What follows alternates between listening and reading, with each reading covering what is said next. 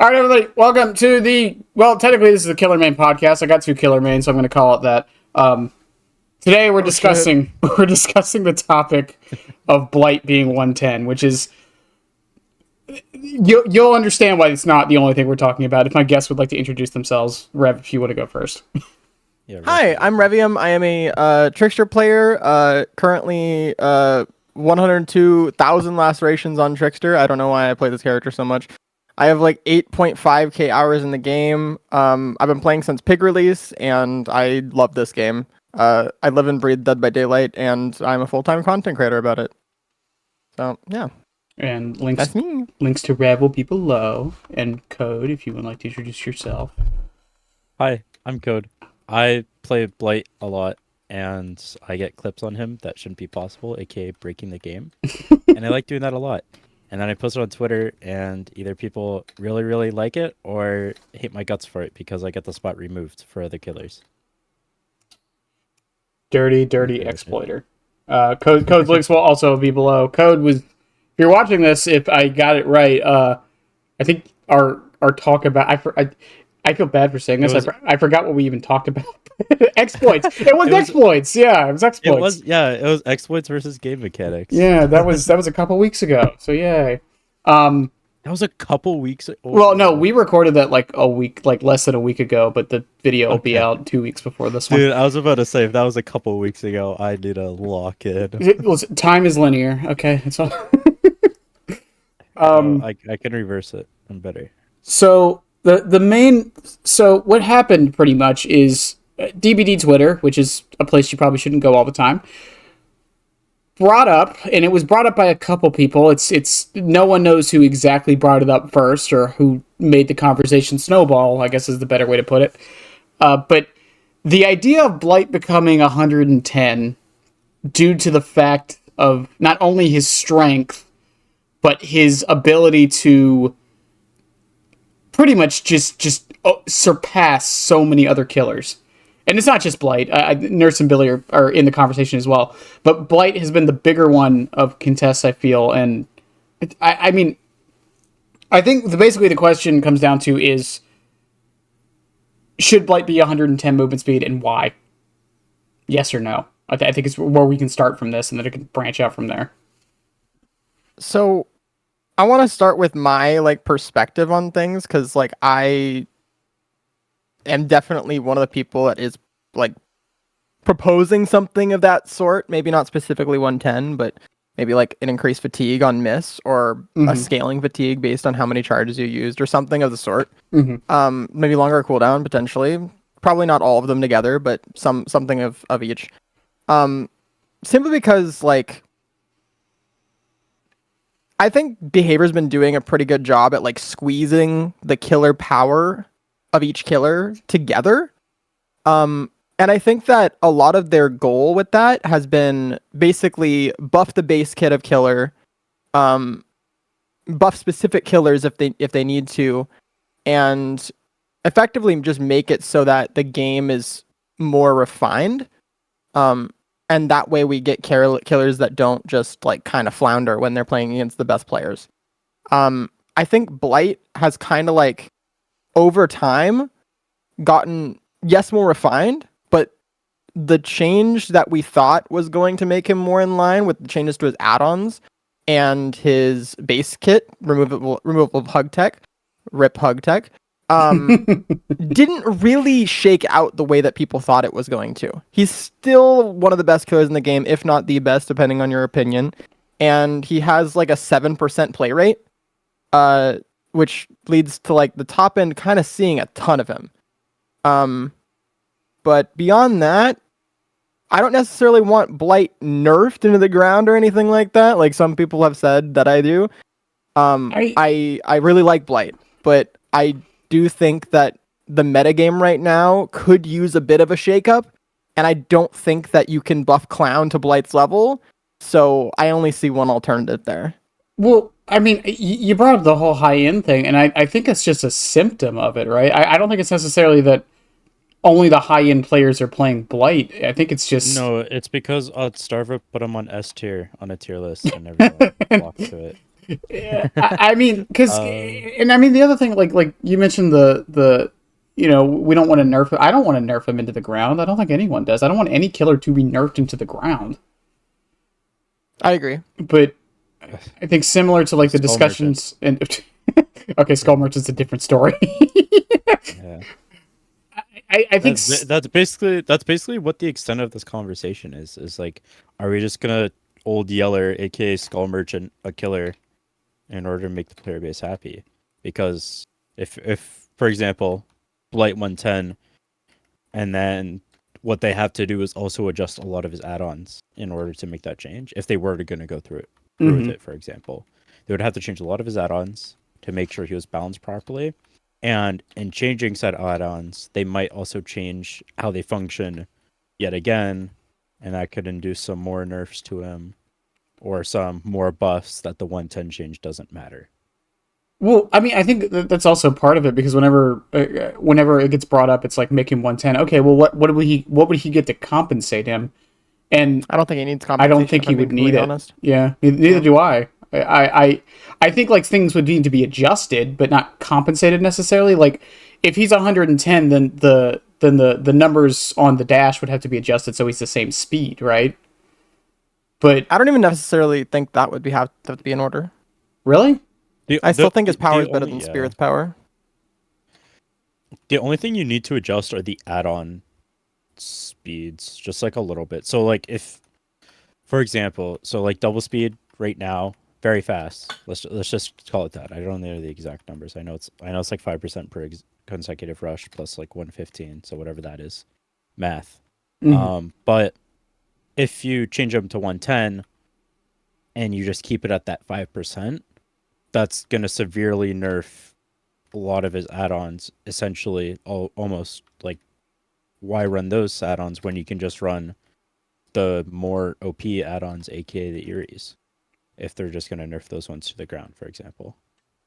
well, I mean, because a lot of the discussion, people haven't really been bringing up the add-ons at all. It's mostly just like his base kit, which I always think I'm the weirdo with this because whenever I'm trying to think of like balancing killers, I think I try to take add-ons into account because they're there, and you're not playing matches where people don't use add-ons, so I think they need to be. But I think the bigger thing with this though is I feel like the why is very important, and again, it's not to necessarily bring Blight to bring Blight down to like current trapper level, right? Right. It's to even him out with the other killers. Because like it's not that Blight and Nurse and to an extent Billy are these S tier killers. It's that they are so much better than even the A tiers. It's ridiculous.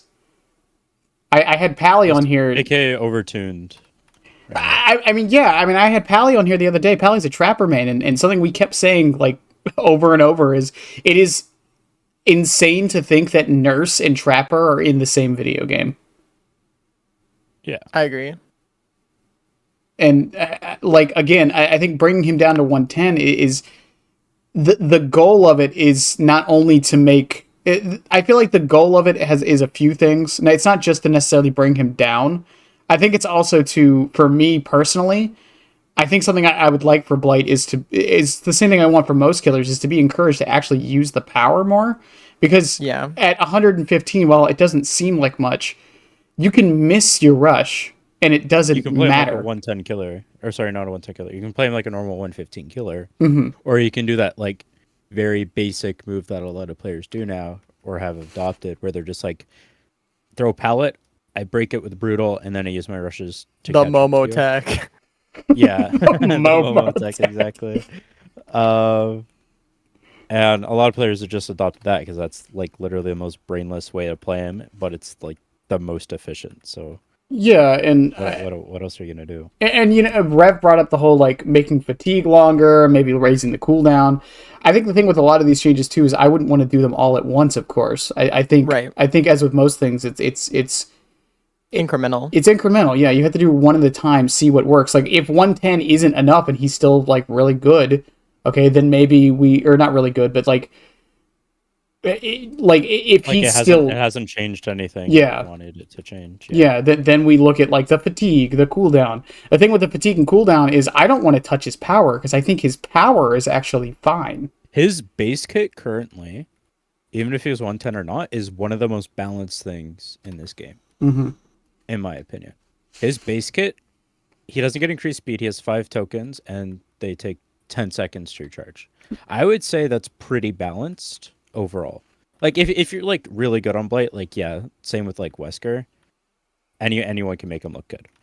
But for like the average player, no add-ons, his base kit's awesome. Um, but then as soon as you start introducing add-ons on Blight, that's where it becomes complicated. Which is the issue. It's not necessarily Blight, oh, let's make him 110. No, let's give him 115. It's his add-ons that make him really powerful in this game. Not just his base kit. I think my issue is that the conversation with Blight, I feel like for the majority of his lifespan of his issues has been centered around like his add-on design. And I'm cool with powerful add-ons, that's completely fine. But I think that there's problems in his base kit that regardless of if you nerf the add-ons or not, will continue to exist if you do not change the base kit in some way. And a lot of those things come down to like just kind of unhealthy gameplay, like forcing like a hit with your M1, and then because your power has no cooldown right now, you can effectively double tap someone, right? Or doing the Momotech thing, or running down a pallet and then creating like an M1 killer situation where you can effectively make up the distance. And I think his zoning capabilities are quite big because of 115. But at the end of the day, I just think that like I'm not really concerned about like Blight specific gameplay because he's unique to himself for sure. Mm-hmm. But I also think that like there's certain things that are afforded to certain killers that Blight doesn't fulfill like the same mindset for. Like if you look at like a killer like say Spirit for example, a lot of the reasons why Spirit is 4.4 is because of the gameplay being very homogenized if she is 4.6. And I think that that same thing happens with Blight, but for some reason, maybe it's due to the era that it was made, that update was not like brought in line with the current modern day philosophy. And I don't know. I don't necessarily think that changing the add-ons would do anything but lower variety for him. And I think that kind of like exaggerates a bit of the issues right now. Yeah, that's what happened with like the big add-on change that happened to him to quote unquote like rebalance / nerf him. Yeah. Is that they took away all his fun add-ons. Like the Vigo's journal made him undetectable or rushing, or soul chemical, which gave players a difficult skill check while healing, or in a 60-meter radius every time he bumped. Like those were unique add-ons and they were fun and niche. Like that was the whole point in running them. But then they took it away and just said, "Hey, this is just going to increase your speed now." By the way, and it's like, okay, thanks, I guess. And it just made him very linear, and it's very clear on where the devs want to take this killer, which is what they're seeing for other killers now. They're literally making the add-ons useful for one thing around that kit, which is what I've noticed. Instead of making a variety of like different cool unique add-ons, they're just making it for one thing of its kit. Like, well, let's Pyramid Head's probably a not Pyramid Head. Pinhead's probably a good example, especially because he's leaving. His add-ons are pretty unique considering his powers pretty linear in terms of chain, get hit, find box. Like he has add-ons for finding his box, and he has tons of add-ons for different unique chaining patterns. And if you run one add-on compared to another, that can change your playstyle drastically on Pinhead just because of the add-ons you're running. But on Blight, lots of his add-ons now is like, hey, you either increase your speed or you increase your speed. Like there's no variety in it, and the devs want to make them really linear, and I'm not sure why they're doing that, but it's also really annoying. So, Because then so I was just gonna say, because then if they're gonna make any changes, like 110 for example, or changing any add-ons, there's no good way for them to change them besides, again, just making him linear. So I think what the devs are trying to do with stuff like that, as far as like, because I think we're seeing it with a lot of the more current add-ons for a lot of the killers, is they're trying to not paint themselves into a corner. Because the thing is, like, if you make the add-ons like linear, like you said, and like very simple and don't like change too much, that's one less balancing lever they have to worry about. And I know it kind of sucks from like a variety standpoint, but it's like, if you like because I think an add-on that I actually thought was really good for Blight and got taken away immediately was it the first iteration of the change to Eerie Tag, where you could just keep rushing forever? Yeah, I thought that was really fun. I thought it was fun. I thought it was great. But like from the devs' perspective, it's like, oh shit, we have to get rid of this because people are finding ways to make it ridiculously good. Yeah. So it's like when you make, I mean, we saw this with like Iridescent Hatchet, right? Like the original not the original version, but before they made it so it was only one hatchet. Or Clown, was it Pinky Finger Clown? They did the same thing. Like they had to rein, like, and I know these are like top tier examples, but like they had to rein these ones in because they were causing the balancing to skew too much. And it's weird that they didn't do this with the Myers changes they did for like Tombstone and stuff. But like Myers is a enigma, I suppose. But again, I feel like that's why they're doing that and that's part of why like the most recent PTB changes with the terror radius was interesting, and the fact that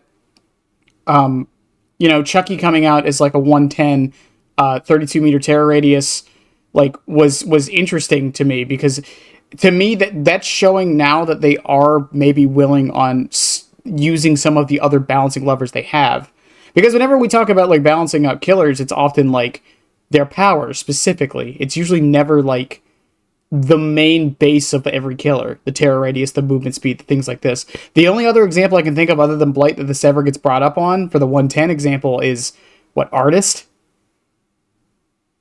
I think Artist is the only other one I've ever heard anyone ever suggest make them 110. I actually fully understand the Artist one, because you can play her in such a brainless way and just run people down instead of using her birds, because she is 115. The funny thing is, even from Artist players, the only argument I've heard against it is that it would feel bad. I think you can make changes around that, but Yeah, I think easily. archetyping killers makes the balancing so much easier for the devs. Mm-hmm. And I think that it's interesting enough, right, to archetype killers. Like it feels like they're starting to do this now with like stealth killers and dash killers, or like long range dash killers, because they're changing Blight and Billy's terror radius to 40, and they're changing Ghostface, Skull Merchant, and Pig. Yeah, it's Pig. Yeah. Terror radius to 24, which I think is a really good change for the game. I think other tuning knobs need to start happening, because like I think that you need to start imparting a lot of these changes to base kits, because if you don't like break up the monotony of these big base kit changes, this is a lot of the reason why we have so many like egregiously high tiers and egregiously low tiers. Because like say you start like slowly nudging the bar up from the bottom side, a lot of people would argue that you can't buff Legion, but they're going with the premise that you're only buffing the power, right? But you could tune things like terror radius, like action speed, like kick percent, like a lot of these things that I think would help bringing them online without buffing up the problematic parts.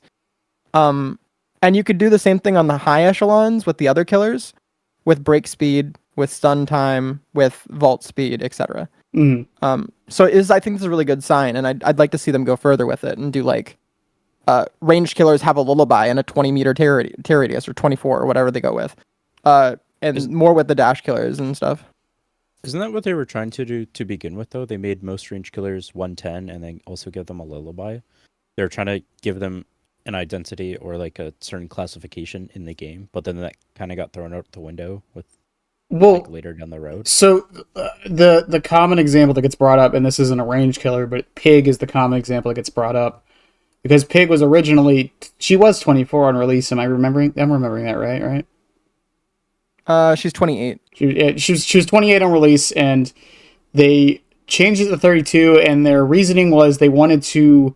I'm going to paraphrase this. They wanted to homogenize the terror radiuses based on movement speed. And what ended up happening with the range killers, I feel, is that it wasn't necessarily that they gave the lullabies as a counteraction to the fact that they could, in theory, I need to make that clear because someone's going to say something. In theory, they can hit you, the ones with the lullabies can hit you from anywhere on the map. There's only one range killer with a lullaby, by the way. Who? Huntress. Trickster has a lullaby, doesn't he? Has one. Yeah, and Slinger. Well, Trickster, yes, but they also made Trickster a 32-meter terror radius, and they made Slinger a 32-meter terror radius. Slinger does not have a lullaby. Yeah, though. Slinger doesn't. Yeah. Okay, let me rephrase that. He has an audio lullaby. Yes. He doesn't have a what visual does that one. classify Onryo's lullaby. Yeah. I don't know why. Honestly, I don't know why. I don't know. I think that the issue is they lost sight of what their archetypes mean and what they're good they for. need to add more classification back into the game, kind of thing. Well, Agreed. Because I mean, like we brought up artists, but I think another one is like unknown. Like, and I'm only bringing up unknown because artists artist is classified as a range killer, but she has to hit you unless she's very up close with 2 crows. So Yeah. is that the reason she doesn't have a lullaby? Because she has to hit you with 2 of them? I think it's because she just doesn't have range pressure outside of a certain distance. Like, you can just hop locker at like 40 meters. This is true. Right. Yeah. And she can't do anything about it. Wait, does Unknown have a lullaby? No. No. Technically, I no. wish he did. I wish he had a 24-meter terror radius, 40-meter lullaby. That'd be sick. Oh, I'd get some nasty Actually, snipes make him on the pretty gens scary. for that. But I mean, even like, and I didn't even know this until I made that stupid tweet a couple days ago. I didn't even know Ken had a 40-meter lullaby. Yep. And they also made Trickster's Or terror radius terror 32 radius. meters as a ranged killer. Yeah, which again I think it was based on their logic of which, to be fair, when they did this was already broken because of Sadako and Chucky. But Yeah. was their idea of he moves 115, make him 32-meter terror radius. But again, like it comes down to like I really do hope they start using more of these tuning nods because, like you mentioned, the break speed, because 6.1, while it had a lot of good changes, the problem is like you buff the break speed like for the game, right? You're like, okay, the killers can break pallets faster. In theory, this should mean that the only people affected are the M1s, the ones that have to break pallets. Mm-hmm. What ends up happening is the ones that don't need to but still can get buffed anyways. So we're back at square one. Right. We get things buffed like Momo Blight that effectively is just like, I'm going to zone you into pallet. I'm going to break pallet. I'm going to kill you when you have no resources. To say about this is, first off, we're relying on the dev's word to figure out what they want for the game, what they want to classify killers as. Which we can't really argue with them because it's their game. We're like, oh, we're making this killer a stealth killer and we're making this killer a dash killer. Mm-hmm. But that might just be completely wrong, and they might overtune or undertune some killers. And if they add a classification thing, let's say Trapper gets more gen progress removed from gens when he breaks it, or a break action happens to them. That would just make perks that are problematic on a lot of killers. Like, let's say Painred's DMS, Grim Embrace, Eruption. Let's say a Trapper is running that, for example. That would make that loadout too strong. For example, if they made it so they get extra break percentage, and so they would have to balance around every single class instead of just balance around all killers at once, which is what I think they're trying to avoid by not putting a class system in. Well, the class system. I mean, I've talked about this before with the M1 thing, and to bring up the perk situation. I mean, that's one of the arguments against Billy going to 40-meter terror radius, infectious fright. Because same with Blight. Yeah, same with Blight is because they're both already good at slugging, and while it is technically speaking, it's niche, but like, I mean, Onis and Plagues bring it. My idea for what to offset that with, because I think that it is a good idea to create archetypes regardless, just to make it easier for the devs, and they want it easier for themselves. like things like utilizing the gen kick limit and utilizing anti-slug base kit to effectively circumvent the egregious bits. And I think that we are going in the direction of like base kit anti-slug.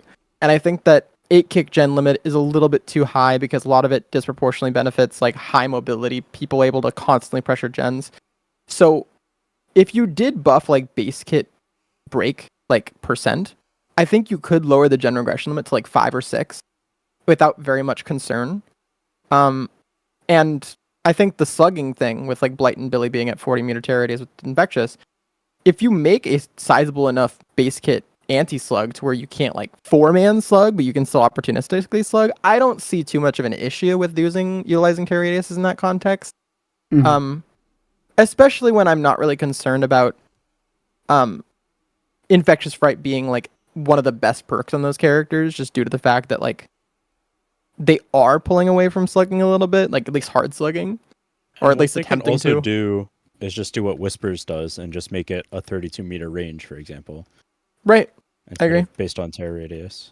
Well, I mean, they could just make it 32 flat, and that would actually mean that other killers could run it. I don't run it. I want to run Infectious on Dredge, but you really can't, because what if you're a Nightfall? Yeah, true. I think that'd be really cool for the game, actually, because Thwack has no tear radius limit, and I think Thwack is really cool. Yeah, I mean, I've said this for a while, because I run it on Chucky sometimes, Infectious, but the problem with running it on him is that if you happen to M1 someone and it doesn't delete your power, it doesn't get used.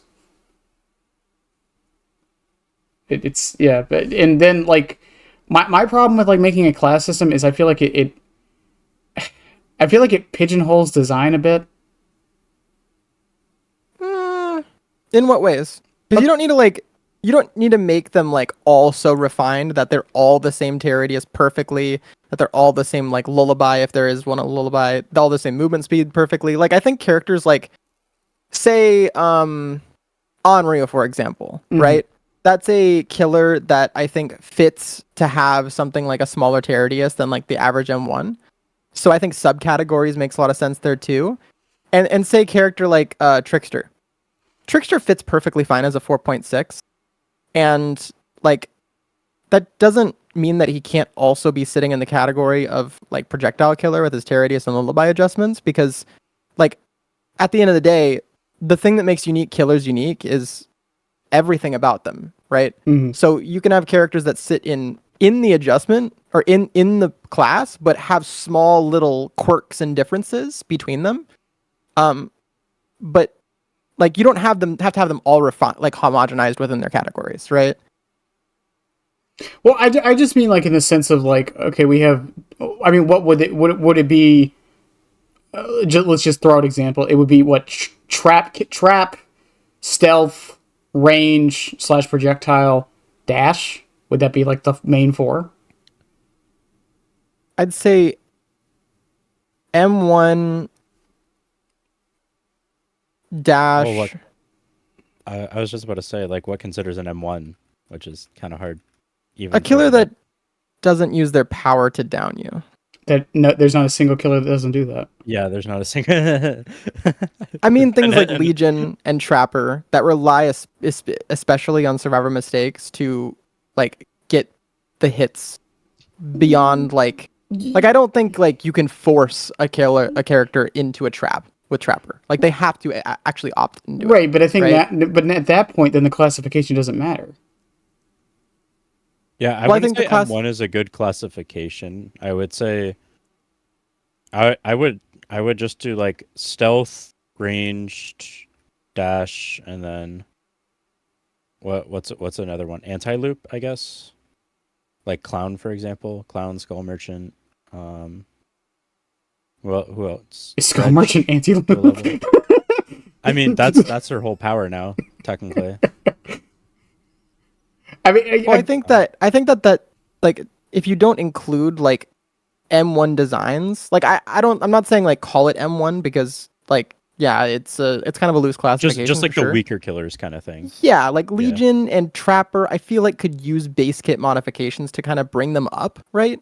Even Onryo, like their chase powers are not that good at the end of the day, but you can't make them better without disproportionately like making bottom end players just kind of smashed into the ground. But that's my point though with the whole like I don't see the point of making a class system to do it. Why not just individually do it? I mean, you could. That's kind of that's kind of my point with the Blight thing. It's like, okay, I think he should be 110 with a 40-meter tear radius, not because he's a dash killer, but because he's Blight. Right. It's the same thing with like my argument for like Chucky should stay 32 meters. It's not because he's a dash killer. It's because he's short. Yeah, no, I agree. I mean, I think you're going to posture against any specific killer more than you're going to posture against a archetype anyway. So I guess that makes sense. Yeah. Because I feel like if we do the classification thing, we're adding a complication to the whole homogenization part. We're just moving what the homogenization is, even if it is different. But if it's different, like if it's different, then it doesn't have a point anyways. You see what I'm saying? I do think moving more in line with like that kind of thing though, even if they don't like hard commit to that kind of thing, like starting from starting from a point, I think range killers just feel better in terms of being balanced around like a 20-meter, 40-meter lullaby. Like 20-meter Terriers, 40-meter lullaby. Because like I think it really works for Huntress. Mm-hmm. I think her kit has issues regardless because like, you know, there's some really egregious examples of how she can play her character, but I think that threat ranges are really cool with a lullaby as most of your like, you know, warning period. So it'd be cool to see that them bring like range killers in line, and I'm not biased at all, I promise, but that would be really just interesting to see. Yeah, for like Unknown and Trickster especially. And then I mean I think the other issue comes down to like what about the killers that are like 2? Like what about Chucky? He's a dash killer, and while I will argue he's not by all technicalities, he's a stealth killer also. That also clumps in Wraith to an extent as well, because he also kind of falls under that category. It's not really a dash, but like he has an ability to make him go really fast, but he's also stealthing up onto survivors, kind of in the same way. Yeah, and I mean, if you want to be pedantic and reductive about it, you could technically consider Legion a dash killer. No. Why not? He has full control over his movement while he's doing his attacks. Okay, fair enough. It's like calling Spirit a dash killer. Like, the full controllability part kind of like throws a little bit of the dash component out the window. Fair enough. Fair enough. That's actually probably the best argument I've heard against it. Okay, fair enough. And I don't know. And again, like bringing this back to the Blight thing being 110, it's like making it individual based is I feel like the best way to do it because of, in particular, like killers like Blight and Nurse, and I mean even to a degree Wesker, which I'm not going to sit here and say Wesker's S tier like some people do for some reason, but like or on the other side of it, like Skull Merchant, and which is a different can of worms, but Skull Merchant, Trapper, and Legion, like you can't balance the base kit of the game of Legion the same way you balance it around Trap or Blight. You just can't. Right. And the problem with Dead by Daylight in particular, and why like it's such a unique case in that sense, because I've heard some give the argument that other games don't do it. Dead by Daylight doesn't operate like other games. It is solely unique because of the 4v. Dead by Daylight is a very unique game in the sense it's probably one of the only ASIM games that like people play, and it's also just the ASIM game. Like there's nothing else like it that's gotten as popular. Well, because League of Legends has archetypes. Hell, they even have an archetype for a character who doesn't have an archetype. They're very loose with their archetyping, though. Yeah, to a degree, especially as the years have gone on. But like, there's an archetype in League called Specialist. That is, there are, I believe, someone can correct me on this if they know, there are only 2 characters in the Specialist archetype. It's Teemo and Singed. Those are 2 characters who can't be classified as anything else. That's why they're in it. Oh, there's a lot now, actually. What, Azir? Azir? Is Azir Specialist? Cho'Gath, Fiddlesticks, Gangplank, Gnar, Graves, Heimerdinger, Kale, Kaylee? Kale. Kale. Why do I say kale all the time? It's Kale. no, Kale. it's kale. It's kale. It's kale? Yeah. Okay, Yep. I'm like Like the mega plant. dyslexic. Kennen. Kennen. Cannon. Okay. Wait, Kennen? He's a Really? mage. Yeah, technically. He's a mage AD carry. Italy, Quinn, Singe, Timo, and Zillion. Huh. How old is that list? Is that current? That is League of Legends wiki fandom. That's weird because I thought Cho'Gath. Kennen's a lot of things. Yeah, Kennen is a lot of things, but like I don't know. I just Yeah, let me go on League of Legends wiki. Nope, same list. Yeah, I think that like as like an asymmetrical game in general, like why not lean into the asymmetry even amongst your, other killer designs, right? Mm-hmm. And I think that's one thing that has upset me about them like moving Trickster to 32-meter dare radius and 4.6 meters per second movement speed is it doesn't feel like they're doing it for a purpose. It feels like they're doing it to meet like homogenization standards and the perceived notion that it makes it easier for them. When in reality, if you move certain killers that don't demand it to certain movement speeds and certain tear radiuses, you're kind of painting yourself into a corner with their design a little bit. Yeah, I think we saw this with like, to a degree with like Sadako, right? With the lullaby, I really don't think she needs it. Yeah, I think it really messes her up a lot. But I think they Like did. I understand it when she's invisible. I think they were trying to go for like a wraith kind of thing, but they chose a lullaby instead. I think they were just trying to do similar what they did to Chucky's laugh. It was before him, but like I think they were just trying to make sure that there was always a tell where she was. The only reason I disagree with the lullaby on Sadako is that she isn't fully invisible within a certain range. Right. Yeah. So like, what's the point of the visual on the terror rate? I don't understand.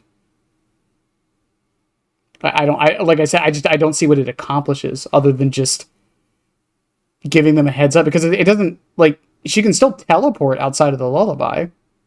Right, like she's constantly blaring like where she is when she teleports and when she's going out of cloak and in cloak and etc.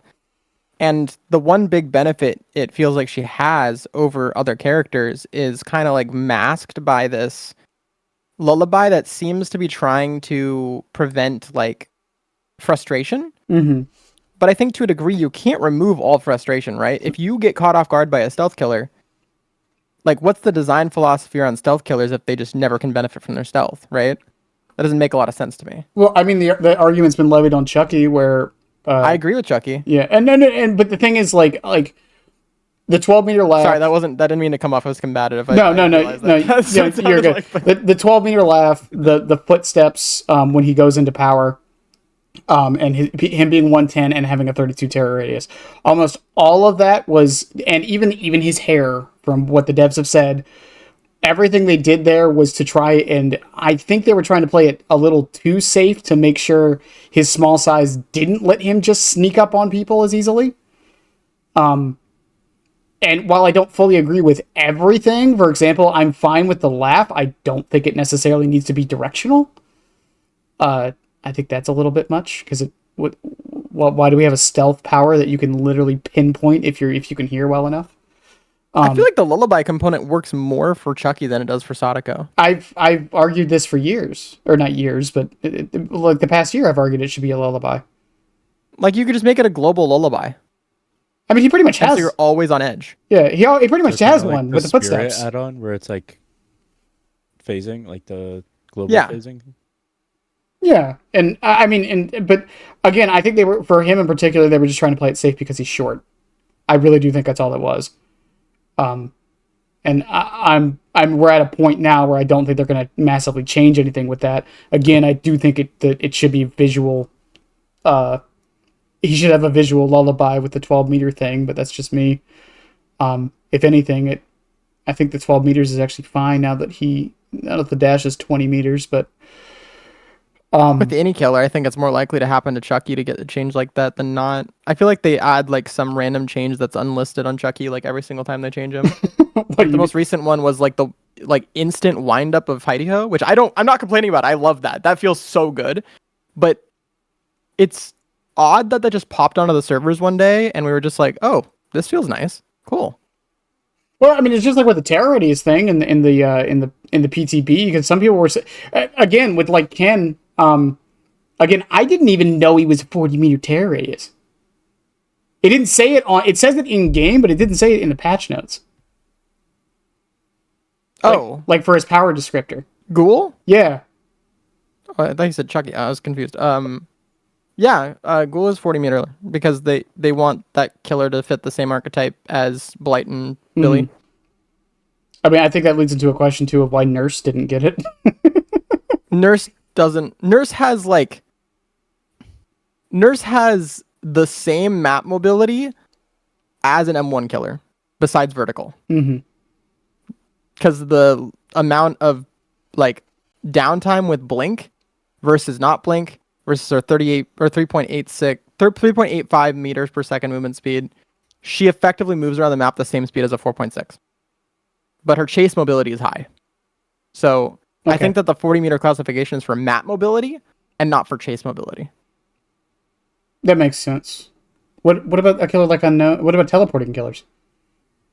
I think teleports, because they are leveraged against their cooldown, are not as big of a concern. And also, terror radiuses don't do anything for teleports. And lots of teleporting killers as well also have a very big visual tell or audio tell or a noise.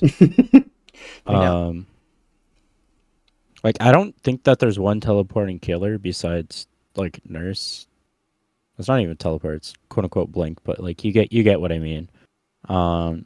I don't think there's one that doesn't have a tell when they actually teleport.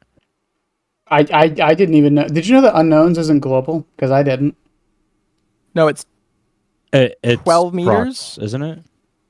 What is it? What? It's proximity. Yeah, it's proximity. Sure. It's like 12 meters or 16 meters or something. Yeah, I didn't know that. I thought when you did it for the longest time that everyone heard it. Yeah, it's either slightly larger than the aura that you can see through walls of the husk, or it's slightly shorter. I don't remember which. Also, this brings up another good point. When artists launch their crows, it uses audios from like crows around the map to like fake you out or something. I don't even know, but like the crow sitting on like a rock or something plays the audio of a bird launching if you're not like in her range.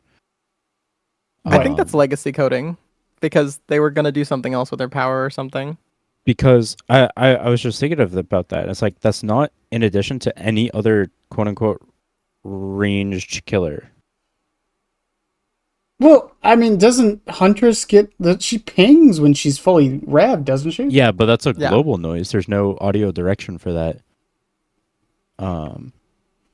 Even if like the birds, for example, or like in chase, even actually, yeah, that's actually a good point to bring up. In chase, even against Huntress, there's no like audio pinpoint of when she fully charges up. It's just global. But then on Chucky, there's the laugh, which is directive, or there's Unknown, where it's directive. On Trickster, the laugh, I guess, for what's it called? His main event, the power you know what I was saying. Yeah. Even on Blight, like his rushes are like directive, yet on like older killers there's no direction like on range. Well, even like Deathslinger, you get the ping when he's able to shoot you. I've never been able to hear Deathslinger's sound. Really? Like ever. Yeah, I've played with Ral before, and apparently there's a ringing noise when you're in range of getting shot, and I've never known that for like the longest time. Yeah, I still think it should have gone away when they got rid of the quick scoping, personally, but yeah, I agree. Because it doesn't have a purpose other than just to make him harder. Because you're not going to be hearing it over the terror radius and chase. Yeah, it's also so hard to even pick up on unless you know it's there, and if you're like perfect hearing, because even like I don't think I have particularly bad hearing, but I literally cannot hear it. It's just not audible for me. Maybe it's the frequency of it, but it's just not something that like really like jumps out at you. Yeah, exactly. And I think that just serves to like make Slinger worse against like specific players in like a very inaccessibility reason. Well, that's always the issue with anything that's audio based, or even like anything that's anything that's only audio based is it leads more into the accessibility talks of like with like Spirit's counterplay, not counterplay necessarily, but like Spirit's tells, or even again with Chucky's tells, right? It's like, well, what about the people who can't hear it? Yeah, I've Like been going saying into that. another accessibility discussion. Yep. Like I think that Spirit should have like the footballs of Chucky. Oh, I like, do. where she is. Me and David had talked about this before, and I've talked to it with a few other Spirit players that they agree too. Yeah. It shouldn't, and I think people when they hear this, they're like, that would just make her too easy to track. There are knobs that can be turned. You can make the delay a little bit more. You could also give the iridescent. You could give the footfalls to survivors within a certain proximity of her while they're running, and then not have her track scratch marks, so that the accessibility portion is now on top of a base kit mechanic instead of on top of the ears exclusively of the player, right? And I think it's a very elegant solution that you can actually like. You can even attach add-ons to it, right? Right? Like you see survivors' iridescent footfalls within, say, 4 meters instead of 8 now. You know, like that kind of thing, which would be cool. Yeah, and same thing with like the even with even with like the crows, right? Like on artist crows, there is a visual indicator, right? I'm not misremembering that. I don't play artist enough to know. Yeah, they like highlight for a second or something like that. Yeah, so like there's the audio of them going off, and then the visual indicator. And the audio, I don't even I feel bad for not knowing this. I feel bad that I feel like I should know everything. I find artists very frustrating to play and to play against, so I'm just not gonna opt in. I have friends that are artist mains, and I've just elected to just not talk about artist because every time I bring up artist, I say something incorrect. I love playing artist. Artist is I don't play her often, but when I do, I always have fun. I love her concept. I just feel like she kind of. I'm gonna say something that I'm gonna regret. Every time I play her, I feel like there's a bit of like she's like her like wind up and stuff is like sticky, like, and I don't know how to put it, like all of her like wind ups and firing and like all of that stuff, like everything just feels like you're glued to the floor, which is like it's a very like not aesthetic but like feeling problem I have with her. While I love her gameplay idea, I feel like she just has that, like, for me personally, I just don't vibe with like the numbers she has right now. You know, it's funny. I don't tell Karin I said this, but We have Astral in the chat right now. but I still do not understand how Artist has not been touched since release. And before someone brings it up, the flashlight change wasn't an artist change, okay? That doesn't count. That was a game change, okay? You know, artist I think should be deleted from the game. I agree with the statements. I too agree.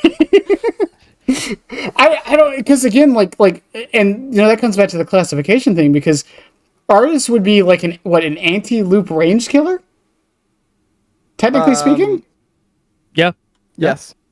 Yep. Not projectile range, I think, because I think it fits more with the Nemesis category, because it's not like it's not a projectile in the sense that it is a 3D plane. It's a 2D plane. Well, it's a 3D plane for artist players, but it's a 2D plane for non-artist players. Let me say that. Yeah, because if you don't play artist, you can't utilize the 3D analogy. plane. But if You're if you play artist, you use the 3D plane, right? It's 4D chess versus checkers. If you ever seen that Neil deGrasse whole Tyson paradox on 3D and 2D planes with two-dimensional, third-dimensional, fourth-dimensional creatures, is that fourth-dimensional creatures can just tell us, oh, just like step outside of the box, just like we tell 2D things, oh, just step outside of the box. That's basically all it is at that point. There's a oh my god, it's a physicist. He had a theory about the idea that if you really want to try to get in perspective on what like living like the difference between a 2D, 4D, and 3D plane is, just imagine you're a fish. Fish live in a 2D plane.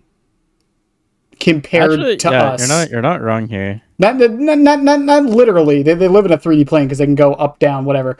But compared to us, they live in a 2D world. Yeah. And like if we pulled a fish out of the water and we could talk to it, it would have no way of comprehending anything outside of the water. I forget the physicist who said this. I feel bad because I've read their book like 4 times.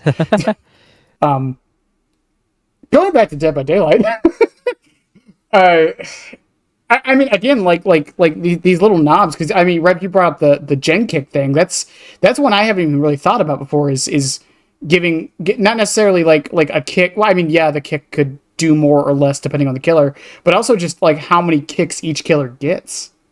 Yeah. Because like, why? I honestly think that the 8 kick gen limit right now only serves to let Singularity still 3 gen. Yeah, to a degree, yeah, I can kind of see It's that. a bit of a reach, I will say, but I think that it's like if you lowered the gen kick limit to like 5 or 4, I think that the only practical thing that would happen in the high end is that you would have less Singularities 3 genning. I don't think it would affect any other killers' balance, because most of the time you cannot get more than like 4, 5, 6 kicks on a generator, as most of the killers in the game. I do think if they do that though, that not even necessarily adjust the other gen regression perks, but I think they would have to. You'd have to up the base kit regression. Well, not even just that. You could like, I feel like if let's say we make it like 4 kicks, let's just say, right. I feel like at that point you would just have to make it so perks don't affect it. And that leads into another issue. I wouldn't do that, because I think that it's the biggest thing that the gen kick limit helps with is preventing regression perk stacking. Like if you run like Eruption, Surge, Pain Res, like eventually you are probably going to run into the limit. But realistically, you shouldn't feel like you undeniably need to play those perks against or on like characters that make very good use of them, I think, because I feel like that gums up balance. And I think lowering that limit would help with that, but I don't think that the purpose really gets solved if you just make it so perks don't get affected by it. Like, I feel like regression perks should fine tune and allow you to be more active around the map while still getting regression elements. Like Pain Res allows you to get your regression on generators, even though you're not going and wasting time kicking gens, right? Same goes with Eruption. Like once you kick a gen with Eruption, you can kind of play this like circling shark kind of thing, where you find your regression doing a certain gimmick, but it doesn't like, it's a time save, but it's not like a double dipping time save, right? And I think that if you made the base kick like 10 seconds or 10%, and then you lowered the limit to 4, then you'd end up with perks like that if Eruption didn't affect it. Effectively just like double and sometimes triple dipping on this concept of holding down generators, which I don't necessarily think is good for the game, because I don't think if I'm going to be completely honest, the regression perks, I don't think need that extra credence given to them. I'm gonna say the most killer main thing I could ever say right now. There should be a limit on how many times you can be healed. Yeah, that's a pretty killer main take. Yeah. Well, because guys, let's limit the amount of times you can click your flashlight in a game. Well, no, I'm just sitting here because I'm sitting here thinking about I'm sitting here thinking I'm sitting here thinking about like if we made the gen kick. Because are you saying a base wide gen kick change, or are you saying individual? Yeah. So you're saying it should be. You could do individual too, but it just depends on how you want to roll with it, right? Because there's so many different moving parts, right? You could take like you could balance every killer in the game right now if you were just like, I'm gonna buff every killer's break speed by 500%, and then you just nerf every killer into the dirt. You know, like you could just move parts around and then make that work. But I personally like the idea of the regression limit going down to like 5.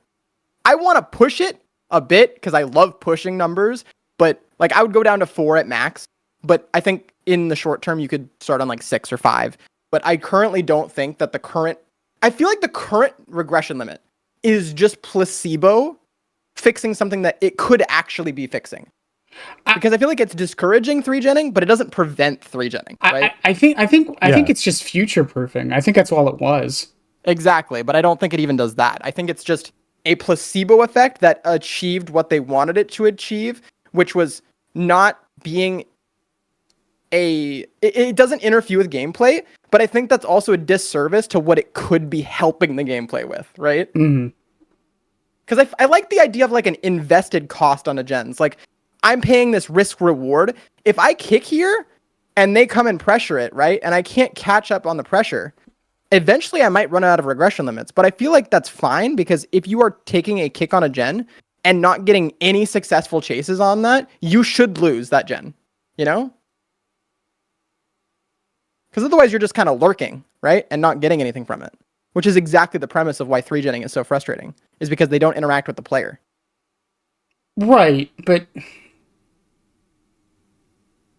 if you show up and kick the gen 4 times and now you're out of regression limits, they can no longer do that, right? maybe I'm just thinking of like outlier perks like Jolts, and I think maybe it's just Jolt I'm thinking of there. I'm like, every time Eruption and Jolt are brought up in contrast to my argument, I retort that with make them better, because they're gonna get nerfed by doing this. Exactly. yeah, okay, yeah, I could agree with that. Especially Eruption. Hear me out. Hear me out. Jolt's global now. Let's go. No. No. But you can only, it would only activate 4 times. Yeah. Well, no, because Jolt doesn't trigger on non-progressing gens. Oh, fair enough. Okay. So you'd just be disincentivized from tapping. No, you'd be encouraged to tap every gen on the map as Survivor, so that if they triggered Jolt, it took up a regression limit. And that would technically, I don't actually fully hate that. Only Eruption activates when you're pulled out of a locker, correct? Yeah, because it that still counts as a down. Yes. Yeah. Okay. It also goes down. It also happens when you plot twist or mend.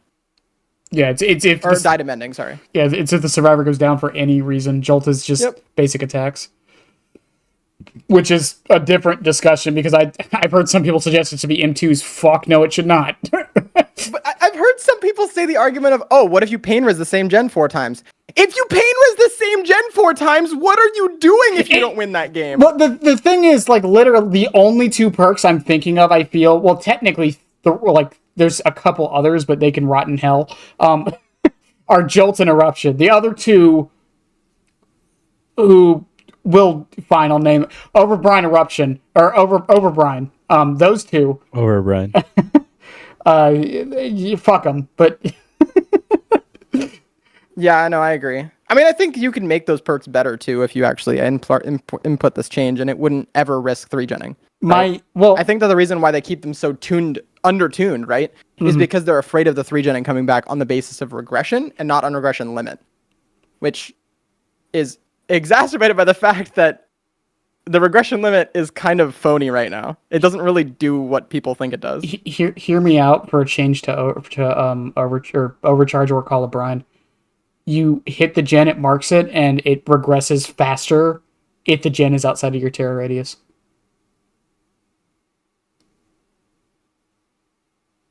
That's actually interesting.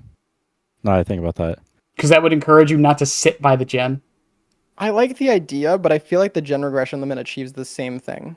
Well, no, I'm not saying it doesn't. I'm just saying if we were to adjust those perks, that's how I would probably do it. Right. I just think that it might take too much time. And I think that would be a complicated change that would require a bit more dev time than any other change. Mm-hmm. Which I don't know would necessarily need to be done to achieve what you might want it to achieve.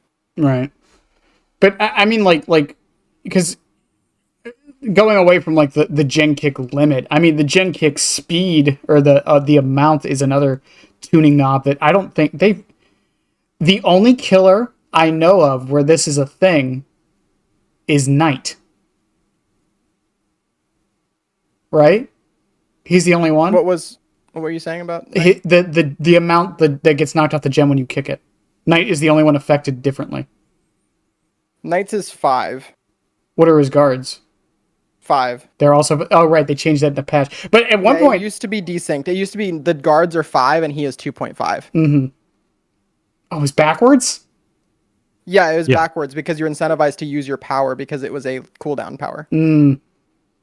Wow, it's so dumb. But yeah, but I mean, like that's a knob they've never really used before. I feel like since it's been introduced to the game, we could definitely be doing that. Yeah, for sure. The issue, I I think. also just No, go on. I think that regardless of that, I think you need to lower the limit because, like, I think that it's kind of like it's a phony tuning knob if you don't set a parameter for the limitation, right? Like, for instance, if you're a ranged killer, or not a ranged killer, if you're like a mobility killer, like Dredge or like Legion, Freddy, Blight, Billy, what's another one? Sadako. Freddy, Sadako. If you're not one of those killers, you don't use the regression system very much, except for specific perks. You don't kick gens raw. I think you don't raw kick gens. I think that could be alleviated by regression limit getting reduced. Mm-hmm. Because I think that killers like that shouldn't be balanced around holding generators. And I think that disproportionately killers like Billy and Blight get benefit from this because there's not very much of a likelihood that you are kicking gens and getting up to those high limits without already getting outplayed, right? But you have the ability to still kick those gens and get up to that limit because you catch people before they finish the gens. Well, so it's a bit of like the change I feel like would just completely curb out like unfun gameplay on both sides. Mm-hmm. Because I mean, like, not completely. I mean, but like, you know what I mean? Yeah, but because the thing with like Billy and Blight and all of the quote top tier killers, because we haven't even really talked about part of the other issue they have is it doesn't really matter how you nerf them because mobility will always be king. Like, if let's say we change Billy where his chainsaw doesn't insta down, I have a feeling he'd still be like really, really, really good. That's why I think you do like a bunch of different changes around the board. Like I think you move a bunch of things slightly, like a regression limit, right? Base kick for individual killers, break speed for individual killers, vault speed for individual killers. And a bunch of these little things that would eventually like result in like a massive change over the course of like a bunch of small ones so that the feeling of the game is still like the exact same, but the under the hood balancing feels like you don't just get punished for not picking like the highest tiers, right?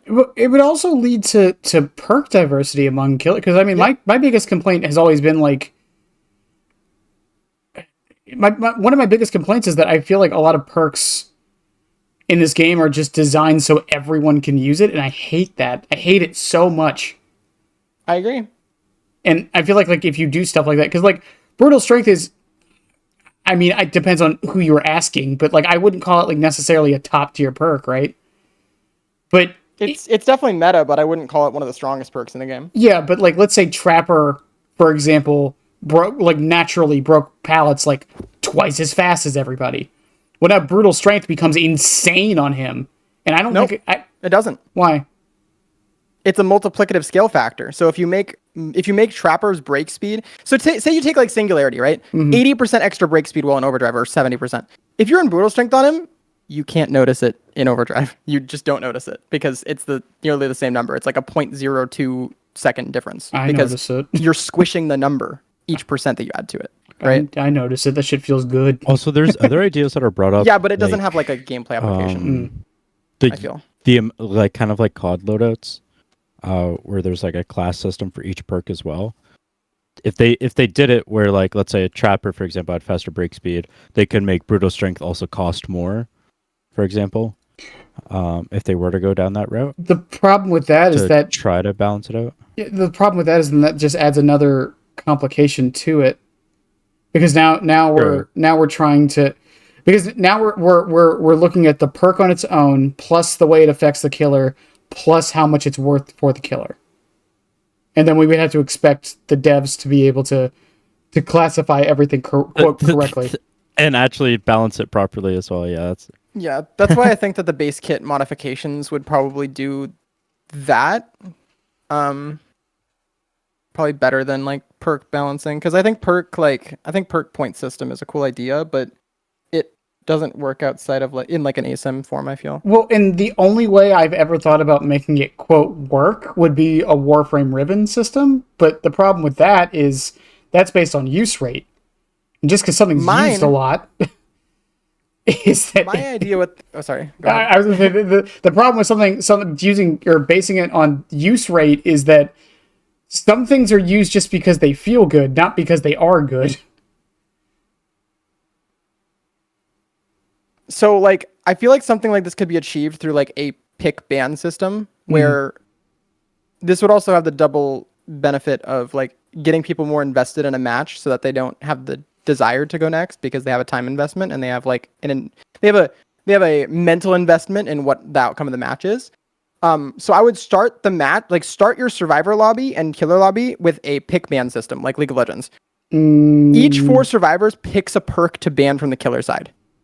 Killer picks 1 perk to ban from the survivor side. And then you keep repeating the process until each survivor has... Well, you ban... Each survivor bans 1, killer bans 4. So it's 1 survivor, then killer. 1 survivor, then killer. 1 survivor, then killer. 1 survivor, then killer. And then you go into... Each survivor picks their 1 perk, 1 at a time, and then killer picks 1 perk. Each survivor picks 1 perk at a time, killer picks 1 perk. Keep repeating that until people have full loadouts. And then you do like a Call of Duty match, like map ban system, where you ban out the one that both the parties don't want, and then you get the result. So that we remove the problem of getting maps that everyone doesn't want to be in the match, and we only get the least bad for both sides map. And then you load into lobby, and you know exactly what your teammates' perks are because you pick and ban around that. And you also know what the killer's like perks are because you picked and ban around that. And all of the gameplay is around the actual like gameplay and not around the surprise factor of being like, oh wow, they picked up with Starstruck and then or they had like it's Starstruck and I'm something... fucking screwed now kind of thing. Yeah, exactly. Like my whole team just explodes at 5 gens because we didn't assume what perk he had. And we tried to go for a body block. Like, I feel like a lot of the frustrations in this game come from subversion of expectation in an unfair way, an unfun way, that only benefits the side that is basically, like, ruining the other side's, like, time. So, and I think that those times should be minimized. And I think that a system like this would help a lot with that, while also instilling a background mental perspective on what perks are good from the player base. Because I think a lot of the issue as well is like some people don't know what's good and they don't try to find what's good because they only play what's comfortable to them. So the one issue with it, especially the map ban one, because I don't hate it. I would want it to be a separate mode, but because I don't know. I feel like it's a charm to the base mode, but the map ban system in particular, and even to the degree the perk one. Rev, you didn't play Rainbow Six at all, did you? I did for a little bit of time, and then I got a lot of transphobia, so I quit. All right, fair enough. So yeah, that's fair. In Rainbow Six, common in FPS communities, unfortunately, they lost almost, I think it was like 40% of their player base 2 months after adding the map ban system. Yeah, I don't think you'd have to include the map system in that. I think that the perk pick ban system alone would like fix a lot of the core, like the core, like what's the word I'm looking for? Like player motivation issues, because I feel like a lot of people don't invest in matches because they feel like they don't have agency in matches, right? Mm-hmm. But I don't want them to make agency in the base game, because if you make agency in the base game across the board, it destroys the gameplay loop altogether, right? Oh, yeah, so it's best to do that outside of game, pre-game. But then that runs into the issue of the pre-game taking too long. I don't think it would take any longer than like a minute or two. And I feel like if they're not concerned about killer waiting 20 minutes to queue during 2v8 and then sending that game mode into the base game 3 separate times, I don't think that 2 minutes each game to I mean, alleviate the concern of people just giving up on first hook and creating a lot of non-games is an issue. Or you just allow this in the top like certain percent of players, where like you know how, like Marvel Rivals has only pick bans in like Diamond Plus. I hate that. That kind of thing. but it achieves a very good thing, which is it removes homogenization from the core game and allows the devs to see what's problematic and then adjust so that there isn't these permanent pick bans, right? And it's been largely successful, and it feels like Overwatch is seemingly going to emulate that kind of system. Again, like I would just want it as a separate mode. That's all. If we did it, like I would like to try it as a separate mode. So I would like to see it, if it is successful, work it its way into the base game. Because Rainbow Six has quick match, unranked, and ranked. Unranked is literally ranked, but without the ranks. Yeah. And that has it's changed over the years, but it's pretty much just the exact. It has the pick bands just like ranked does. For the maps, the characters, and all that stuff. But there's no rank on the line. It's the only difference between it and ranked. And then it has quick play, which doesn't have any of that. They can also restrict it to a ranked mode, for sure. Yeah, and the ranked mode has a few other issues. Because what about add-ons? Would add-ons be classified in there on the killer side? No. I mean, they do have hands on like the consulting team. Like this is something that's legitimately possible for the game. Yeah. But because again, I don't know, because like I understand like the idea of like it wouldn't homogenize it because it's at a certain rank or things like that. But at the end of the day, I mean, a lot of people will just ban what is like considered good to ban. They're not really thinking about why they're banning it. Yeah, but that also instill like requirement of people to adapt, right? Like you'd start feeling motivated to play with perks that you don't normally play with, and the opposite side would be too, right? So you wouldn't be playing against, like, hypothetically, right? Mm-hmm. This doesn't happen that often, but 4 brand new parts for like I would like 4 like balanced landing, 4 like sprint burst, like that kind of stuff, like 4 life, 4 fixated deja, or 4 fixated what is it called? Deja vu? No, Here, fixated dramaturgy. You got this. I believe in you. Fixated dramaturgy. Dramaturgy. Oh. Or not fixated dramaturgy. Sorry, dramaturgy. Finesse. What is it? Dramaturgy finesse. Finesse. There we go. We got there. Okay. But yeah, like I think perk stacking is a big problem in this game too, and I think that would also be solved there. I don't know. I think there's a lot of issues in in loadout selection that, regardless of if they went with a system like this or not, I think it's ridiculous to see, and I don't think it's possible to balance around a game that is like, oh, everybody takes anti-hem styptic and everybody's running dead hard DS unbreakable, and they're min-maxing the hell out of all those perks being stackable because they have spike factors that are involved. Mm-hmm. And like, I think it's cool that you're able to do that, but I don't necessarily think it adds that much to the game, because you might not see it in your games, but whether you see it or not does not mean that it doesn't artificially prevent the top end from having a fun experience once they reach a certain level. Like, MMR is restricted by these parameters. And I think that you're just going to end up nerfing the top end of perks over and over and over again until we like anti-hem and styptic, I think, are currently on the chopping block for that. Where like I think they probably deserve a nerf, but I think that it's likely to get nerfed even more because you can stack it, right? Mm. But like,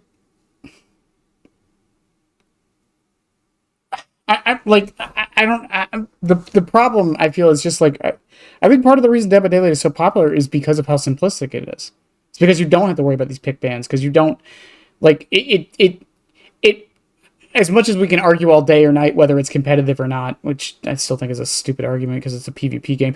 But regardless, I feel like the simplicity and the lack of like those things that are in a lot of other games is part of the appeal of Dead by Daylight. And adding it in, I feel like it gets away from that a bit. I think Chaos Shuffle is a good counterpoint to that. But don't a lot of people hate Chaos Shuffle? I think Yeah, Chaos Shuffle Chaos is one of the Shuffle most is popular game honestly modes. a good example for this because everyone gets random stuff. Like that's actually pretty fair. Besides like items and add-ons Hmm. and offerings. Like Yeah. if that was random too, that would also be insanely funny. Like I love Chaos Shuffle because Chaos Shuffle is a lot of variety, and I get to see things that I wouldn't normally see. Right? Yeah, and it's also fun getting value out of perks that you like never used before. Yeah, and that brings up the idea of like adding variety for variety's sake, though. Is that necessarily a good thing? Yeah, Well, that's true. I think that player agency on top of variety instills thought like how do I phrase this? I think critical thinking should be encouraged so that everybody who is of the same mindset of critical thinking in this game gets slated up in MMR, and if you don't want to worry about it, your MMR will fix that for you, right? Hmm. And I think that that kind of thing existed with the change to distortion, where a lot of people that want to hardcore stealth with distortion got a very bad deal out of the change with distortion. But I think that overall it was a net healthy change for the game because now we can see that killer is a lot weaker when everybody doesn't stealth, right? And I think that killer's gotten weaker since they nerfed distortion. Hmm. Um, and I think that a change like this would instill, like right now, I think there's more people that are eliciting critical thinking that is more team focused than ever has been in the past of solo queue, without very many changes at all, if any, to MMR that we know of, Hmm. right? Like if you remove these problematic perks, whether it be direct or indirect, like I'm suggesting, there's psychological elements that get more people of like mind into the same games, which means that you get situations where people aren't just giving up because one person wants to play for themselves and three people want to play for the team. Well, I mean, that leads into the discussion of the idea of the idea that even though it is a team game, you still want to feel individually. You still want to feel like your individualness is contributing, right? You want to For have sure. those hero moments. You want to have those. You want to feel like you, as a single solo player, have the chance to influence the game by yourself. And that's a hard line to straddle in a game like this because unlike other games where that's the case, like COD, Siege, League, and other games like that that kind of have systems around it, Dead by Daylight really doesn't. And I think that's part of why I think people are starting to. I think people are starting to realize that a little bit more now. I think is Yeah. what's happening, because if every survivor had the individual capacity to run the killer for like ever, then the game would be miserable. Right. So they have to lean more into, okay, how can we make it so a team can run the killer forever, right? Because that doesn't feel as bad most of the time, in my opinion. Like, if you come over and body block and somehow take the aggro for the chase, and now I'm chasing you because you don't have a health or you haven't been hooked yet, so now I'm getting, technically speaking, less pressure from that. And the other person got away and was able to heal up, and now I have to chase them. Like that, the moments like that, I think, are what we need to be looking more into, rather than the I was able to run the killer for 5 gens. Yeah. I also think macro elements need to be leaned on more because I feel like this game when I first started had so many macro elements. And nowadays I feel like I don't have any incentive to actually kick a gen. Like that doesn't feel like valuable to me. And that feels like shit because like I play chase killers, yes, but I don't want to only like I play Dead by Daylight for the whole experience, right? Mm-hmm. And I don't want all my gameplay to just be I chase, I chase. I like a little bit of macro, a little bit of like I have a mental picture of where everybody's on the map, but nowadays I feel like the games just don't have permanence. Like I injure like 3 people and then go for a chase, and then those 3 people are healed up within like 10 seconds sometimes, which is Honestly, I think not that's good for chase speed. I think that's your just like the trickster issue, I guess, compared to Blight. Like I play Blight in such like a stupid, dumb way. I play Blight as Legion where I just get 4 injures and then get a 4k4 because no one knows how to heal against a Blight. Yeah. Um, I have that like- problem with other killers too, though. Like, it's not just Trickster. Just to clarify. Well, I mean, like okay. Chucky's. Anytime I watch like newer Chucky players, I always tell them don't kick gens. It's not worth it. Yeah. It's never worth it. Every chase killer that doesn't have a mobility power should not really be kicking gens because you are actively losing like 20 meters of distance each time you kick a gen. If you push someone off that gen, which is enough to offset the 5 seconds that you're taking off that gen by far, because someone else can just come up and tap it. It's hard to believe tapping was changed a while ago. It's hard to believe it was worse at one point. But I can't believe it was worse. Like, holy moly.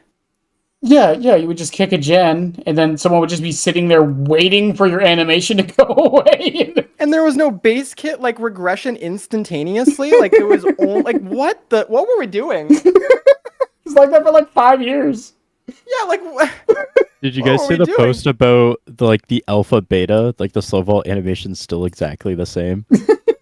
Did you see that? Like, dude, I was looking at that. I was like, that's wild. It's like, no way.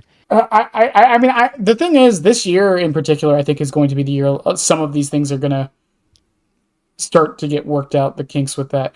But hopefully, but the other thing with it too is like, because even bringing up the syringes, right? It's like, because Cub brought it up a little bit. It's like, yeah, I have these problems. Oh yeah, these are major problems. I play Blight. I don't know what you're talking about.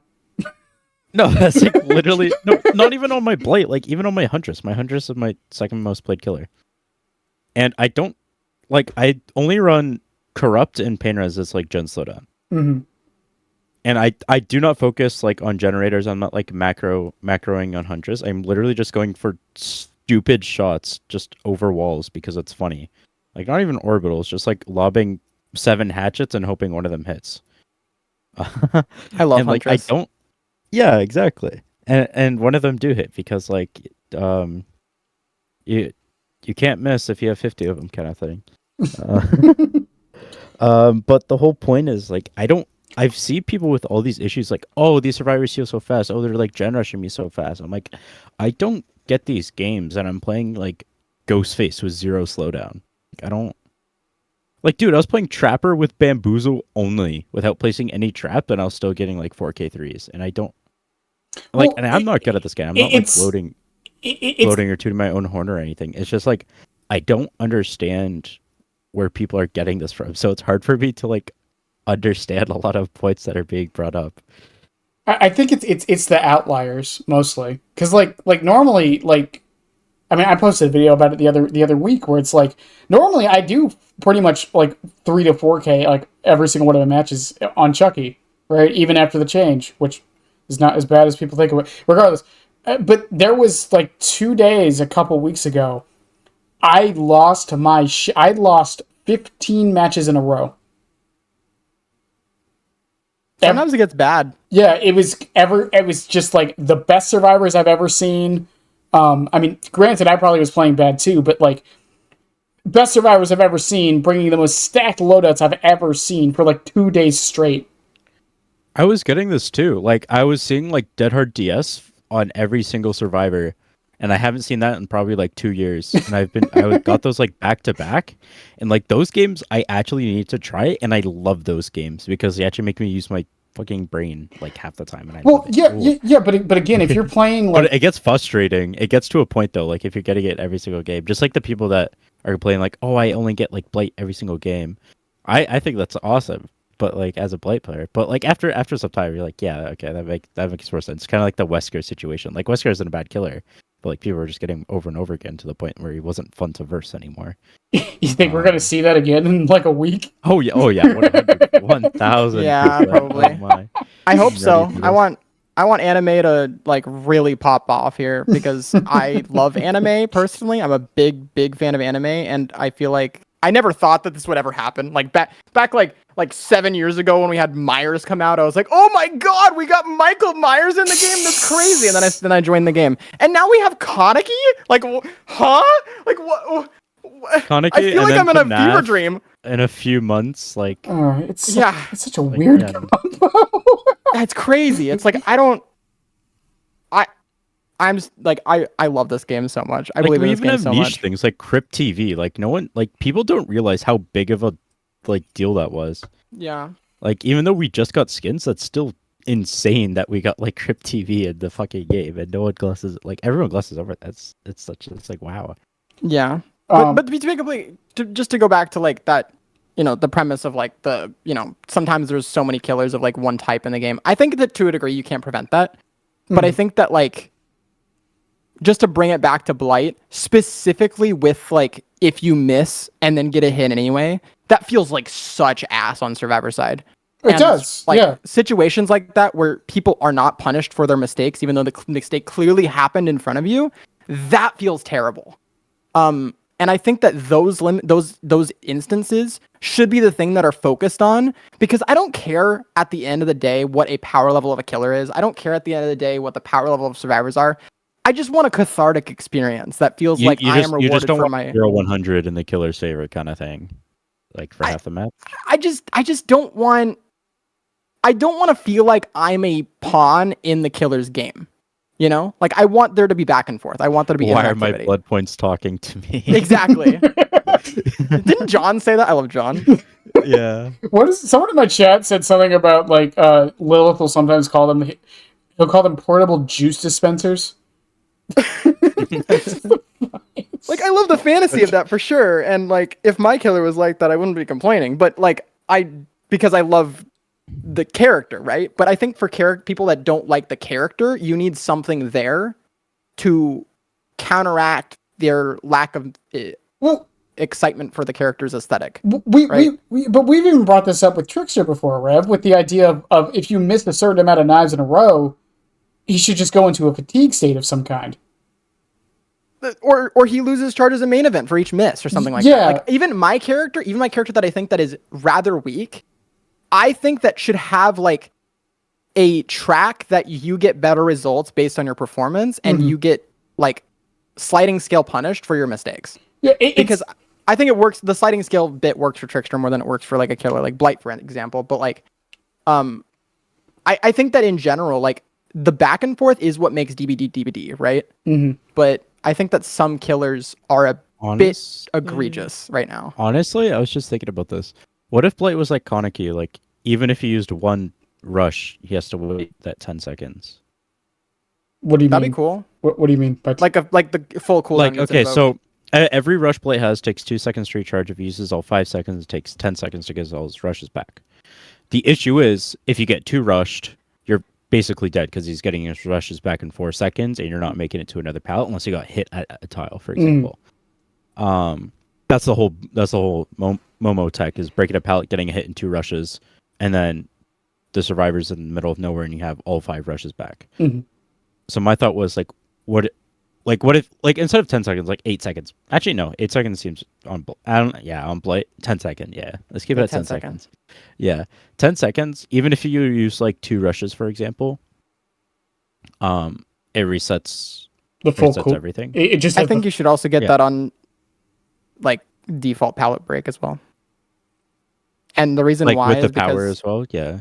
Yeah. No. I would like say not with the power. Like if you just M1 or spacebar break a pallet, I think you should also go on cooldown. Oh, you have like a 3-second cooldown before you can use your power, kind of. Yeah, because I think that not playing tiles against a killer and feeling like you have a means of just being like, oh, I zone you to edge map, with which, I mean, if you made him 4.4, I think that'd be less of an issue. You probably wouldn't have to do that. But if you made him if you want to keep him 4.6, I think you need to instill something that's like, I cannot just zone you to a pallet, press spacebar, and then kill you when you have no resources to utilize. Yeah, I think that's very lame. And I think the way to make that work is that I would only make that happen if you have got to lethal rush state. Like if you use your first rush and you don't hit anything, like maybe don't do the full 10 seconds, maybe do like 5 kind of thing.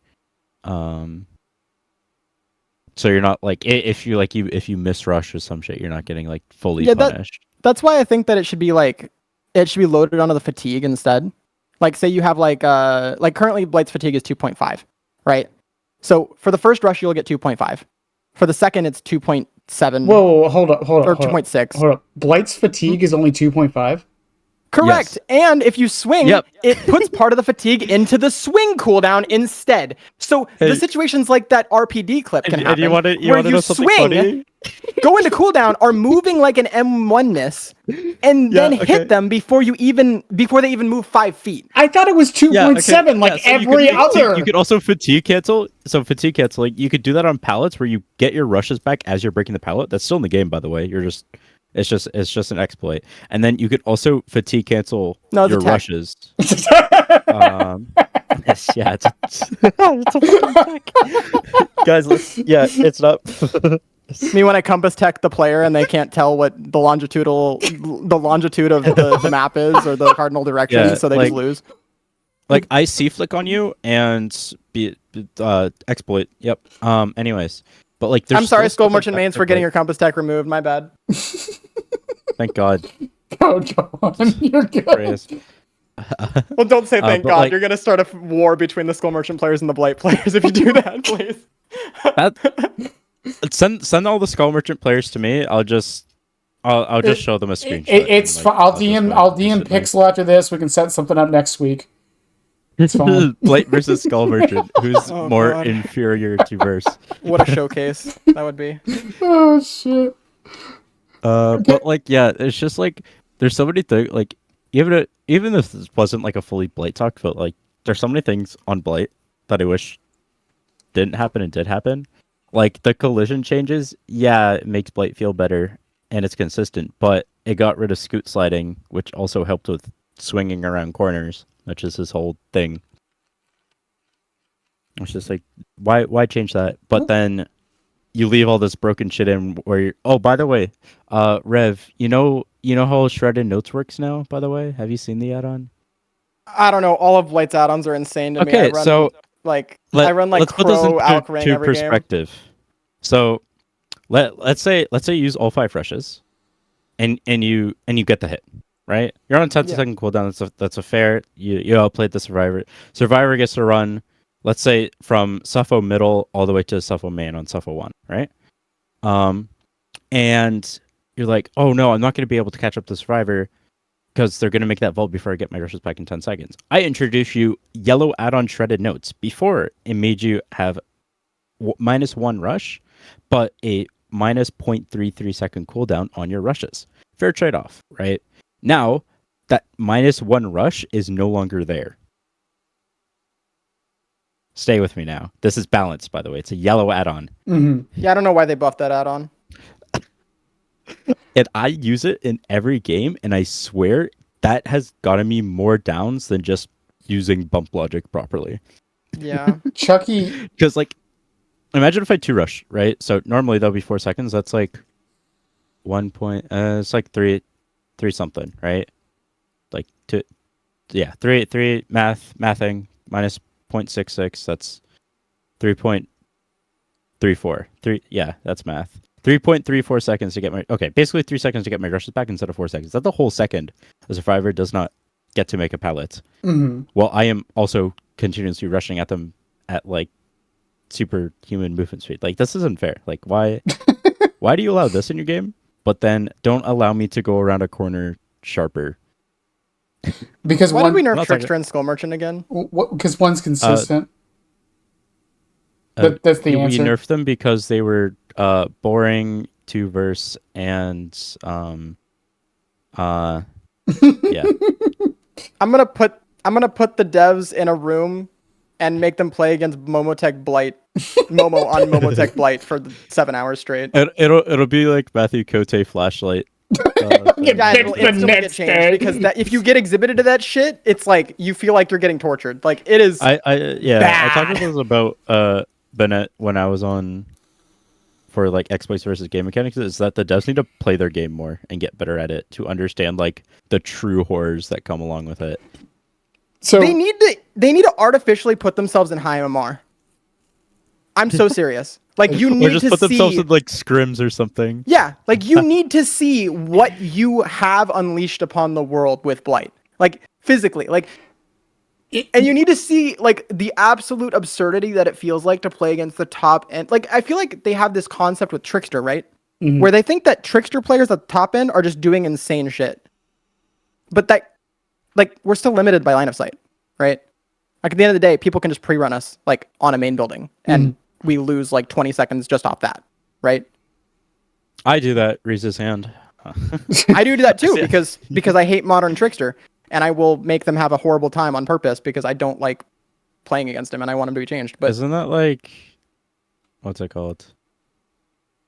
What is it called when you like do something but also like hate on that thing? I forget what it's called. There's a big word for it. Irony? Or not irony? No, that's not irony. No, it's not irony. No, what is it? What is it called? Like, fuck. Dude, I had like a whole joke lined up and everything, but like I can't English. What I was gonna bring up though is going back a bit to Blight though with the 110 change is because people have said like, oh, that would destroy him. Let me just say something. Chucky misses all the time, and his fatigue is 2.7. And let me just say, I still get my M1s most of the time. But Banad, he has a 50% kill rate. What do you? I hate the player base right now. Oh my god! I like not right now. So does Xenomorph. Xenomorph was lower than Chucky for 2 days, and no one said a fucking word. Him. And they were nerfing him. Like, why are all these mid-tier and low-tier killers being nerfed when we have like S tier sitting like 20% higher than the rest of the like characters? I don't get it. But my point with that though is that making Blight 110 does not destroy him as much as I think people think it does. No, not even close. And again, the reason why I say that is because we have an example. As much as I hate saying that Chucky is just a mini Blight, he's the closest fucking thing we have. Yeah. Again, the only reason why I don't want Blight to be 110 because then that removes a lot of my sky spots. You heard it here first, behavior. Get it changed. I can't explain in the game. I'm gonna be forced to use adrenaline vial, guys. Like, think about that. Let that sink in. I mean, because even like the Momo stuff, I'm cool with it. Because even like the Momo stuff, right, of like breaking a pallet and then like going for the dash. Again, Chucky does that still too. Making him 110 doesn't like it. It helps. It doesn't eliminate it.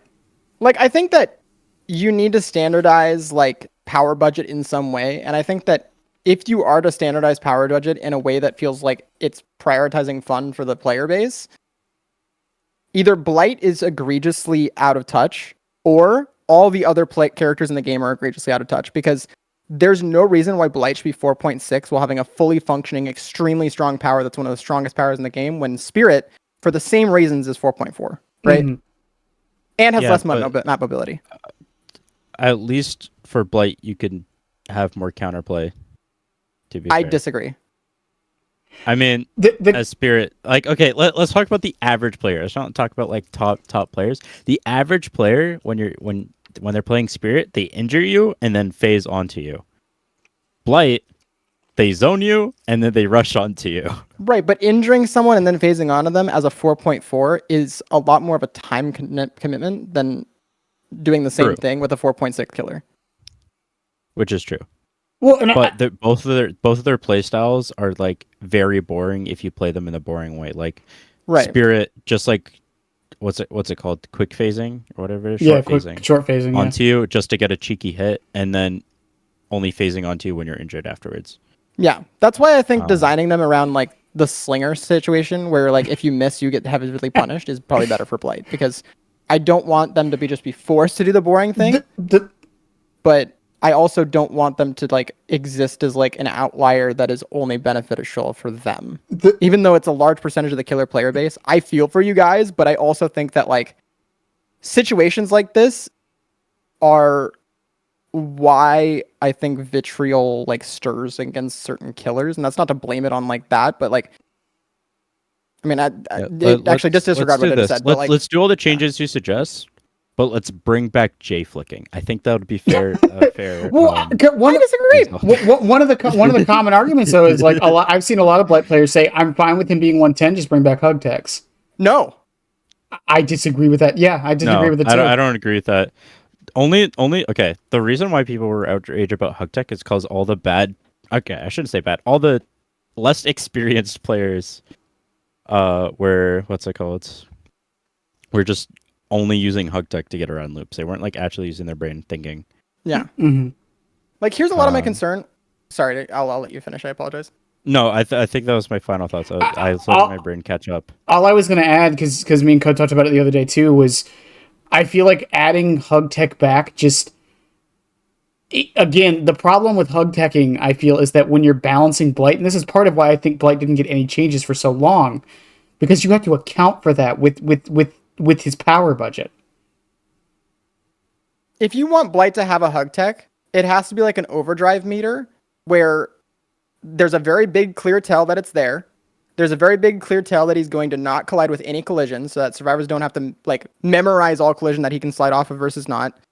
And you have to make it a base kit mechanic that is balanced around. Exactly. But the issue with hug tech is that it is an extra mechanic that is afforded to an already extremely strong killer on the basis of information that only is afforded to the people at the high end that are already just absolutely stomping their lobbies. Mm-hmm. And I think the biggest issue with Blight for me isn't even his power level, even though I'd like that addressed as well. It's just how much you're not punished for like messing up. And I think hug tech makes that worse.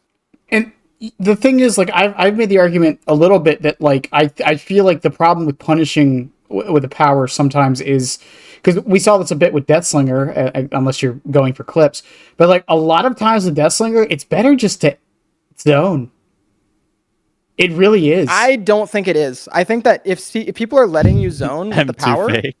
yeah, if people are falling for your M2 fake, then they're just not really like. But my point my point with it though is that, like, if you punish the even like messing up the power too much, it might run into people just not even using the power the way you're intending it to be used, is what I'm saying.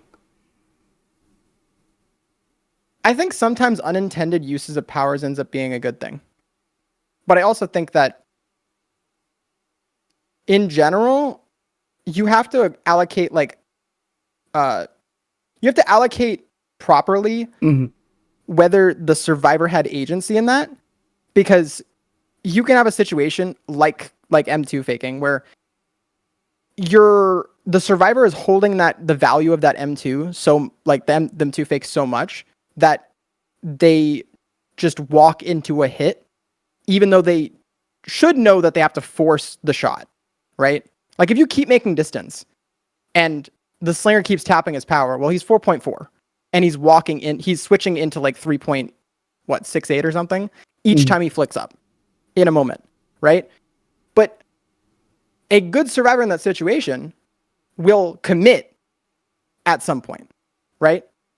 And that's where the read happens. Right. Or you fan and then commit or something like that. But if you remove all capability for like people to make those like critical decisions, then you get survivors into the higher echelons that don't know the critical thinking skills that are required to play against these very, very high skill players on killer. And then it just like kind of creates this gameplay that's very one dimensional and just like has an eventuality to it. Mm-hmm.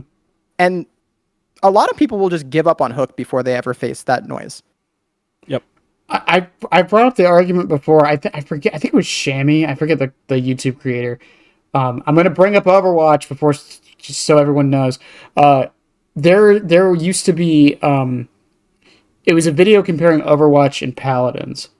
And one of the things he said, and I feel like Dead by Daylight, I think I think we're getting to a point where it's not becoming this, but one of the things he said in the video was, in Overwatch, you don't play Zarya. You play as Zarya. Does that make any sense? Zarya doesn't... when you play Zarya, you don't pick a play style. She's a tool in your toolkit. I would agree with that I would agree with that if she didn't have the ability to focus on shielding allies over herself, and that generates her energy for you.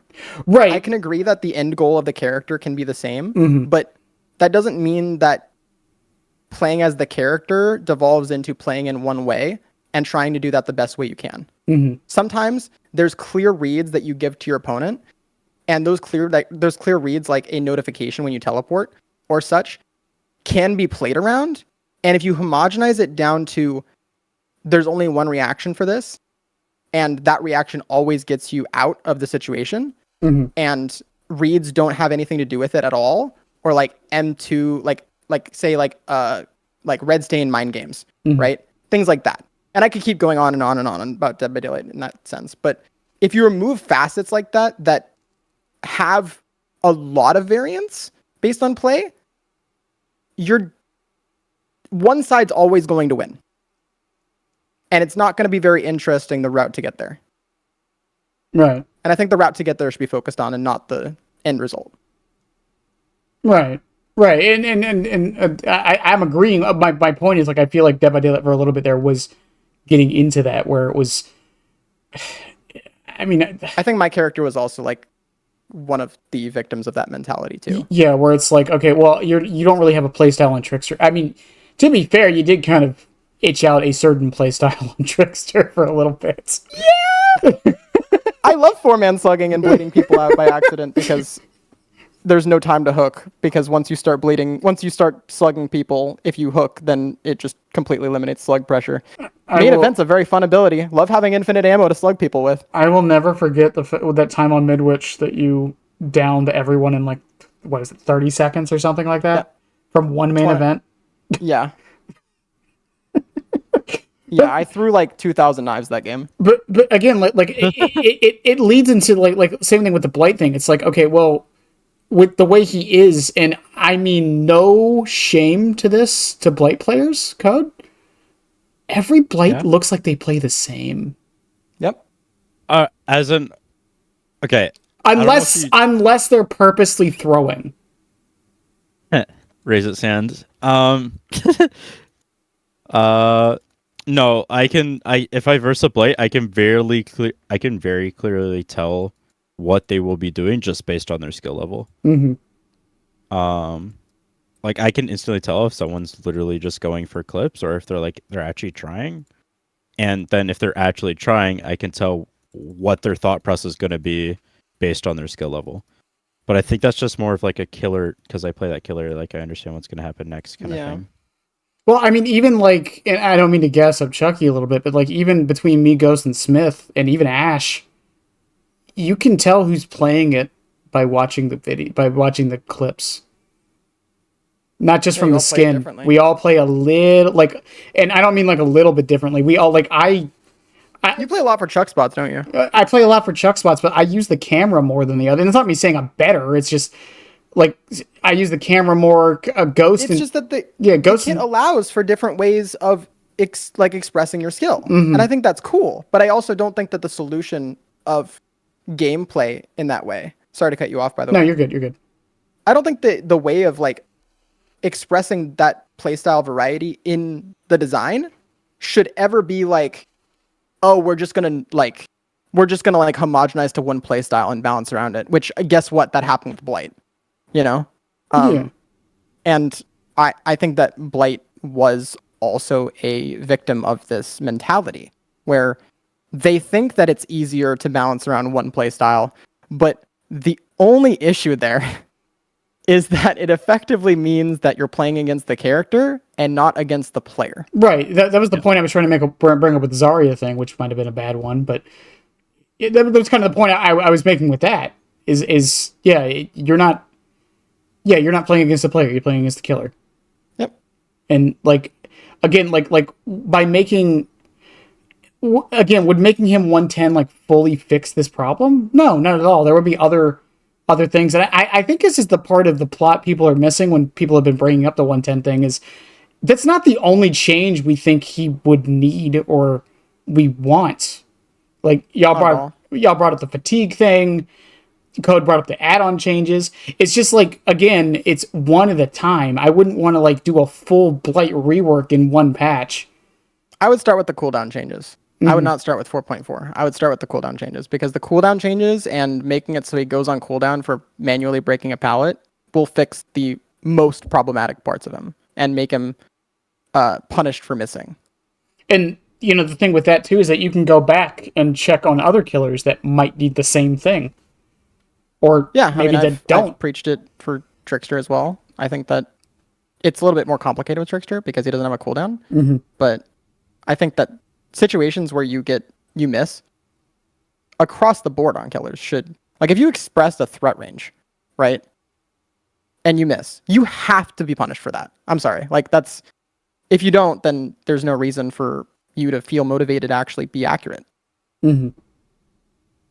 Well, and that's part of the I feel like it's part of the problem with, or the tricky part about Trickster's design too, is that because he's the way I've always described, he's a kill you with bug bites killer, right? It's like you're peppering them until you land those 6 or 8 or 10 or 4 or whatever the number changes to next week, knives until they get injured. That's why I think the wind up time and having to play this like dodge and like I say dodge, but it's not really dodging. I think this line of sight gameplay can be elaborated on, and I'm hoping that's what they're doing with the Trickster rework. I'm hoping so much. It's been a year and a half. I'm starving. Of something that like feels like it accentuates this idea of like you are under the gun on survivor side and on killer side. If you don't hit your shots as Trickster, you might be in trouble.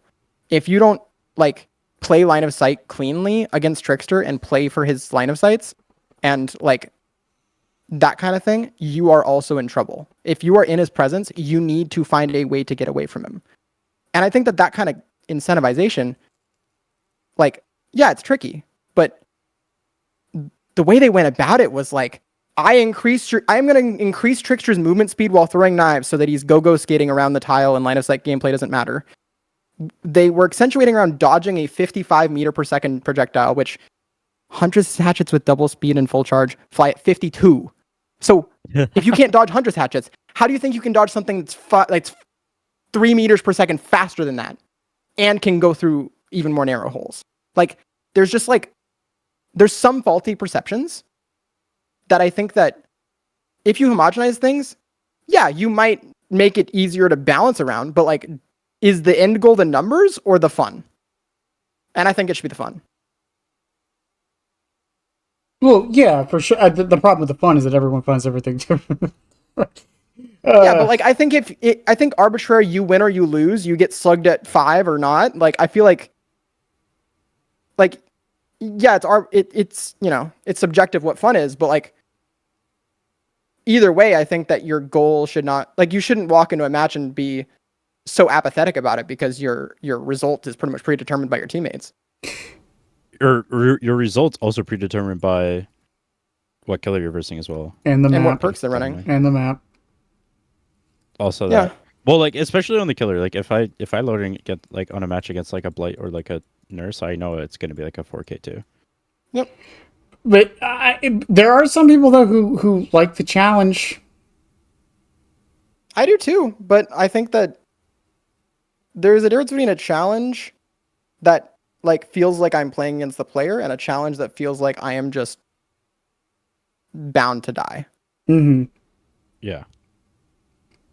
I don't know. Like against a lot of Blights, you can get outs, but you have to have like the right team for it. Like you are not getting outs against a what's it called? Like a solo queue team against a Blight. Even if the Blight's like new, it's going to be unless you're me. Very rare. Unless you're me. Yeah. Well, because that also brings in a little. Actually, that actually segues a little bit into another thing I wanted to bring up, which was, and Rev, you were talking about this yesterday on Twitter. If it's either yesterday or today, I forget. This idea of Blight is hard to play. Therefore, he should be good. I think that the high-end players of Blight should be good, but I think the logic of like high-end players determining, how do I phrase this? Let me think 1 sec. I think that if your character has a high skill ceiling, your character should be rewarded for that, for investing in the high skill ceiling, right? But I think that if your skill floor is low, then you have this problem where if the high skill ceiling starts at ground zero, then you are effectively loading all of that high skill into people that aren't prepared for it. Yeah, exactly.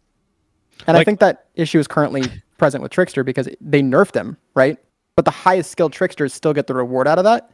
So you just end up stomping like 100-hour Andes that don't really know. I think this issue is present with Chucky too, which is why I was okay with the change after a couple weeks. Yep. Sorry, Code. Go ahead. Yeah. It was just about the what was I gonna say? About like the top players, not like it doesn't matter even on the change, like they're still gonna get the same result no matter what.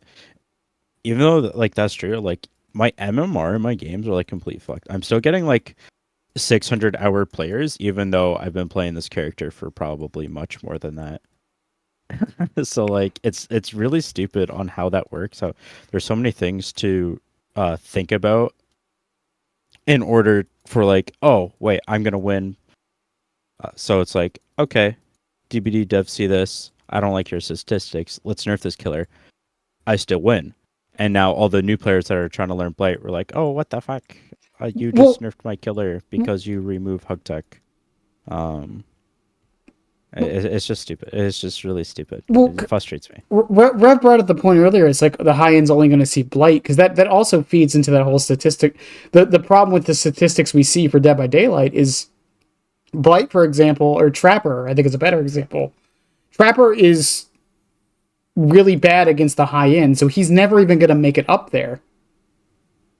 So Yeah, because the skill ceiling's not rewarded. So they're not going to have any stats for him being that high. Or at least any stats they could do anything with. Blight is going to be on the... Blight and Nurse are going to be on the opposite ends. They're probably not seen that much on the bottom ends, depending on who you ask. But they're probably not going to be seen that much doing that great on the bottom ends outside of them just being, killers on lower MMR. But at the top end, they're probably doing much better until they hit that plateau, and we don't even know what the plateau is. So what the hell are they supposed to do with those stats? They're weighted. I think stats are weighted in general, and the fact that like they have been bouncing around stats this whole time leads to situations like Skull Merchant and Trickster. Whether they deny it or not, Skull Merchant was changed because of stats that were loaded. Right.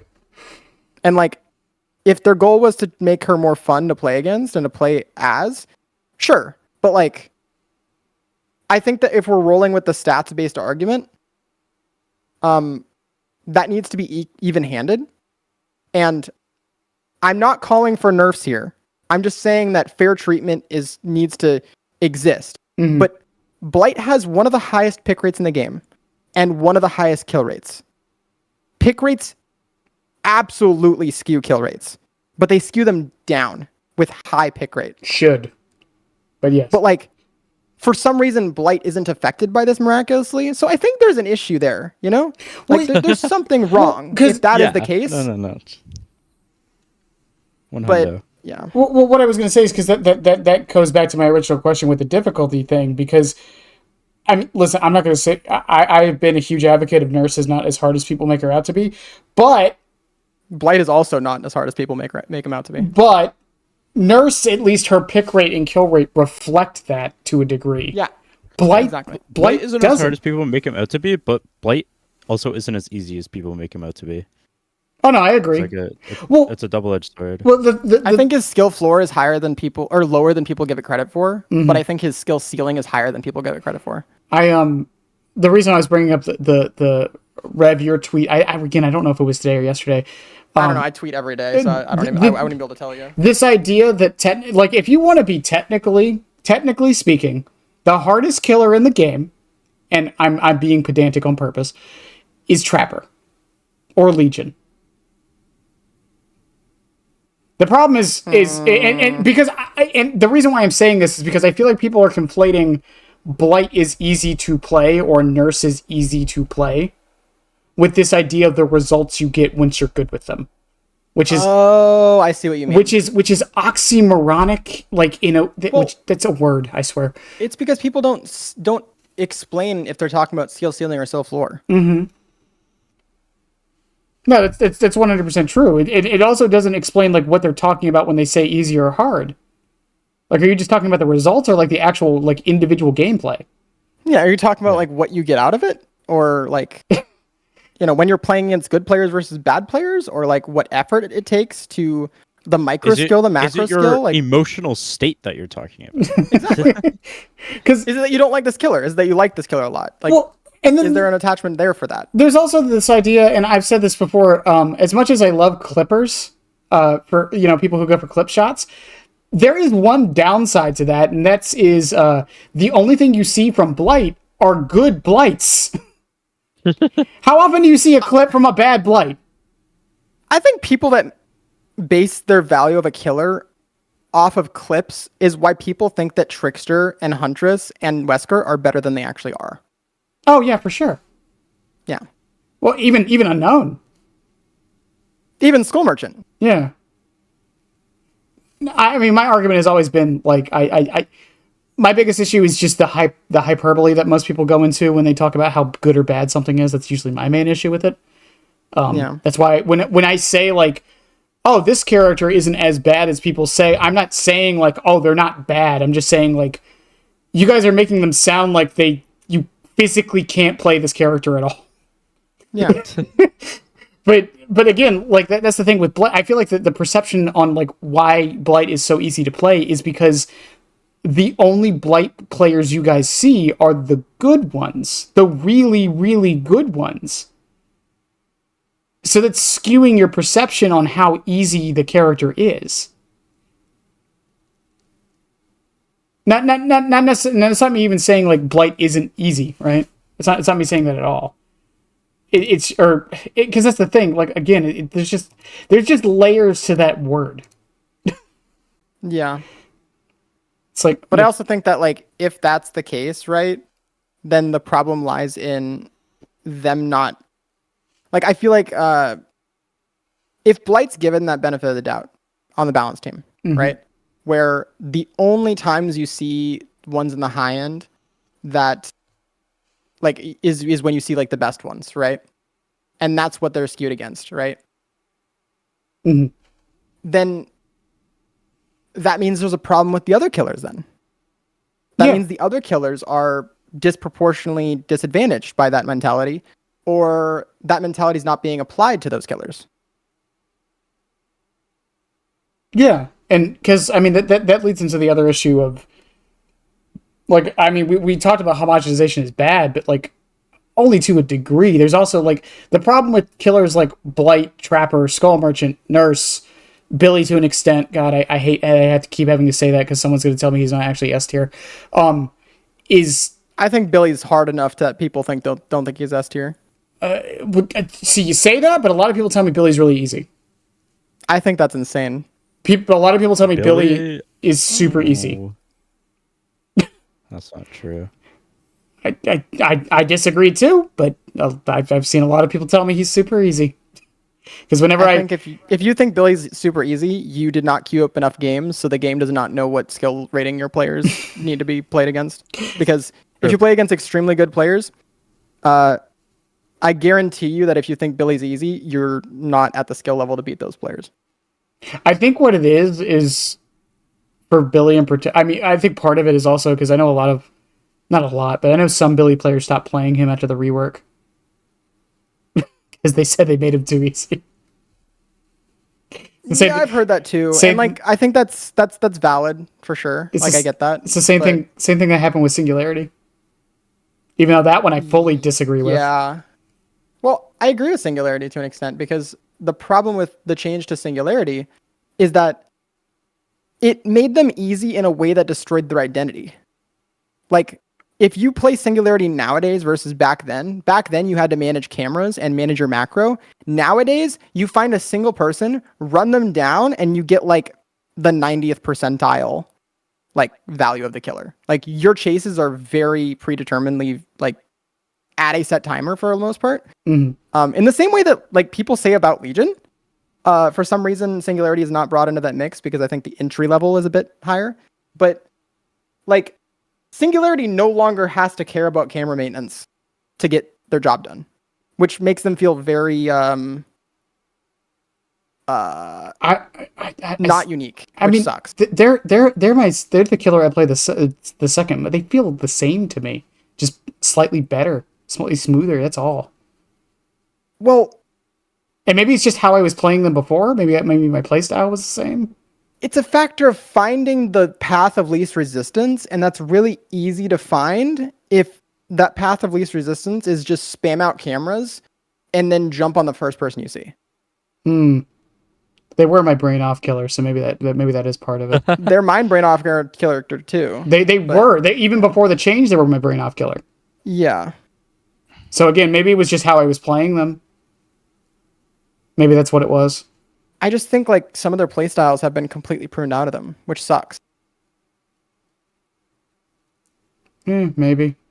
And maybe they're just overtuned. I'm not honestly not sure. I haven't played like Singularity at all that much since they changed him because I find him way too like predetermined. Bulldozery. Yeah.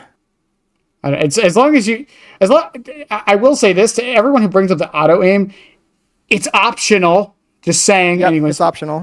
I hate when people bring that one. Oh, they added the auto aim. Yeah, you don't have to. I forget it's there. An optional change, by the way. I forget it's My there. biggest issue with it is the base kit haste. Like I never think he needed that. I never thought he needed that. That one's complicated. I think the thing was that Soma was just too good and it just felt right. And I think unless they add it back as an add-on, and even then that leads into his add-ons being bad. And if you remove it, then people are going to be real mad. My issue is like they also nerfed overdrive. They nerfed overclock's duration, even though that was in part a nerf to him that needed to exist. Because if you have a long overclock duration, you can't teleport. Well, which means that you can't immediately swap chase onto somebody else. Well, no, it was because they got rid of the hidden mechanic he had, so it actually evened out. It didn't though. Yeah, it did. The hidden mechanic gave him an extra 4 seconds. The hidden mechanic gave him an extra 4 seconds, but it gave a second on the first, which you always have, which equals out to what it used to be, or equals out to what it currently is. Yeah. So you just lost the bonuses. That's what I'm saying. Yeah. No, but it doesn't even out though. No, I'm saying even the potentiality for you to get more with multi-tags. Yeah. That importance is completely not in the game anymore. Okay, I see what you're saying now. Okay. Like there's no value to split tagging anymore. Well, other than if you bring add-ons that benefit it, but that's a different discussion. Yeah, exactly. that creates issues as well by itself, like slugging and stuff like that. But yeah, well, I mean, Singularity also has a problem with slugging, mostly because his power doesn't go away when you slug somebody as well, which is something that no one ever talks about. That's a problem with a lot of killers, to be fair. Well, I mean, it's a problem. It's like Unknown. Unknown's really good at slugging because the best time to get rid of your weekend is when he's picking somebody up. I don't think Unknown's actually that good at slugging, if I'm being honest. I think that it's just like, it's the easier way of preventing your weekends from fading away. Yeah. But if you're going against good players, he cannot slug. Well, fair enough. I mean, it's like Chucky can't slug to save his fucking life. Yeah. It's like a path of least resistance thing. I see it for Unknown, where like he's hard enough to where like that ends up being the path of least resistance, whereas like Singularity is actually just oppressive as hell at slugging. Same with Billy and Blight. Yeah. And Oni and Plague. Oni not really. No, Oni's like opportunistic. Yeah, I was gonna say. I know, but I see some people bring it up as a complaint. It is like, also his power as well. To be fair. Who Oni? Yeah. For him to slug, like yeah, he should be slugging as well. If people complain about slugging Oni, it's like. Or like I've heard people do with twins. Slugging twins, for example, like slugging Plague. You need to learn the game a little bit more. Slugging Myers, yeah, no shit. He has a time limit. Why wouldn't he? Yeah, like if we went down that road of like homogenizing all killers, we would have had PTB twins. But it's true.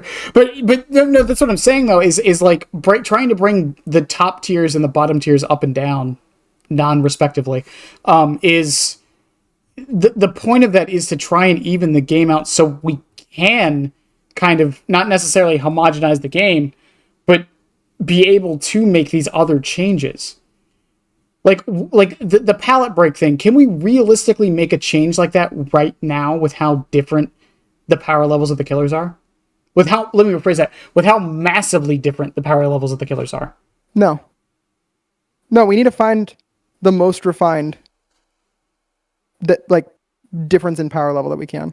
And I think that some of the consultants brought up on Twitter actually this is what is the highest end killer in terms of power level you are okay with right now and the lowest end.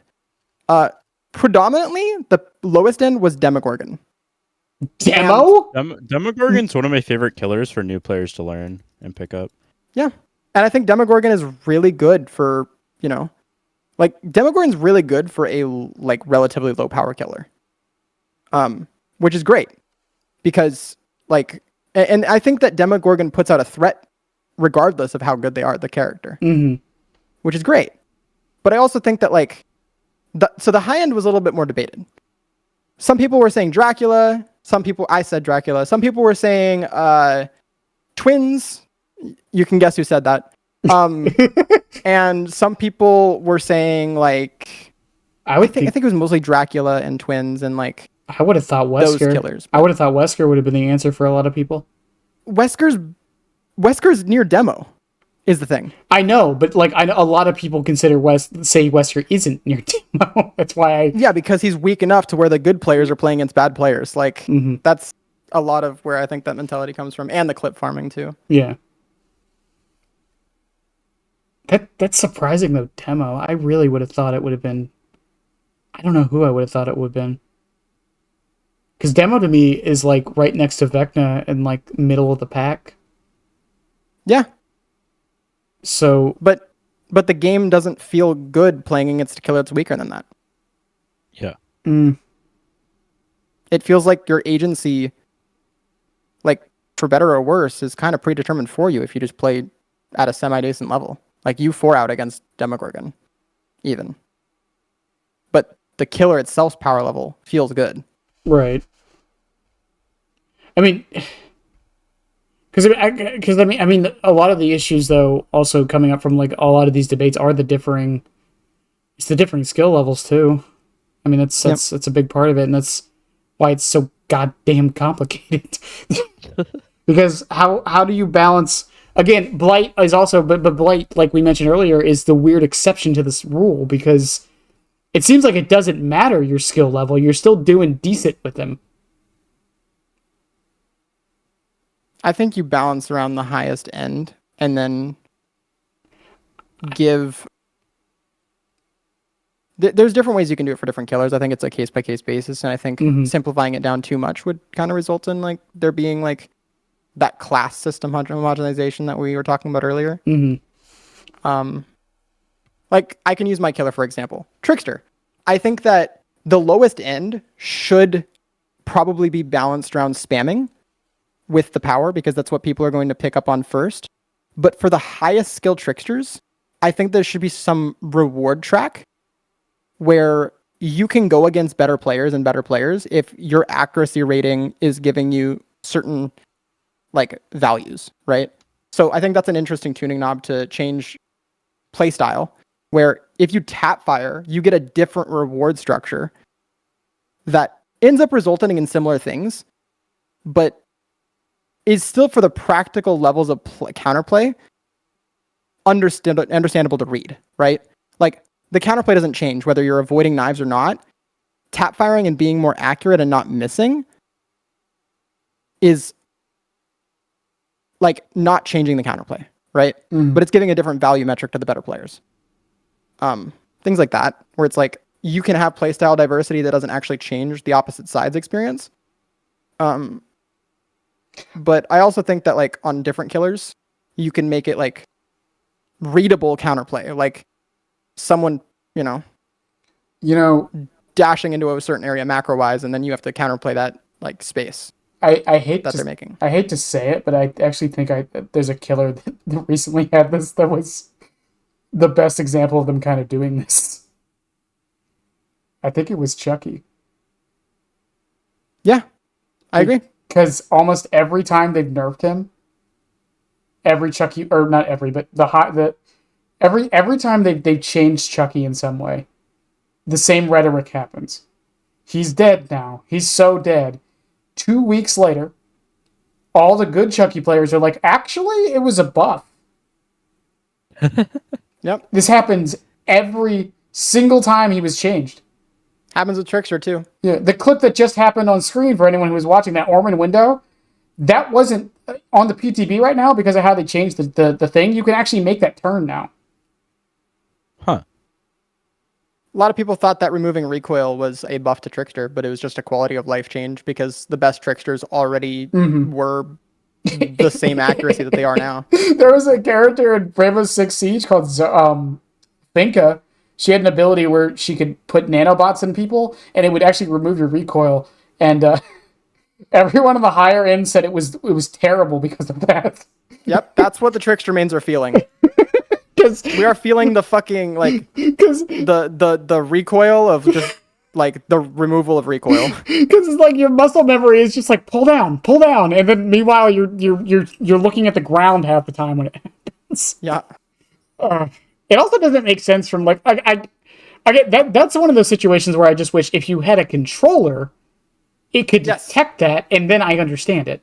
But if you're Can. yeah, I know it can. I'm just saying, like, but if you have mouse and keyboard, leave the recoil. There's no reason not to have recoil. On Controller had less recoil, but they instead just gutted out the whole system instead. It's just, it's the same thing with like when because didn't they change Victor's hitbox or something recently? Not recently, but at one point because people couldn't figure out that his hands were the crosshair. Am I misremembering this? I feel like I might be misremembering. Yeah, I don't know. Yeah, did you know that Victor's hands are his crosshair? No. Yeah. Nope. Well, to be fair, I don't even have twins bought, so probably. Understandable. I just know the velocity and like the arc that he flies. Yeah, if you're aiming with Victor when when his hands are like together, that's his crosshair. But also, like, who cares about the crosshair when you just back rub them anyway? Yeah, fair enough. But yeah, if you're going for long range hits, if they're inside that hand clamp, that you're gonna hit them. That's that. Yeah, but again, That's a good example of like a skill that people impart upon themselves that doesn't get rewarded. Like long range hits with Victor are only punished. oh yeah, 100%, because they're too reactable. They're too, and then the benefit is what? What's the benefit? Nothing. Because you just took a risk. yeah, you're You already just downslated your MMR in a situation that it should just be your player skill, but for some reason the devs don't account for risk with things like that and give reward that's ample. well. It's Another reason why I don't like the current design for Trickster, because you're not rewarded for being accurate.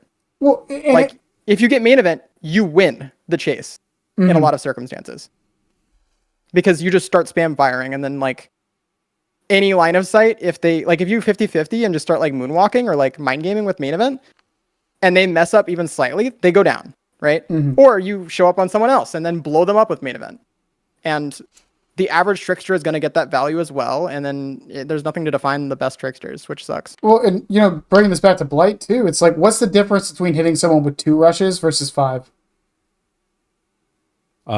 With 2 rushes, it's not. Are you talking about skill expression wise, or Just in general, what? 2 rushes? You gain an advantage because less cooldown, and by the time your cooldown's up, you're gonna be able to like basically just get another hit.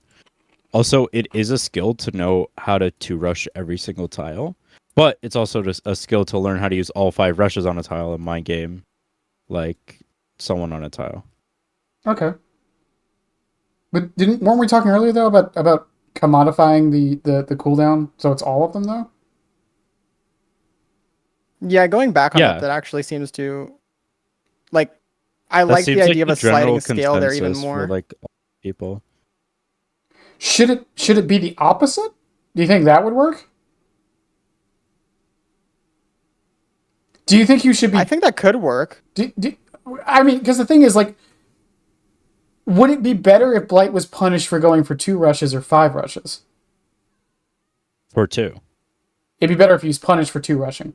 Yeah. Yes. Okay. Definitely. So maybe instead of commodifying, because he's getting greedy. Yeah. So maybe instead of commodifying the cooldown all the way around, make it a reverse scale factor so that the lower rushes give a longer fatigue and the high end rushes are lower fatigue. Yeah, because that would also encourage people to go for 5 rushes instead of 2. Yeah. I'd still probably start the low end out at 2.7 because 2.5 is ridiculous, especially since it starts in the swing window too. I still can't believe it's 2.5. I didn't even know that. I hate that it starts in the swing. Like, that's why if you are playing Blight, you always swing for distance on your 5th rush if you're using for map mobility, because you only get rewarded for it.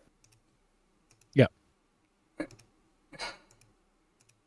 God, That's also what I think. If the game can realize you're using your rushes for mobility, the cooldown should be shorter. I'm not sure how they would implement that, but that would be pretty cool. Yeah, I agree.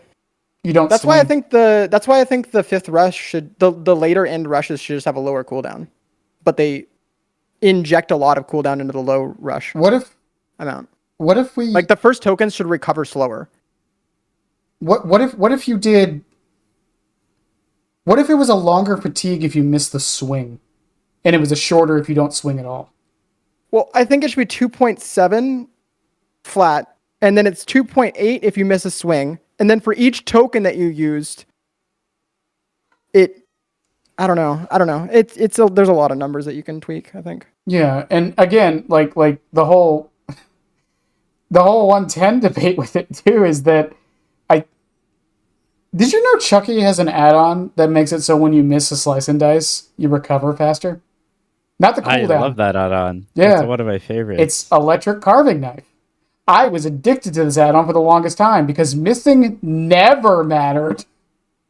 When I have to run an add-on to get a portion of the God Blight's power. But it again, because the thing is because the situations people are talking about with Blight 2, where it's like, oh, it wouldn't matter in this situation. We're not talking about that situation, though. Yeah. That's it. Oh, well, if you're in a dead zone, yeah, you're in a dead zone. Who gives a shit? It's like playing against you're dying either way. It's just the amount of seconds it's going to take you to die kind of thing.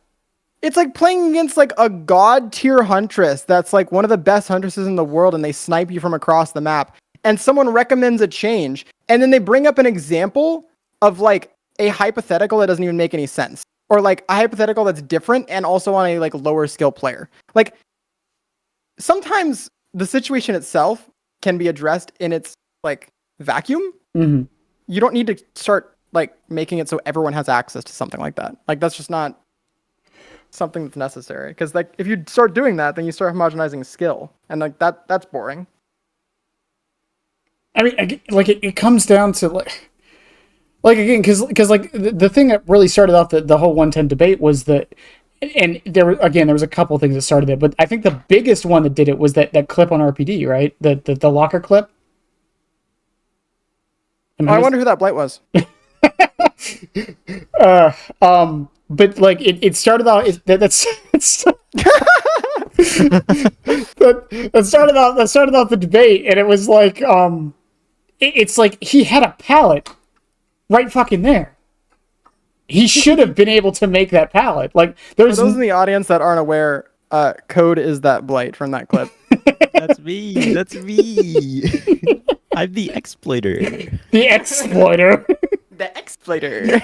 It's fine. I've had multiple. Yeah. I've had multiple So exploiters. Okay, let me explain it really quick. Basically, there's a god pellet there, and you can outplay it on a lot of killers, but I just decided to do it on Blight because it's funny.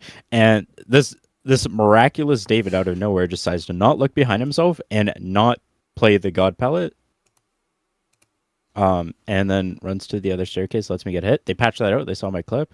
All the Billy players were mad at me because they couldn't do their cool spot in there anymore. And then we found a way to do it, but you needed a higher speed. So I did it on the event because of the pumpkin. So I got to do it twice.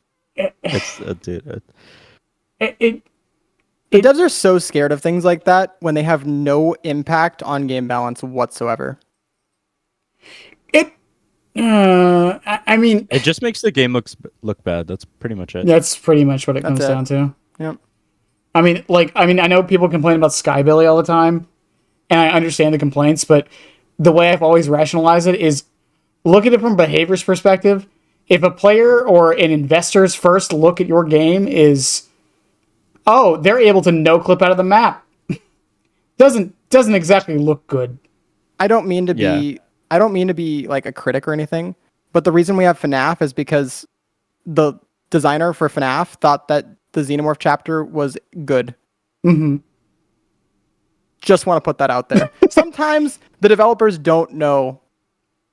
Like, I think Xenomorph is like visually done great, right? I think all that stuff is great. That being said, that character has so many bugs and so many issues with them that I don't think there's any way that you could think that that is like no shame to Xenomorph players. But of all the things that got us FNAF, it's Xenomorph. So I don't think that they're worried about people getting like on top of buildings as a killer, right?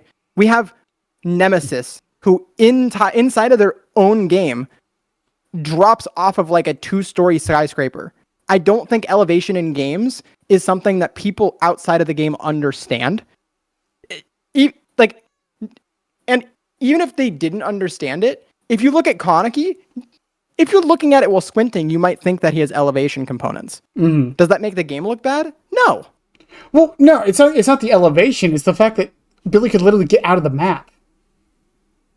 Yeah, but it's like there's games all over the place that you can get out of the map with. Is Yeah. that innately a thing that investors look at and think that it's bad? No, but what if that's the first thing they see?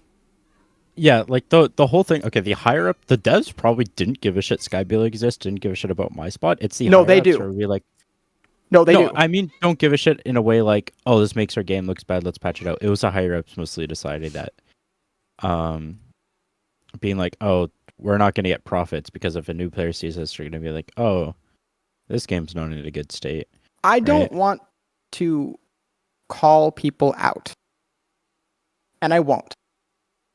But I've heard people on the dev team reacting to out of bounds mechanics that weren't impacting the game's balance within the match that they saw it in. Mm-hmm. And there was a very vitriolic reaction to said thing. And so that leads me to believe that it's not the execs. The developers have a perception of out of bounds things and things that are perceived as outside of parameters of game design that they don't like at all. They find not great. They find very frustrating, right? And that's what I believe is the reason why we don't have Skybilly anymore. I don't think they're concerned at all with the map balance of it. I think they genuinely just don't like seeing it. Yeah, that's pretty much what I mean. I'm saying it to the degree of others seeing it too, but yeah, I agree with you. Yeah, and like that's not to shame them or anything. I think that it's a fine thing to like. I think it's a fine thing to think, especially from a game designer perspective. But I also think that like the rhetoric that it's not the devs that have these ideas is like oftentimes for false. sure they probably have the ideas, but I feel like whoever's calling the shots has a bit more power in that. I think the shots are being called by when the shots are being called by the higher ups and the execs, it's usually overarching things and not like a bug. Like I would love to know who personally on the dev team decided to patch my spot out. I would love to know because I don't think you're ever gonna know because that's at risk of witch hunting, unfortunately. Here's the thing though. One of them, I don't know if it's conspiracy theory or something. I swear one of them's like watching my account, looking for spots to patch out because the Yamaoka spot that I have didn't blow up that much, but like lots of the good players saw it and were like, "Oh, this is cool." And then they mentioned something on the forums about trying to remove it, but they didn't. So I wasn't exactly. They have ears sure. everywhere. I know. I'm not even kidding. Scary. Like, and Mandy has gone on about it before. They have ears everywhere. I don't know what they're utilizing to get information from a bunch of content creators, but like, there's things that they gather that there's no way they found. And I think that that's a lot of the reason why a lot of the changes of the last year have been really good is because they found a way to gather feedback without actually interacting with people directly. Yeah. Which is really good. But Hi, devs. I mean, but again, like the Skybilly thing, I get it. I get why people are upset it's gone. Same with the hug tacking, but like there's hug tacking's different though, because like again, Skybilly didn't affect gameplay, but again, I mean, maybe I'm just looking at it. I don't know how I'm looking at it. I want to say pragmatically, but I guess that's not really pragmatic because it didn't affect anything. It's just like But the thing is, like, if that's the limit, like, right, like going up into the air, like 200 feet, they fucking hate hug teching. Then they hate Wesker's hug teching. I wonder how bad they hate F11 or like frame limiting with a tool. Well, that's considered exploiting, so they just ban those people. But I mean, Vecna had the thing where you could press escape during fly. yeah, Console players have that thing where they can press escape as well. the pause menu stuff is not considered it's not bannable because you're using a game feature to do it. But if you're F11ing, that's different. Yeah. I mean, I think a lot of these have always come down to I just wish the devs would fucking say something. They don't communicate. It's not even that they don't communicate. I just I want to know where the line is. It's like we had this talk or something like not that long ago. It's just like I just want to know where the line is, man. Yeah, like the line is not defined. Because it's because as far as I'm concerned, I have to treat Wesker Hugtex the same as Skybilly. Because the devs haven't told me otherwise. I just have to. And if the devs come out tomorrow and I'm like, yeah, hugteching on Wesker's fine, I will switch my stance. It's okay, we're fixing Compass Tech, but we're not fixing the non-rotating drones she's had for a year. Or same thing with the fire up bug on Chucky, or the bamboozle thing on Legion and Wesker that was supposed to be quote fixed and is now back in the game for some reason. Or 180s when only mouse and keyboard can use it, but for some reason that's fine, even though they removed recoil for that exact reason. Okay, where's the is this just bias? Is it just based on who addresses it, or is it based on who likes the character versus not, or because the only assumption I can draw from them keeping 180s from Blight, which is on the basis that the removal of it was on the basis that it was not fair for console players, or an exploit. No, 180s. Oh, okay. Okay. Sorry. You said I was about to say. You said Blight. Sorry, I meant Oni. Okay. On the premise of Oni 180s is that consoles have a fair experience. Then do you just not like Trickster then? Because Trickster was changed for the worse for that exact reason. But for some reason we're preserving the mechanic of Oni on the same exact premise, even though Oni's is an exploit and recoil is an intended feature. So what is it? I mean, that's the thing. I get why they don't. I understand why they don't want to say anything directly, because if they do, then that leads into the possibility of them looking Puts them in bad. hot water. Yeah. Well, because it's not even just that. It's just let's say down the road they quote change their mind on it a little bit. Well, then they look bad. I think my issue is that because they don't interact and don't give reasoning for certain things, it leads to false pretense resonating within the DBD dev team. The premise of being able to dodge Trickster knives, for example. Mm-hmm. If they didn't tell us that, I wouldn't have been able to tell them that that's not how that works. Maybe they would have preferred that. But I don't know. I mean, again, same with the Chucky speed change. It's technically the reason they gave was, God, what was the reason they gave? I think they didn't use the word dodge. They said value. They said he gets too much value from it. That's why they lowered the speed, which is not what really happened. He still gets value now. It's just not as often, or not even as often. It's just you have to. The value's not as easy. That's all it is. It's the only difference. Well, that means that the value has been downturned, right? Because risk reward is compounded into value. Yeah, but if you know what you're doing, there's no risk. And there's the Trickster argument, is if you play good enough, the counterplay breaks down. But because of what they decided to make a thing. I mean, and that's the thing, and this actually runs back to Blight, I suppose, a little bit, because the argument is often, well, if someone's good enough at Blight, shouldn't he be that good? Again, it comes back to that difficulty argument.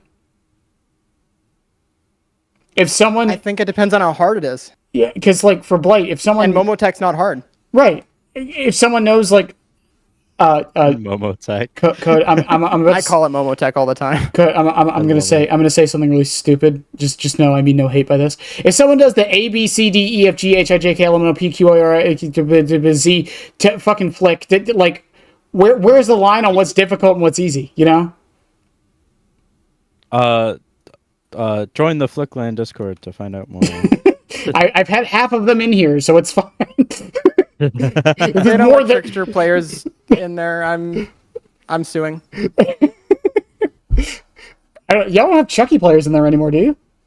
No, dude. No? As soon as like all his cancels got like removed, it's like I miss canceling. What about his normal flicks now? They don't count? No, they're not. Like, when was the last time you seen a Chucky montage with all his flicks? 2 days ago. Actually? Yes. Oh man.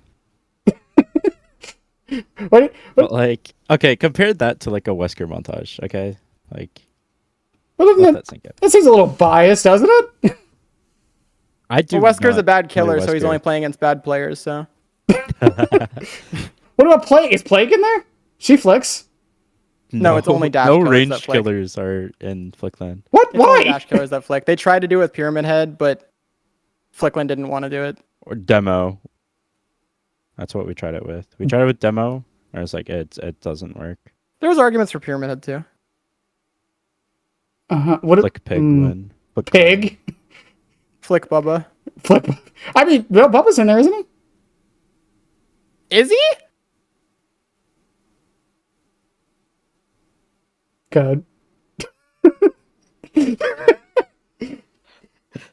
I'm just laughing right now. Yeah, Bubba's in there. I know Bubba's in there. Yeah, but is Why is Bubba in there? Yeah. What? That's crazy. Have you not seen Flick Bubba? No, I've seen Flick Bubba, but that's not the same You're gonna not include Chucky, but you're gonna include It was Bubba? a troll to start out with. It was a troll to start out with, and Kai It's still a troll. can't let go of it. Kai cannot let go of it. Oh my gosh. There's no standard there. Oh my god.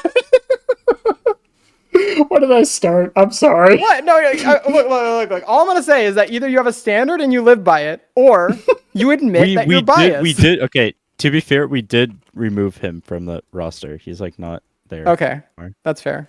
So who's left? Billy, Blight, but Bubba's. Wait. Oh, okay. Billy, Blight, Oni, Billy Blight. Is that it? and Wesker. And Wesker. Wesker. And that's it. Yeah. Okay, fair enough. What about, is Kin gonna be in there? He doesn't get hits with his power, so probably not. Yes, he will be. Actually, we've Are been you considering it. serious? No. Okay. No, because like, no, he can't get hits with the power because like the whole point of him is to play like Legion, right? And if you have 3 bounds to hit like a survivor, you do like slide stuff. That's cool.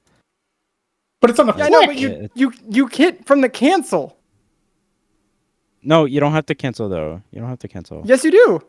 No, if someone's healthy, because like you play like Legion, right? Because you like go after their hits. You guys are gonna have auto aim montages. No. But that's the injure. Weg's finger. Okay. You play Trickster. I don't want to hear it. God. I'm gonna crash out. I'm so sorry. I did not expect this to go this place. I'm glad it did. No, like okay, it's because it looks cool. That's pretty much it. Should an unknown be in there then? To the Dash Killer community. We also want better players to be on him than other people as well. That also plays a big factor. That's fair. What about unknown? It's a ranged killer. So just no range killers, no matter, even if the montages are cool. Yeah, basically. Or I think Squirtle doesn't play Huntress for us. Fair enough. I just got some insight in how Flickland works now. uh, well then, moving back a bit. Flickland will include anime, but they won't include range killer. They won't include the other dash killer who can flick, but he's fine. Sorry. Which other dash killer that can flick? Chucky! I literally just said Chucky! No, okay, we did have him, but then like Scancels got removed in 180. He can still flick though. Yeah, but He has like the same physics for Oni. But Oni has auto yeah, aim, but so I Oni guess can flick. 180 and it looks cool. So it's just okay. Auto aim flicks are how you get into Flickland, guys. You We heard don't it here like first. we don't like dolls. We don't like dolls. We're Like dollist. Based and real. So a killer. Fuck. I can't even move on. A killer that we haven't talked about that much is who again I think brings up the debate as well is Nurse. I think Nurse does need changes. Mm-hmm. However, I am not educated enough on Nurse to make a point about Nurse. The biggest reason why I think Blight is more of a contender for changes than Nurse is because Blight can play the game in the way that all other killers play the game, but his power is on par with Nurse. So he's living in both worlds. And he's not that difficult to start up on. So that's why I think Blight is more of an issue there than Nurse, but I can see an argument for why Nurse would need to get changed as well. Well, But I would want someone that's more educated to make takes on that than me. fair. I think my main point with Nurse though is that the reason we kind of want to bring Blight down a bit is because again the outlier problem. And I don't think Nurse is as big of an outlier as people make her out to be. I think that people create hypothetical perfect nurses, and those players are like one per region. fair, but then that leaves And if one player is a concern per region, I don't think that's as big of a concern as people think it is. But but whenever we're talking about a lot of like tier listing and like determining killer strength, don't we usually go based off the potential? I think you should make an exception for characters that have such an egregiously high skill floor. Okay. Because I think that saturation of killer matters. Mm-hmm. And if you're just going to kill a character's identity in order to like check a name off of a list, Well, I don't think it's achieving what the goal of bringing characters together achieves. Well, no. I agree because I've said for a while, it's like as much as I want to change Nurse in some way, I can't think of a way that would just not make her Nurse. Yep. That's always been the problem. Well, now, okay. Or a blindness while charging blink. I don't think it fixes the problem. I think that there isn't a cut and dry problem as it is. Yeah. Well, no, I'm just saying like like even if she's blinded during like the charge, it doesn't matter. She can still see the aura before. Right. But like you still have to charge up a blink for 1.5 to 2 seconds. Mm-hmm. And in that time, you are handling an unknown variable. Right? Right. So you still are forced to safety blink in that circumstance. Okay. And that safety blink alone forces competency, right? It forces counterplay. Because if you're losing both blink charges, each hit, you're slide scale downing her time investment. Mm-hmm. Or slide scale upping, I mean. But On average. wouldn't the second blink just make up for that though? No, because each blink recharges at a time. If you hit with one blink, you immediately have another blink to hit them for the second one with. Mm-hmm. So you have to force her to hit with the second. Okay. That's the counterplay against her as Survivor. Yeah. You know, I feel like I know this. It just sounds so. Also, without Wrong. Nurse, I wouldn't have learned to like do jiggy pathing, aka code pathing. If you don't know what jiggy pathing is Is it? doing absurd shit in a chase, but it's still working. Oh, the stuff that I won't name names if they're listening, and they do listen. Who fucking hates this? This is giving skibbity flick energy. But like the whole thing is like I learned to block LOS against killers, so they don't know if I'm gonna WK away from a loop or not. And I just play every killer like a nurse and then call it. I like playing like that. It's pretty fun. Uh, It also shows like it punishes people for not having good fundamentals. yeah, it'd be a damn shame if there was a killer with a third-person camera or something, right? Real. Uh, The funny thing is that actually punishes Chucky more than other killers. oh, it does. Chucky gets punished like Huntress. Well, yeah, the amount of time someone goes perpendicular from a loop and I lose like 10 seconds. Yep. That shit, God, that irritates. By the way, if you want to know how to counter Chucky, there's your easiest way. Go to lose line of sight and go perpendicular. I promise you, he's looking for you on the left or right. I promise you.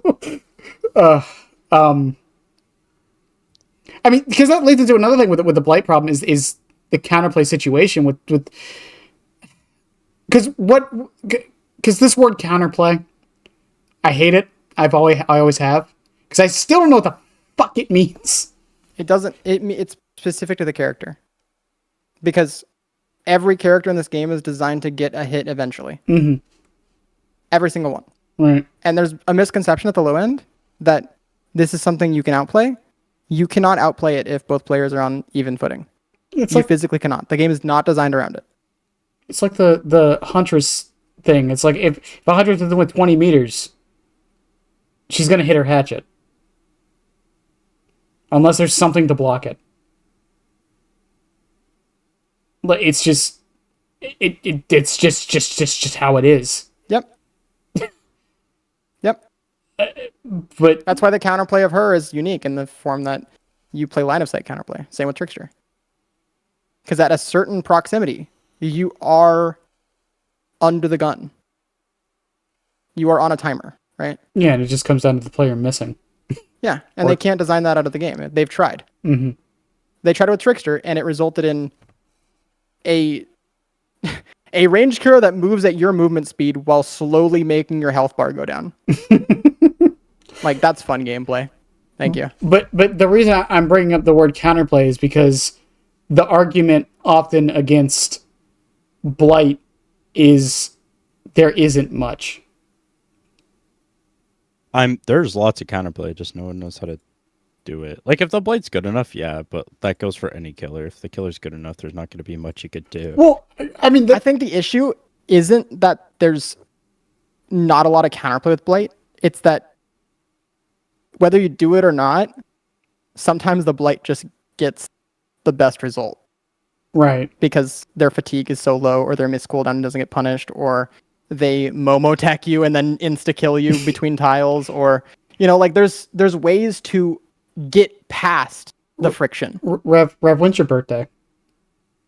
September 21st. Okay, I'm getting you a Momo Tech T-shirt for your birthday.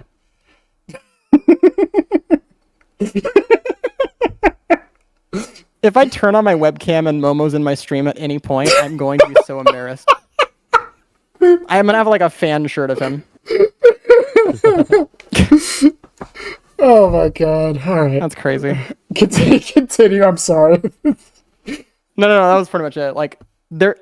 I don't think there should be ways to. Well, If there's ways to circumvent counterplay, it should be on a read and not on a, well, I broke the pallet in your face and you can't do anything about it. Now you're going to die in 2 seconds. Well, because it's funny with the way the Dead by Daylight community often talks about, because a lot of people hate 50-50s. And I'm like, How do you hate 50-50s? Because it feels like a coin flip to them. This whole game is 50-50s. I know. That's all this game is. Why are you playing Dead by Daylight? It's like, how does this game not 50-50s? That's my question. Name a killer that doesn't have a situation where it's a 50-50. It's all about reads. The base kit 4.6 design has 50-50s. Yeah. It's just like, if you're playing against like the problem is like if you design out 50/50s, then you create circumstances where you guaranteed die very early. Or don't. But then people look at 50/50. If you don't want 50/50s, then Nurse is your favorite killer. I love Nurse. So this is why I brought up that. This is why I said I don't understand what counterplay means from the community. Because the way people say it, I think what they mean is I should be able to do this thing and completely avoid it. No, people. I think if people say that there's no counterplay to a killer, they're reaching out and trying to say that they don't understand how to play against this killer. I think with exceptions, yeah. Yeah. But I also think it's like I said, mentioned earlier, the whole dead zone argument.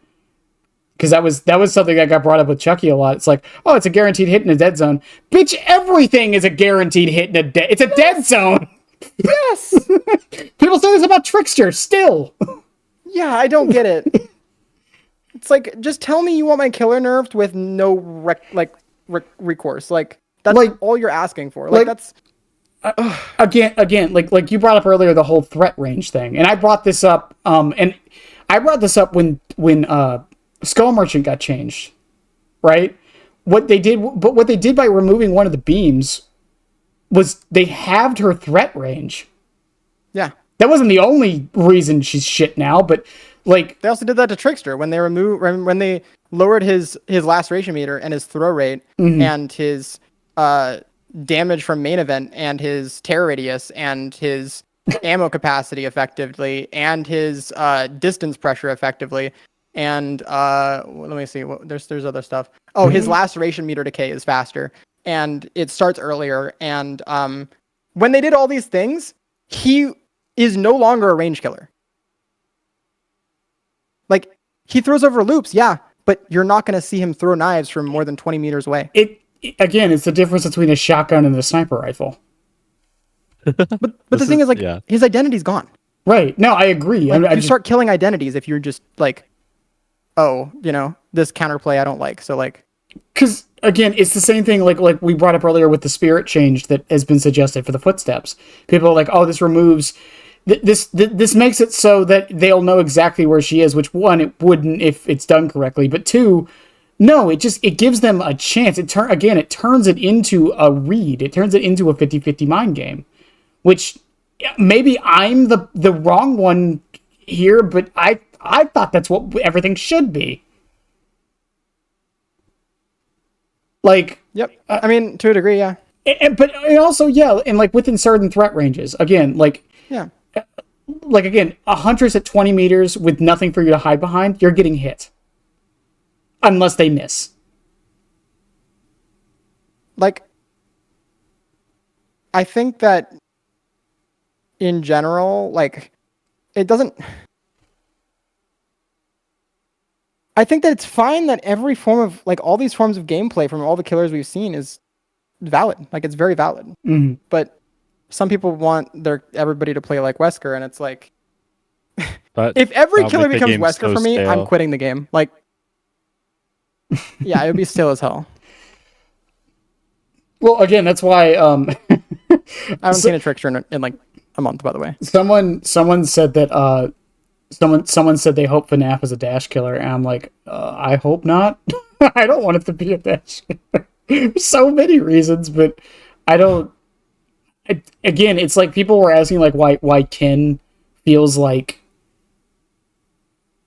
he feels like I'm going to be reductive and parrot some people, but Wesker plus Legion, and it's like, well, why? Yeah. Well, because based on evidence that we've seen from what you guys have said over the past 4 years, those are the only killers you guys like are the dash ones like Wesker. Yep. So they're going to. I think he feels more personally. I think he feels more like Blight and Legion, but that's just purely based on like his effective map mobility. Mm-hmm. And the only real difference I see is there's some elevation stuff with Kaneki, and he can't hit in his dash. So I think he's most comparable to Blight, but he definitely has Legion components.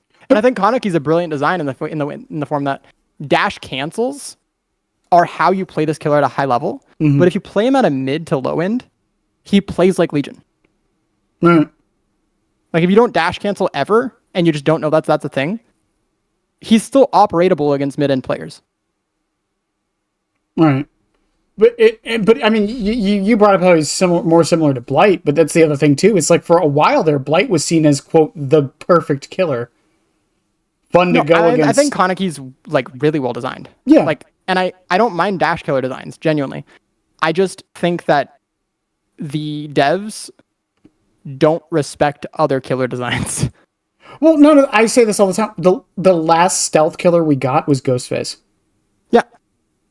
Before someone brings it up, Sadako and Chucky are not stealth killers. They're not. They're not. They tell you they're there. They are just not. And the last 4.4 killer we got was like Slinger. The last trap killer we got was Skull Merchant, technically. And we all know how then that. it's like Skull Merchant was designed with the zoning. No, Skull Merchant was designed with the intent to undermine what a trap killer is. Yeah. Yeah, exactly. Yeah. Okay, I see what you're saying, yeah. And then, I mean, we got a zoning killer with, Knight, I guess? He's a map control killer. Well, what would you define Knight as? Zone control or map control? Map control, Macro. zoning. Killer. Macro? Just macro? Yeah. Yeah. Macro zoning. Yeah. And people hated that. And it seemed like the only thing... I think Knight's gotten the biggest glow up that this game's ever seen. Like, Knight gameplay used to feel so bad to play against, but now, genuinely, I feel like Knight feels so good to play against now, comparatively. Yeah. Maybe it's burden of information, but, like...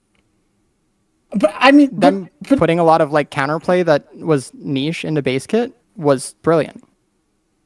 Yeah, and again, like that comes over back to the Blight thing. Like, what would you describe the main counterplay to Blight? How would you describe it? Pre-drop pallet and play around it. Yep. I hate that you said. And if he walks up to the pallet and has brutal strength fire up, you lose. No, literally the whole thing is you pre-drop pallet, you play around it. If he's in his rushes, you don't leave that tile until he either breaks pallet or he fatigues. That's pretty much it. And then use LOS blockers when you can. Also, like, listen to your Swift comms, because if he drops a chase and goes to a gen across the map, you won't know that he dropped chase until he's on you. Because the chase actually doesn't tell you that it stops until like 5 or 10 seconds afterwards. And that's enough time for him to cross the entire map and pressure you off a gen. So he's really Swiftcom dependent, right, in some cases. Well, and I mean the Swiftcom dependent. That's a different discussion on whether 40-meter Terrius will help with that, by the way. But, yeah. Yeah, but, I mean, my main point with that though is that, like, with that being the counterplay, if we do a lot of these things that we've said, does that change that? I don't think the idea is to fundamentally change Blight counterplay. I think it's to make it more fun. Mm-hmm. And I think that if you make his whiff punish more effective, then it removes these robbery situations where you feel like you made them miss. You feel like you counterplayed the Blight, and then it gets taken from you. I see. No, that makes sense. And can y'all hear my cat meowing, by the way? No. Okay, thank God. I would love to, though. She's been meowing for like an hour. Sorry. Kitty. No, that makes sense. I don't know. It's just like I wish there was something else we could add that could maybe do more. So it's not just pre-drop and wait for the whiff. I think it's impossible to really determine where the counterplay will shake up after that, because there's so many factors. Because Blight has the best macro in the game and the best micro. So if you prune one thing, he might shift into a different role, right? But I think that making changes reactively against the S tiers is probably the best way to do it, but doing it in a reactive way that doesn't kill the fun. of both sides. But like purely because they're S tier, like right? Like if you try to do this against like a D tier killer, I think the community would call you crazy. They did. We this just happened on the PTB. Wait, which killer again? I'm sorry. Xenomorph. He was not D tier. I'm just making the point that we've done it to a killer lower than S.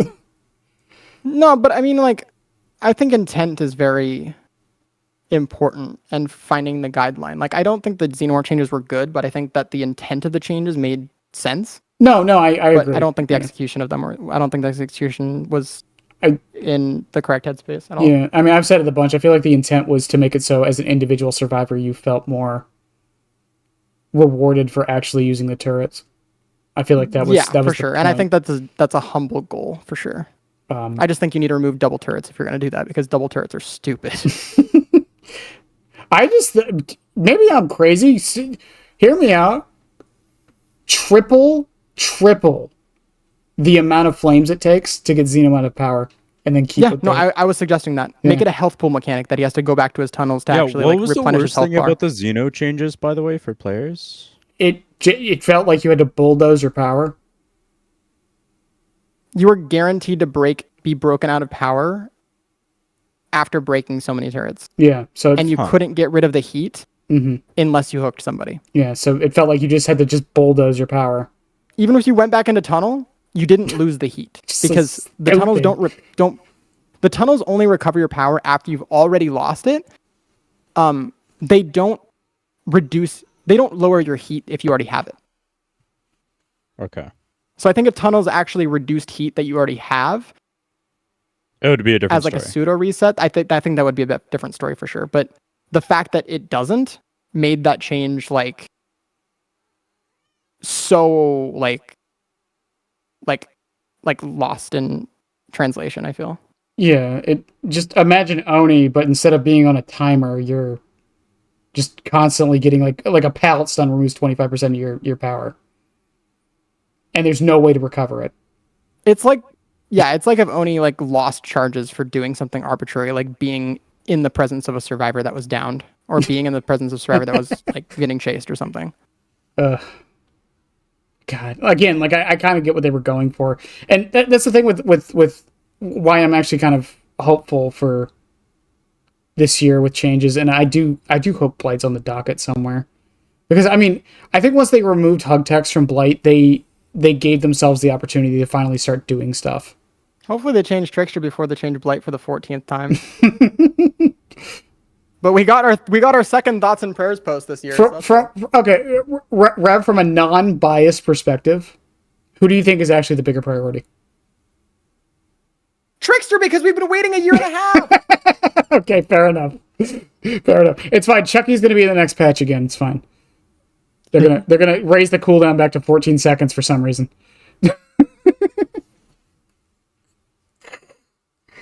Like, oh, I'm sorry. I'm gonna keep going on about it, but like, I think it's such bad business practice to nuke characters with the intent to change them later. Yeah. Like, it's just a spit in the face when the community already hates you. Yeah, I mean, no, I agree. It's just there's more elegant ways to do it, and I'm trying to think. Much so. I'm trying to think of examples, not in this game, but in other games that this has happened. Not just that, like they made changes to Skull Merchant to tie the survivor player base over instead of to tie the Skull Merchant players over. Mm-hmm. And then when Trickster got changed, they're not making changes in the short term to tie over the Trickster players, even though their rework is probably even further out of timeline. Mm-hmm. So it like from that perspective, and I'm sure this is going to come off as, oh, you're a killer main, you have a killer main bias. Skull Merchant was changed for survivors and compensated for survivors, but when Trickster got changed to make him have a worse experience, there's no compensation change for him, even though it would make sense for him to get a compensation change. If you apply it to the Skull Merchant situation, which they did to alleviate community concerns. Mm-hmm. Well, what about the trickster community's concerns? Like, are we just not? This is why I we made don't that do post not about care? the survivor quote unquote exploits in the game, because I wanted the voice to be heard about the Oni players, because I know that was like a trial run. I know for sure, like I guarantee that wasn't like, oh, it was a bug, we didn't mean for that to happen on the PTB, my bad, because they also took away slide vaults. And I said this to Bennett, if they take away slide vaults that was also in that PTB, but keep the 180, I know for a fact they were planning on getting rid of those 180s. Yep. Guarantee you. And the only reason why they didn't is because of the community outrage, because we actually raised our voice against it. How big would you say the trickster community is? At the start of this, at the start of the trickster rework, it was like nothing. But after Vasek and I and NJ and Zoe basically became like full-time content creators out of, I want to say, spite,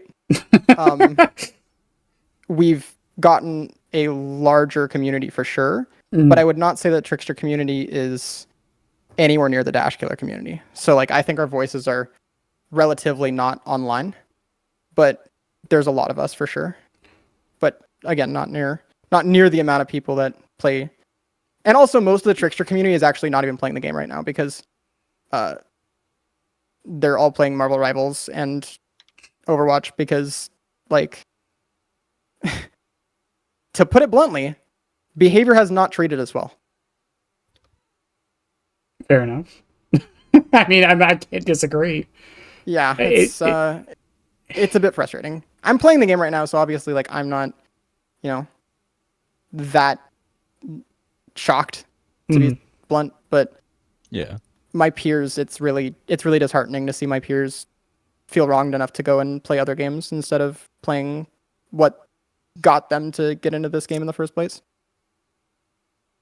I mean, if it makes you feel any better, my community dropped in half. I know it's not the same thing, but I can name a couple of Chucky players who I think currently have like 3,000 hours of Marvel Rivals now after the change. Holy shit! A lot of people did not like the changes. They didn't. It's a different thing because I don't think it was.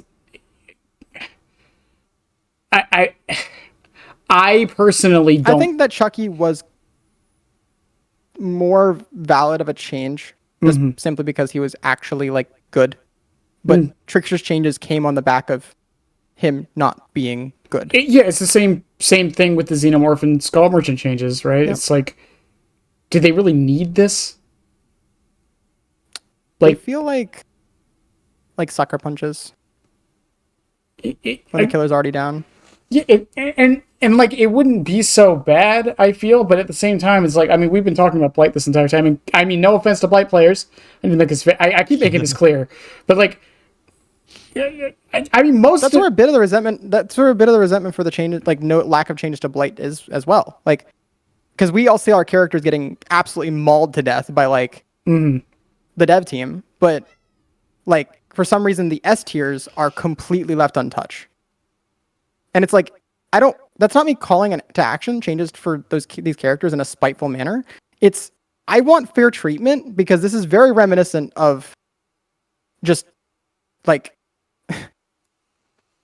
very not welcoming behavior, I want to say. I mean, that's really it's just sad and unfortunate to see that. Yeah. And again, the thing is, like, it's not like it's a disagreeable take. I mean, there's outliers, obviously, but for the most part, most people agree that Blight probably needs some changes. That's what makes it. I don't trust the devs to make those changes. Well, then it's never going to happen. And I think that's a bad thing. That's never going to happen, then. Exactly. That's exactly my concern. So what's the solution? The devs open up their eyes to the people that are like the most passionate about these characters? I don't know. Well, I agree, but I also think there's a line to that. I think we are so far away from the line that we are at the point of deleting character archetypes because people complain about them that aren't passionate about the character. We are so far outstretched from reality of that line existing that any direction in the way of like respecting the killer players will get things that is like the night changes that ended up making them perfect. The xenomorph eventual like pullback on PTB that made the xenomorph community happy. And guess what? 100% of xenomorphs experience xenomorph. You know what percent of survivors experience xenomorph? Like 1%. 1.8. Yeah, there you go. Yeah.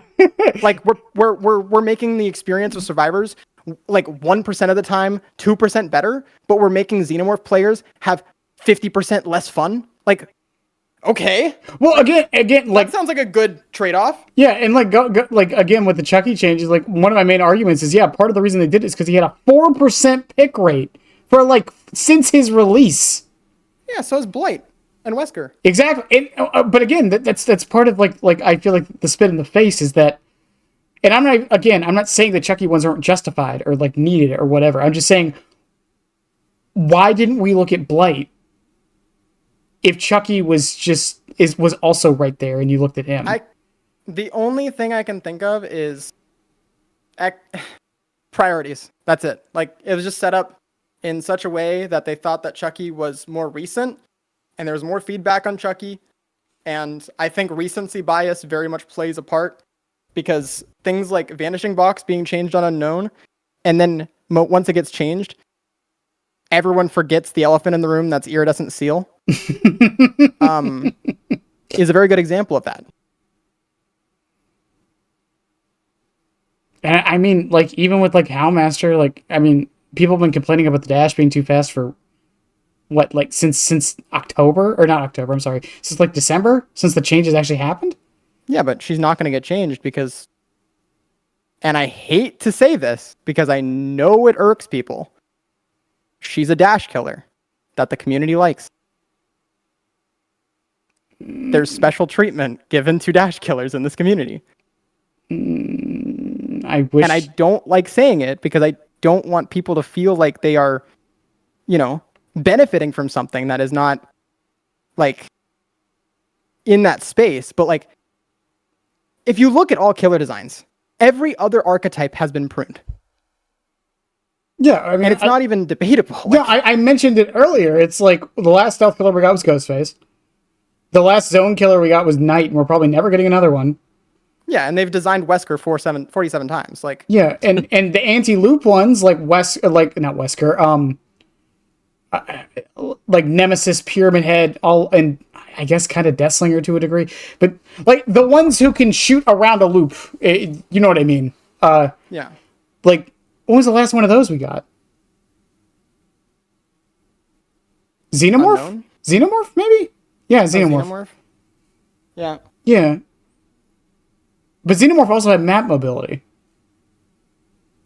I think Unknown's the best example of the last like non-dash killer archetype killer that actually felt like really well put together. Mm-hmm. But Unknown also has a lot of problems. As much as I Unknown kind of suffers from the clip montage syndrome where they're not going to buff him because clips of doing crazy stuff exist. Mm-hmm. And I don't know why, because against good players, Unknown, like if you make a single mistake, it's like Blight making 17 mistakes. Like, yeah, it's absurd how lenient it is. Yeah. Well, that also happened, and like then there's also Vecna, who's another. Vecna wasn't a dash killer unless you. Okay, Vecna's a weird one because I think I've had people have this debate. Is Vecna a dash killer? No. No. No. That is a mobility tool, exclusively. Okay.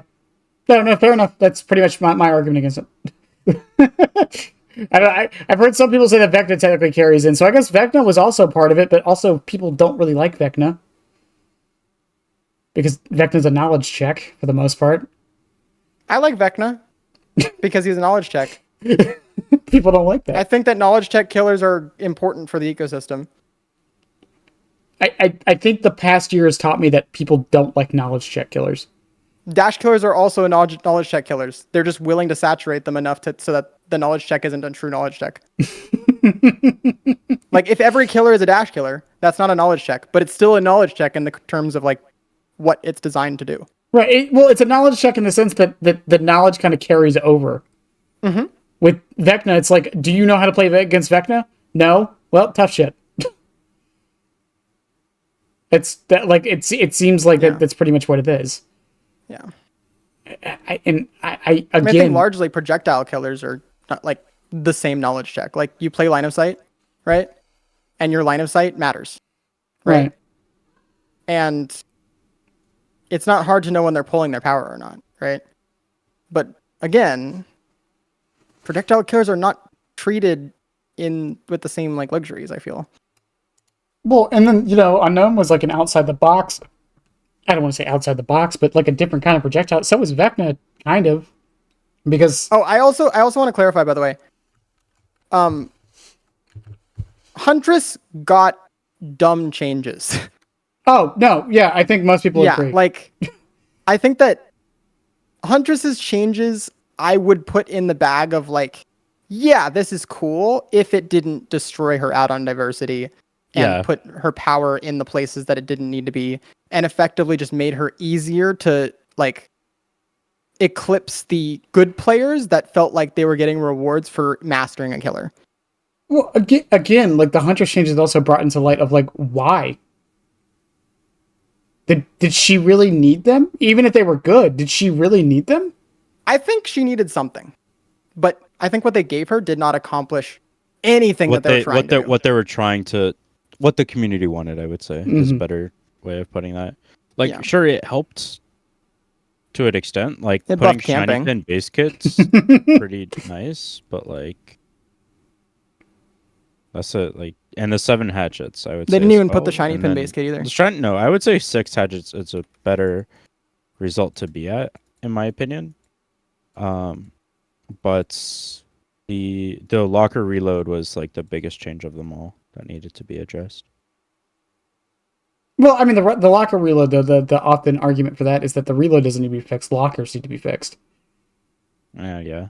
I don't think the locker reload speed increase to Trickster and Huntress actually changes the balance at all. I think it just... I think if anything, it just punishes people that use that as a window of opportunity against the killer when there's not very many anyway if they're camping. Mm-hmm. Which I think feels bad, right? Like, yeah, it might feel more satisfying for the killer, but you have to understand, like, just because you're creating quality of life satisfaction does not mean that there's not an equal give and take on the other side. Right. And I think reloads should be a window that you take advantage of the killer for. Like, if they use their ammo disproportionately bad, then you should be able to get an unhook while they're going for a reload. Yeah, it's supposed to be, again, it's like the Blight fatigue thing, right? It's supposed to be the downtime.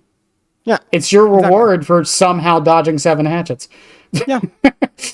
Like, I feel like maybe... I miss ammo add-ons so bad. I miss them so bad. Maybe I'm the weird one, but I feel like if you manage to dodge 7 hatchets somehow, yeah, the Huntress player should be punished by having to go find a locker to reload. Yeah. And it should probably take a little bit of time. Now, I think the argument is the in-between moments, right?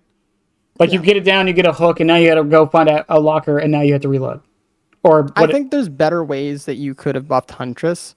Like, making, like, your zero-charge hatchets, like, have a better angle velocity, or... I don't know, hypothetically, maybe she should be able to hit people over gens again that are doing a gen in her face when we removed that, like 4 or 5 years ago? Maybe you shouldn't put 4 billion structures in the way of every single exit gate, every single generator, every single tile loop.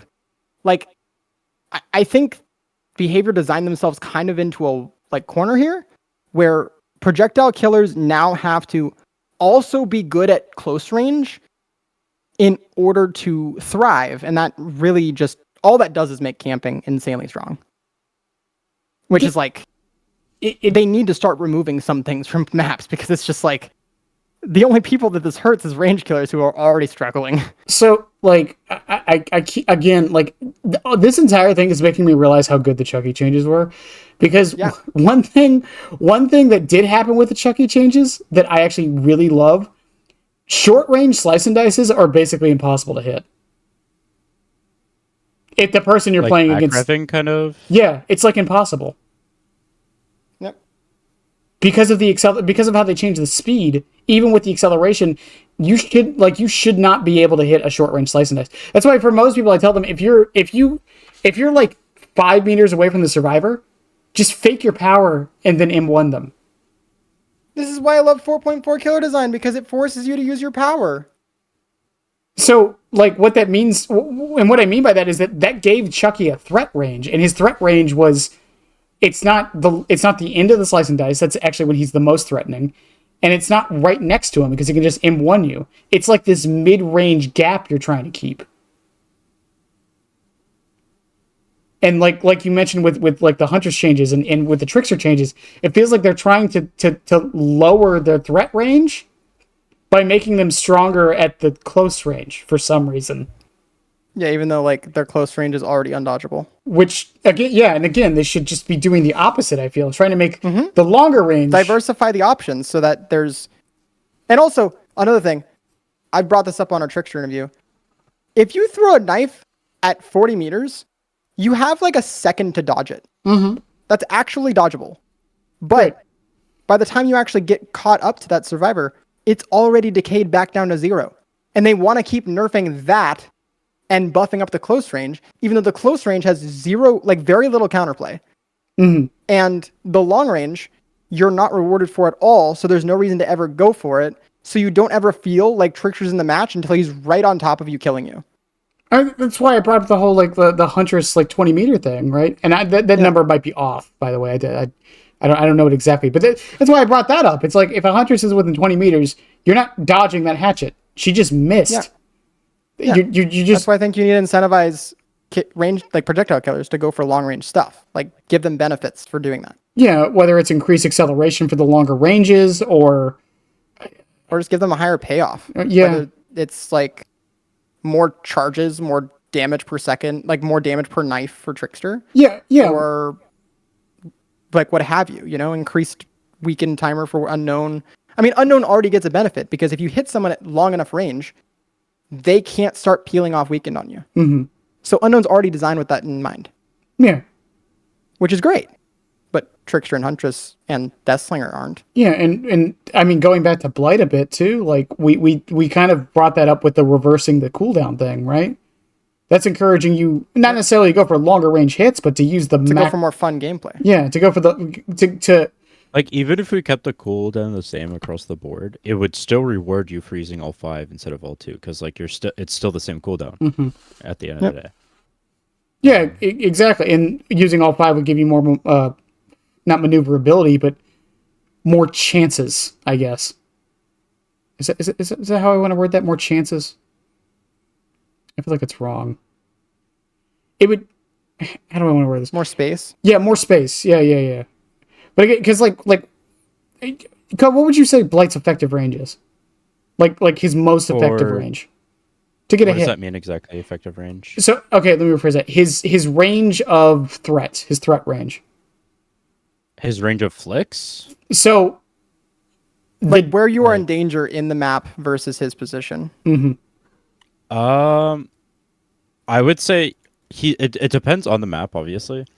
I'll probably just use Suffo. You can go from top to bottom easily, but that doesn't mean you're getting a hit. That just means you're getting pressured off of something, that's all.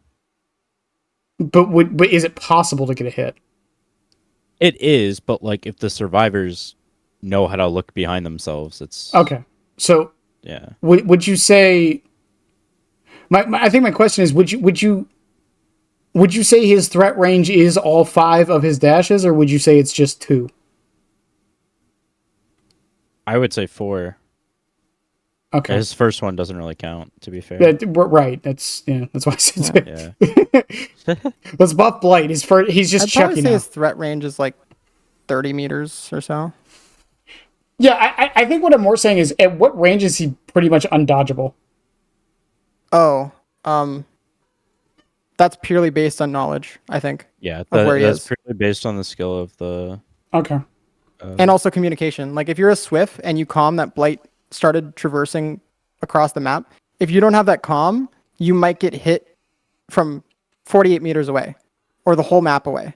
But if you do have that comm, you can pre-position to a tile. I mean, is there any way to really fix or not fix it, but change that? Like, Make Let ideally, people know when he's in mechanic better. rush. yeah. Like, That's pretty much all you can do. yeah, because I was thinking, like, ideally, what would we want his threat range to be? Or does that even need to change? I don't think that needs to change. I think threat range allows for killers to feel like they're in the trial for survivors to break up the monotony of sitting on gens with M1. Mm. Like, I think you always need to know that the killer, like, I think that's one of the issues that they pulled away from projectile killers and also other killers in general, is dash killers have this presence on the map at all times. And I think that's good because it tells you what you're playing against in the trial. It pulls you into the world, the atmosphere, the aesthetic. But I feel like it'd be cool if more killers brought you into the gameplay, even when they weren't immediately on top of you. Well, yeah, I think, ironically, I think Sadako and Pinhead did this very well. Yeah, I agree. And I think Wesker does too, when you're cleansing infection. yeah, and Xeno to a degree. I mean, we could argue about how good or bad, Xeno is for the game, but I think overall, like, the fact that you have to get... Same with Singularity. I mean, we can argue about, like, if the changes were too much or too little, but, like, the EMPs do force you to get off gens. Yep. And, again, engage with the character even if you're not currently engaging with the character. Mm-hmm. Which, again, I think... I do think the whole Blight thing also does come down to, like, the whole, the 1v1v1 versus the 1v4. Because the 1v4 of Blight is literally communication. Yeah. The 1v4 of Pinhead is who goes for the box. It's not necessarily... Which is also just communication, to be fair. Yeah, but you can intuit that. Blight's 1v4 is pub stompy and, like, very anti-solo. Mm-hmm. And Blight's 1v1 is also, like, pretty, like... there's a lot of gimmicks that can get you double tapped. Right. And I think I mean, bringing this all back around, I think it really just does come down to the question of why shouldn't Blight be changed, right? Playing devil's advocate. Is there any realistic reason why Blight shouldn't be changed? The only reason I could see is that you might have the heart of heart that killers at the lower end, like Trapper, can be brought up to Blight's level. But I don't personally believe that. Well, before this started, I mentioned the fact that Trapper will always be bad, and I don't think that's necessarily a bad thing. I don't think it's necessarily true, though. Because there's mechanics that you can pry on that are macro-based, like gen kicks and stuff, to find, like, some strengths that they have, right? Mm-hmm. Maybe he won't be the best killer ever, but that's okay as long as he isn't, like... as long as there's enough, like, circumventional mechanics to prevent the high tiers from, like, eclipsing him like the moon. I think that's fine, because, like, the experience should just be a unique experience, and if that means that he's slightly weaker, that's fine. To make a good character, you need it to be good, but not, like, for the best players to become, like, just unstoppable. Yeah. Like, it still needs counterplay, but that goes for both sides, even on Survivor. Like, that still needs to be addressed as well. I'm going somewhere with this. I promise. But how do y'all feel about current Freddy? Current Freddy? I think it's perfect. It's pretty good. I mean, because I think that's a good example of how you can take a killer that everyone thought would just always be bad. Even like some of the rework ideas that people have said over the years. It's like, this will always be bad. There's been so many bad rework ideas. I think mine was probably terrible too. But I think, I don't know. I haven't seen yours, but Freddy in general is like... There's so many people that just want the opposite side to be, like, jigsaw trap gamed. I mean, that's pretty much... I wanted him to be like a tricky, like a I mess around with you kind of killer, but I don't know. I mean, that also leads into like back into the whole stealth killer thing too. Because the argument against stealth killers is that they just don't work.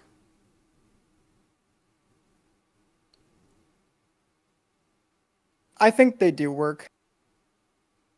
I just think that in the same way that you would buff Trapper to get him closer, stealth killers don't need to be all about their stealth. There's a base kit underneath that, right? There's base kit break speed. There's base kit vault speed. There's base kit movement speed, Base kit lunge, base kit regression limit. There's base kit regression percent. There's base kit bloodlust timing. There's base kit height. There's base kit, color of clothing that lets them blend into the environment more. There's fog if you want to add it back to the game. There's add-ons. There's like unique gimmicks of like setting up like House of Cards with a ghost face. Like there's so many tuning knobs, right? And you don't need to take one of them and turn it up to the max, right? I think incremental changes will get us there eventually. But I think we need to see a road forward and not just assume that these characters can never exist in the game. I think that even a year ago, we would not have the foresight to see what the current game is and how it plays. No, I agree. So, well, because I mean, like again, I think Freddy is a good example of that too, because he didn't really lose his identity. Like he's still like I don't think he did. I don't think he fully lost it, and I think that they did really good at keeping him spiritual. But I think that for like what they committed to, it's a pretty good job. Like the sleep mechanic now is like 100 times better than what it was. Like there's components to the old kit that I personally liked more, but I think that a lot of that would be cleared up if they just made Red Paintbrush have a 24-meter radius instead of a 32. Very small things. Like they did really, really, really good with this change. Like I've never like these changes bring hope to me for Trickster. It's just there's that little evil person in the back of my head that's like, they're gonna kill your character. They're gonna kill your character. They're gonna skull merchant him, and I'm just like, oh. Well, you know what I'm gonna say. Doctor, Bubba, Clown, Huntress, Freddy. The only examples of ones that went through were what, Skull Merchant and Trickster. Is that really it? Yeah, and the communities hate it. Hate what? All the changes I just mentioned? To Trickster and Skull Merchant. Oh, no. Yeah, I agree. I'm just saying. Yeah. Like, I understand I understand the frustration and the I don't want to say the precedent, but from my mind, from looking through all the changes they've done, the precedent has been mostly good. It's just the couple exceptions. Yeah, I just would prefer if the exceptions were not in my ballpark. No, that's exclusively. That's completely fair. I just yeah. I again, like that's just really weird because I mean, people forget about the Bubba changes that happened, and Doctor Clown got buffed. The Bubba changes were largely good, and I think the Doctor changes and Clown changes were largely good. Yeah, the Night rework, Singularity, that one's debatable. Night was really good. Well, it wasn't initially. Yeah, Freddy's rework. I mean, again, I'm looking at it in the sense of 8 out of 10 times they've done good. Yeah. It just sucks to be those two, which I get. Yeah. I mean, just remember that I have to relearn my character every 3 fucking months. I have to relearn my character every time I switch off my mental blades. Okay, fair enough. That's a choice, though. I don't get to choose. I'm kidding. I mean, choosing to lose is a choice. I don't know. Going back a little bit to the stealth killer thing, I have a prediction for the FNAF chapter that it's going to be our first stealth killer since Ghostface, and that they're going to pull a Skull Merchant with it, where because Skull Merchant was pretty much, they took everything that was bad about trap killers and they quote fixed it. And I feel like the FNAF chapter might do the same thing for stealth. And I'm kind of scared of that. I mean, that'd be cool, but I doubt it. Why do you doubt it? I think they need to show precedent first before I start, like, giving them, and this is a little bit petty, but before I start giving them credit for making designs that are truly stealthy, I think they need to start making designs that are truly stealthy. Well, again, I did that whole video on, like, the fact that there's only, if you really think about it, there's only 2 stealth killers in the entire game. There's Myers, there's Ghostface. I wouldn't even count Skull Myers. Merchant. I wouldn't even count Myers. He's a 'cause stealth. Myers after tier 1 is not really stealth. He's 24, right? Or 20? 18 maybe? I don't remember what it is. Yeah, but, like, I mean, to me, a stealth killer is a killer that uses their stealth as their power. Like Wraith. Yeah, well, and Wraith's a weird one, too, because he doesn't even use it, really, once he's in chase. True. Yeah, but he circumvents, like, pre-running. Yeah. I think that's a big component, is circumventing pre-running. Yeah, then who does that leave? Wraith and Ghostface? Because that's all I consider. Skull Merchant? Does that one count, though? Because that's more like a just kind of Pig? there thing. If you use Whispers on a 24-meter Teridius killer, and then go crouch when in proximity of a Whispers trigger, you can sneak up on people, absolutely. No, I know. That's like the core of stealth, but the requiring of modern abuse can leave that in question for sure, but with them actually having their Teridius reduced, I mean, I think that kind of achieves it, yeah? Maybe I'm just, I don't know, maybe I'm thinking of the definition too specifically.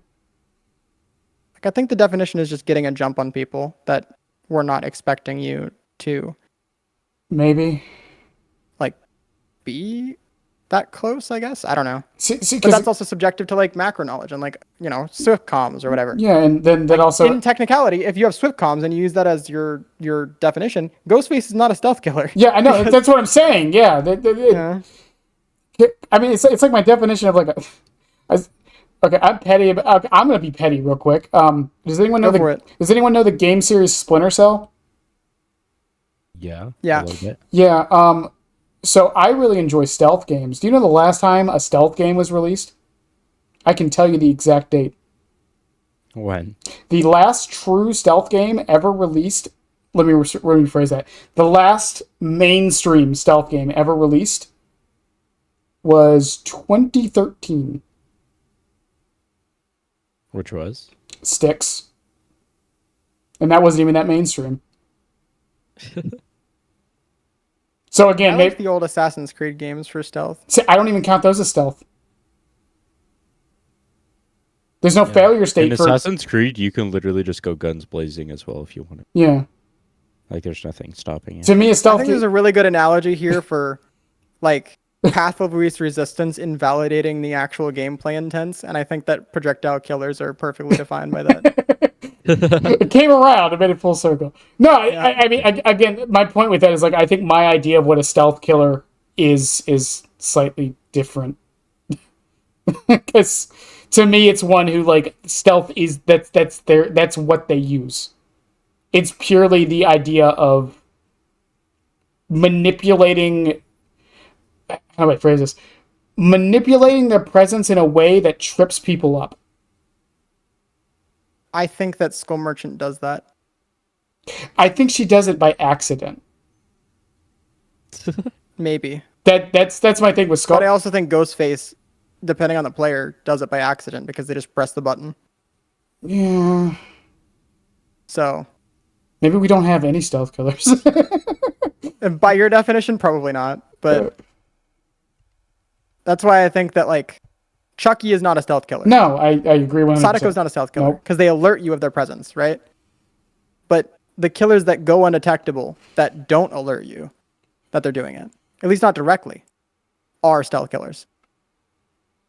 Would you really count Pig? Not Singularity. I wasn't going to say Singularity. Would you really count Pig as a stealth killer? After the 24-meter change, yes. I just don't think I can. I don't know. And I honestly don't have a good reason. I think that 24 meters is enough to make a killer feel like a stealth killer. Is Hag a stealth killer? The movement speed off of compounding of terror radius. I don't think so. Yeah, I'm saying. I think that you can if you run like Modern Abuse on Hag, you have a 16 meter terror radius. Like you can just arrive on people and M1 them, which is like, I mean, pretty much stealth. But yeah, I don't know. I think that our traps are stealthy. Yeah, for sure. Yeah, just stealth elements. If they lowered Trapper to 24, would you count him as a stealth killer? In ways, yeah.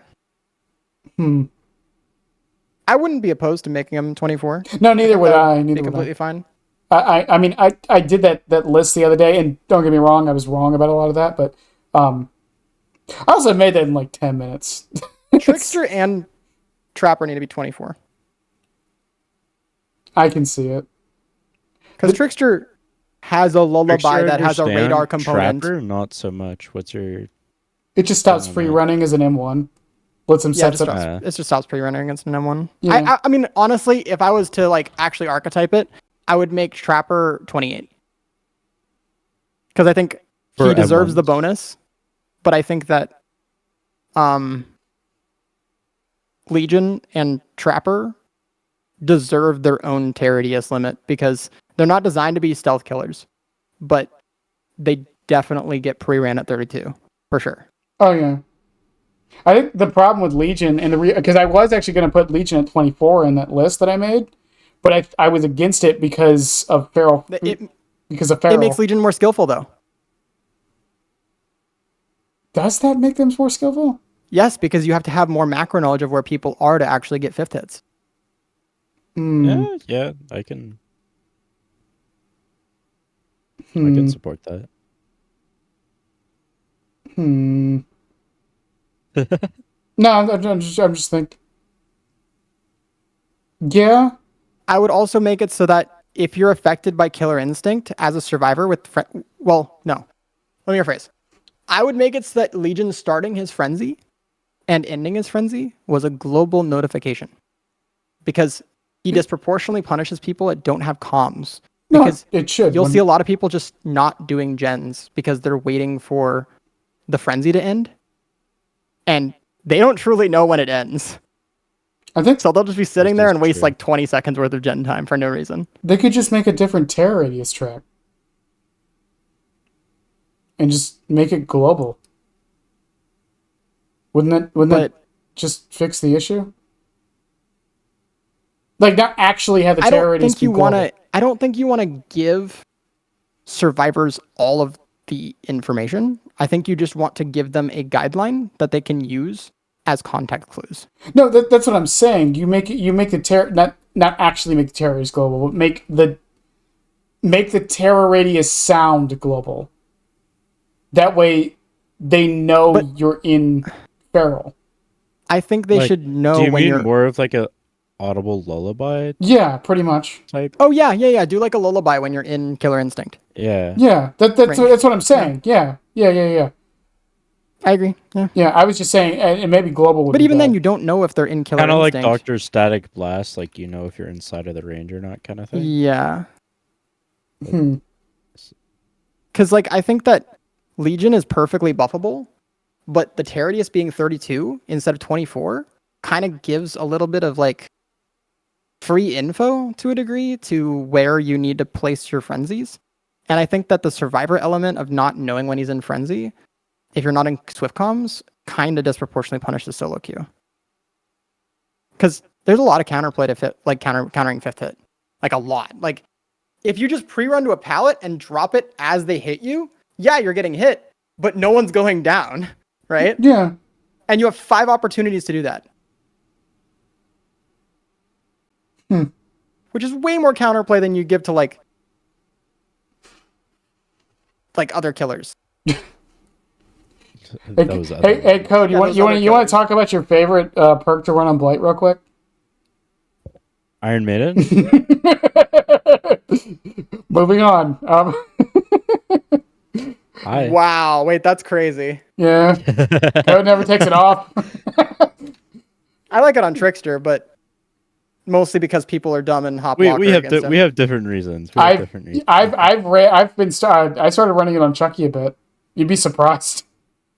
It gets way Yeah, more okay, use than so, you like, think it does. Yeah. The ideology with it was one because people think I have barbecue, because Blight equals barbecue kind of thing. They're gonna jump in locker for any aura reveal, even during endgame, right? They're gonna jump in locker and if it's the last survivor, which happens a lot. Just in case there's barbecue. I have to be right back quick. I'm sorry. And then here, wait. It- Yeah, that was the first thing, and then the second thing. I love You guys can keep going, by the way. I'm going to be like a few minutes. okay. Okay. And then the second thing was just for the locker jukes. I fucking love seeing people jump out of the locker, just full exposed, wondering what to do. It's funny because even with you doing that, are you you never even answered. Are you for Blight being 110? It depends on how he will be after he's like 110. But as a Like, start, do you think it's a good change for a start? For a start, no. They should focus on other areas before resorting to that, I would say. So you think that would be the nail? Not, I'm using the word or the phrase wrong, but you think that would be the nail in the coffin? But like, if they start with that rather than addressing his add-ons or his 2-rush hit thing, yeah, that's a kind of an issue on the devs' part. But I would not support that change in that regard. But otherwise, like if they address other things and then also make him 110 and make sure it's a balanced 110, then yes, I'll be fine with it. I feel like you can't address his add-ons until you do that properly. Because at the same time, you know what I mean? Well, that's what I'm saying. Because I wouldn't want to do it at the same time. Because that leads to more factors going wrong. Well, that's what PTBs are for. Yeah, but we saw this with the Ken PTB. You can't get like very good data from it. I mean, like true, but like think of the Blight rework. That was two PTBs, but they got tons of feedback. The thing with that though is that wasn't there a new killer? Trust me, if they're gonna make Blight 110 and not do anything else, there's gonna be fucking backlash. Well, no, I'm not, and that's the thing with this. I'm not saying that they shouldn't do anything else. I just would rather them do one thing at a time. If they're gonna do one thing at a time, I would also prefer if they don't do the 110 thing first. Okay. But that comes at the issue though. Like, how are they supposed to do that? Well, actually, no. If my biggest issue is the cooldown on his rushes. Like they're overtuned by a lot, and they need to be fixed. I mean, I can live with that. Like again, like we were talking about with the tuning knobs. It's like I think there's the way I would prefer them go about it is move one knob at a time rather than moving like 2 or 3. Yeah. And I think the bigger, and because I think this is the thing with this, is that I don't think anyone is out here debating, other than some crazy people, that Blight is fine. Blight's base kit is fine. Right. His add-ons are literally his biggest issue. But and I'm not talking about I'm talking about specifically just like a few. Like Rat and Crow, if they made that base kit and then just never gave him add-ons ever again kind of thing, like hypothetical obviously, he would be in a good place. But like it's just lots of his add-ons kind of just fuck everything over. Because it's the fact he can get so much map pressure. I wouldn't say Rat and Crow, maybe just Crow.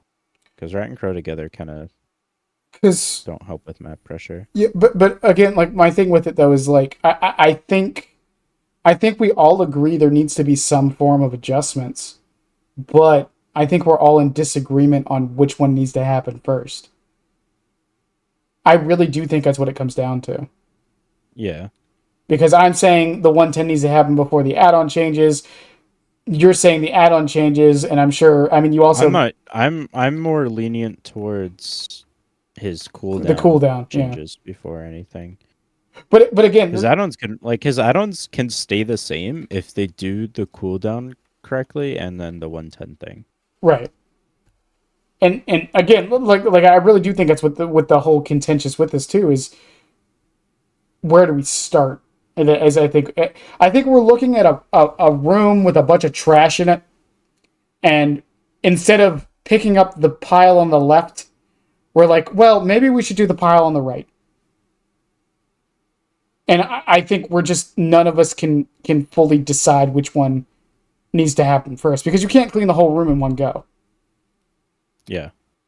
And I think that's the compounding problem here. It's again, I'm gonna bring up Chucky because that took them a year, and I think after the PTB changes he's getting now, he's pretty much perfect. Who? Chucky. Well, yeah, I thought that like they were you came kind at of a like wrong bouncing time. between. Oh, sorry. well, okay, so the conversation started. You like come in like I think No, keep Chucky's going. perfect, and that's like the only indicator. Yeah, so I was mentioning that like it seems like almost everybody's in agreement that Blight needs some kind of change. It just seems like we can't agree what needs to change first. Whether it's making him 110, adjusting his add-ons, the fatigue, or the cooldown. Because fatigue and cooldown would have to come in the same thing. Yeah. Because personally, I don't think all of these need to happen at once, or even at all. I just think we're at, like, and what I was bringing up Chucky for is that Chucky's kind of gone through this. We didn't change everything at once. We incrementally changed him over the past year. And I think it's gotten him to a point to now where he's pretty much in a good spot for both sides. Some would argue that, but regardless.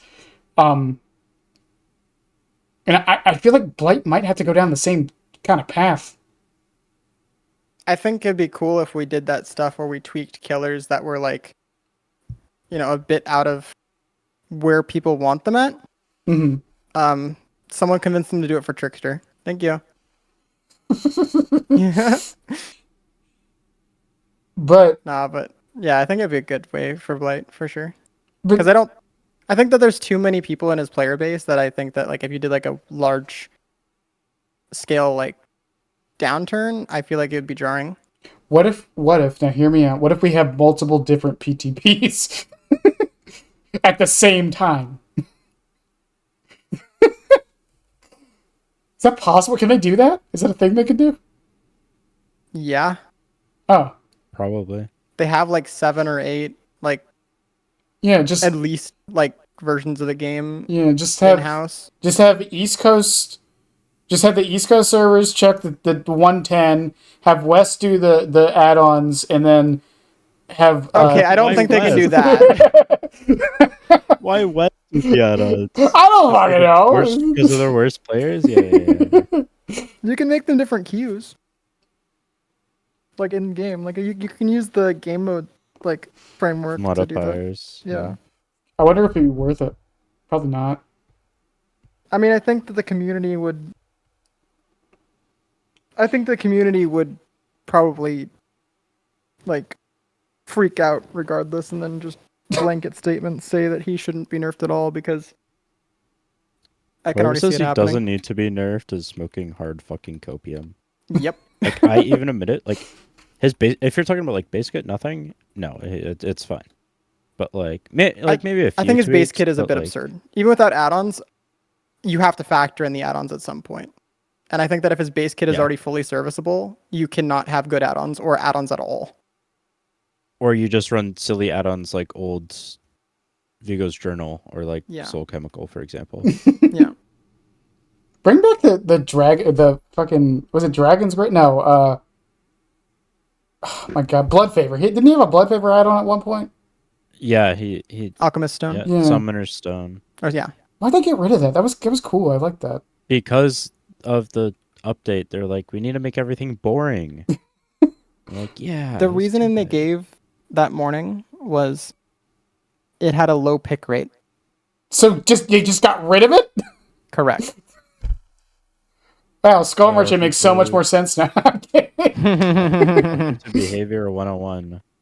I don't maybe call me old fashioned, but I kind of like it when killers have add-ons that are like they're teachable perks. Just saying, it adds character. And lore. People it's can't complain about everything. variety if you just make every add-on the exact same. Yeah. This So, is Smile. true. Even though that's exactly what happens. you know, Cool and juicy. as you know, as much as I say Chucky's add-ons are fine, they are kind of all boring. Yeah, Chucky, and Houndmaster, Kaneki,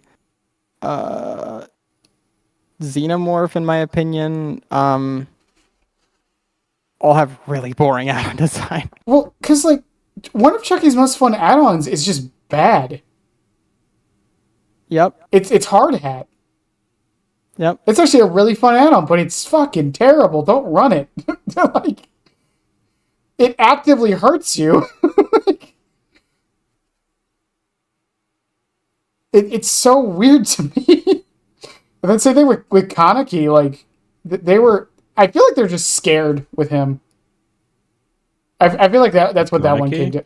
Yeah, because a lot of his add-ons are like only on the third dash.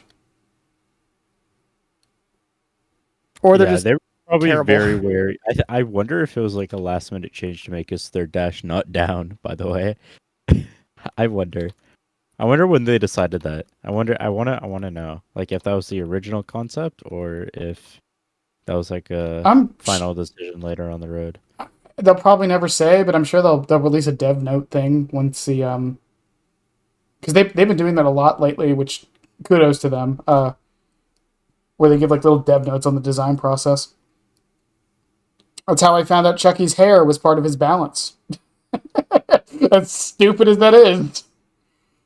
We'll never get bald, Chucky. I'm so mad. Deserved for playing Chucky. Hey, when we get our Hello Kitty collab, I don't want to hear it. The fact that is possible though is Oh, it's totally actually now that they now that Ken's in the game, I think it's even more possible. hmm. Uh, I mean, but you know, going down the list of Blight's add-ons too, it's like, because even back in the day, like when hug techs were a thing before they did any changes to Blight, that was like still the running theme, right? Blight's fine, his add-ons are the problem. Yeah, I think it was copium to say that Blight's add-ons were the problem. What, like, If I'm being completely honest, what- I think there was a few that were problematic, but Mhm. I think largely the exact same issues exist now as okay. before then. Old Blight add-ons, the only thing wrong was the Eries and then Ring and what's the last one? Vial. Just those ones. Everything else was fine. Vial wasn't even a problem until they changed it. I mean, Vial was when it was the extra recharge on it during that. That's what made it icky. And then the Eries and then Ring. Those were The those funny were thing the is we main basically problems with currently it. have Ring if you just M1 first. Or you run shredded notes. Or you brutal strength the palette. Or just play the killer in a boring way. Like unironically, Ring is more healthy than all of that. Yeah, because it encouraged you to use your power at least. Yes, exactly. Because that's the other thing. Like, because I made that argument with the whole like him being 110 thing was it would encourage you to use your power, which is I feel like what we should be trying to do. And people were like, Yep. it wouldn't because he'd still just rush you down. Like the whole point is trying to make Blight stop walking you down. Yeah. That's like the whole goal. Yeah. Yep. And it's Which is why I'm fine with the 110 change. I feel like there's better ways to resolve him as a whole first before we resort to that. the thing is though, because like with the cooldown change, that actually exacerbates the problem. Because if the cooldown is longer, That's why you think you hit it at both at the same time.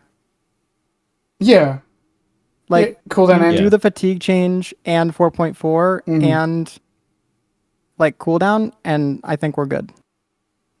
Like you do them all at the same time, limit test them, see what the community thinks, and then be like, okay, well we have to do one of these. Which one seems like the most or the less repulsed Mm-hmm. by the community? And pick from there. Yeah. Yeah, And that because would probably make 110 be sticking. what's Blight's base movement speed and dash? Isn't it Billy's chainsaw? What's Billy's chainsaw movement speed? 9.0? Isn't that a Wesker bound? Or is it 8.0? I don't remember. 8.0. He's slower. He's slower than Chucky. Blight. One dash, second. Yeah. Speed. Movement speed. The Blight. Thank you. Successful rush attack with it. Well, because my main point of that though is that like the problem with 9.2. 9 point. Hold up a second. yeah. Chucky was faster than Blight. I didn't know that. Yep. Wow, he deserved that nerf more than I realized. Okay. Fuck. Then again, that isn't taking add-ons into account. So, but my point with it though is because like if we raise the cooldown on the fatigue, my only fear is that it would make people want to use the power less. That's why you make him 4.4. Wouldn't that just make people not want to play him at all? Or just do a Wesker, No. make him have 2 dashes instead. Instead of 5. Yep. Like if your goal with the killer and the only reason you play the killer is because they're overtuned, that's not a good reason. No, it shouldn't be. No, I agree. I play the killer because I like exploiting. We know. We should send that to behavior as a formal recommendation for changing Blight. No, I should send that to them as a Q&A team lead. I'll clip it. I'll clip it. Send it to Hens. Have him. I'll go through my channels. The amount of shit I just find on Blight without realizing, being like, "Oh, I can do this now." Like I have so much stuff I haven't posted yet because I'm genuinely scared of them actually seeing it and then taking it down. I wonder. Like I want to hit it first before I post it. I want to hit it first. I just again because I don't think there's a fix all because even if we make him 110, the only other argument I hear against it is that it just feels bad. I guess. No, it just forces people to use his power, which people hate because OP killer. Isn't the whole reason you're playing a killer the whole thing? I don't want the 110 thing to happen. Is one because of sky spots, and 2 because I bet they're not going to change speed. That's another thing. They would have to change the actual dash speed to compensate. They would have to change almost every single add-on to compensate. Mm-hmm. But why? In return, yeah, let me get to that. In return, why would they?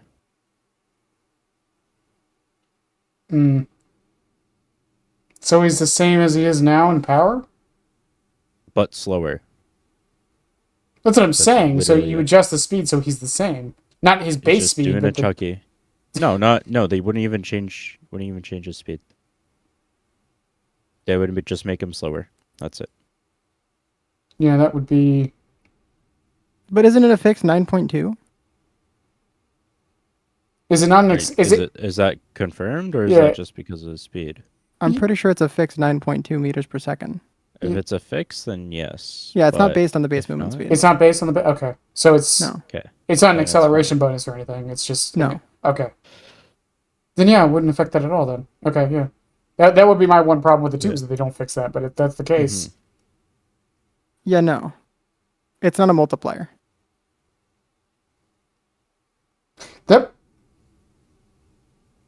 Now I kind of want to test him getting hit with Chem Trap and see how the animation works. Well, for his rush? That is going to hinder you though. For his rushes, which will affect his. That'll affect his movement speed because after you're hindered, yeah. It's a new movement speed. Okay. And that movement speed is also affected by Chem Trap, so that wouldn't give you a good result. What's really fun with Chemtrap is if you break it and then use like 4 rushes against a wall while you're slowed, so the survivor doesn't know how fast you're gonna go, and you launch at them like a rocket. The best test would be like Billy with tuned carburetor, but that's the same movement speed because it's not a multiplier. So the thing I'm trying to test is like how the going from 110 to the dash speed would be. Because that would also have to be adjusted, I feel. Those are set numbers though. That's what I'm saying. So Yeah. I meant like from the jankiness perspective. Oh, I don't know. I feel like 5% wouldn't make that much difference. You say that? You say that, yet that's what they did with double speed. They took away 5%. Because that would be my only other like because if the dash is a fixed speed. Yeah, I guess I just don't see it like not being a problem they can work through. No, I don't see it as a problem I can't work through either. My fear would be that they wouldn't see it until later. And then he would just feel like crap for a while. And not just because he's 110. But because like the screen shakes or something when you like dash because of the speed difference.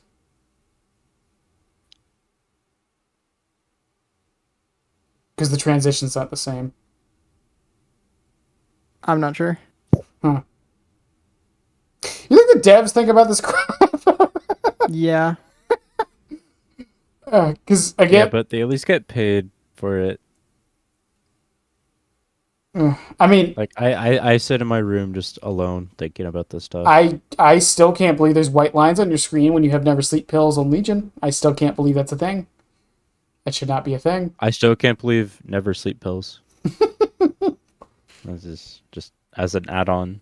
I think it's fun. I think it's fun. I don't know. I feel like you're active. Like you have to run it with another add-on, pretty much. I think it's fine. That being said, fuck your pen. Something I am hoping they do this year. I do hope we start seeing add-on adjustments at some point. I know some killers need it more than others. Cough, cough, pyramid. They'd have to start releasing fun add-on designs first. Yeah. I don't know. I mean, at the very least, I just wish more killers had more usable add-ons. At least. Yeah, but Handmaster and Kaneki, they keep releasing new ones that are bad, so they're gonna have an infinite to-do list. And they made new ones with Blight that were boring. That's true. Nemesis is okay. Nemesis is okay now. No. Ish? No? Okay. I know why. It's because none of them affect the fucking whip for some reason. Correct. Same with Xenomorph. None of them affect her tail. Yep. Well, one does. One does. But it's stupid because it just gives them mangled, and who cares? There's also one that gives hemorrhage. Woo! Yeah, they're separate elements. So what gift of pain? Or sloppy and M1 them for your free zoning. Speaking of Gift of Pain, that's I think is one of the best perks in the game. I think now that it's been not in terms of strength, but in terms of anti-tunnel and like going for multiple different people. Like it's a pretty healthy perk. I disagree because if you still want to tunnel somebody, it really isn't that detrimental to not do it. Yeah. But it's like barbecue, like old barbecue giving tokens. Like, yeah, you could also just still tunnel somebody, but that was the whole incentive to not do that, so you get 4 stacks. Yeah, barbecue had the problem, though, if you're someone like me who didn't care. That's why I don't agree with the whole barbecue comes back to stop tunneling, quote unquote. Yeah, I think you need to make tunneling not optimal unless people fuck up tremendously. Because, like... Actually, me and Pally were talking about this a couple days ago. I'm actually curious what y'all think about this. What if exhaustion perks worked the inverse, or like an inverse version of corrupt intervention?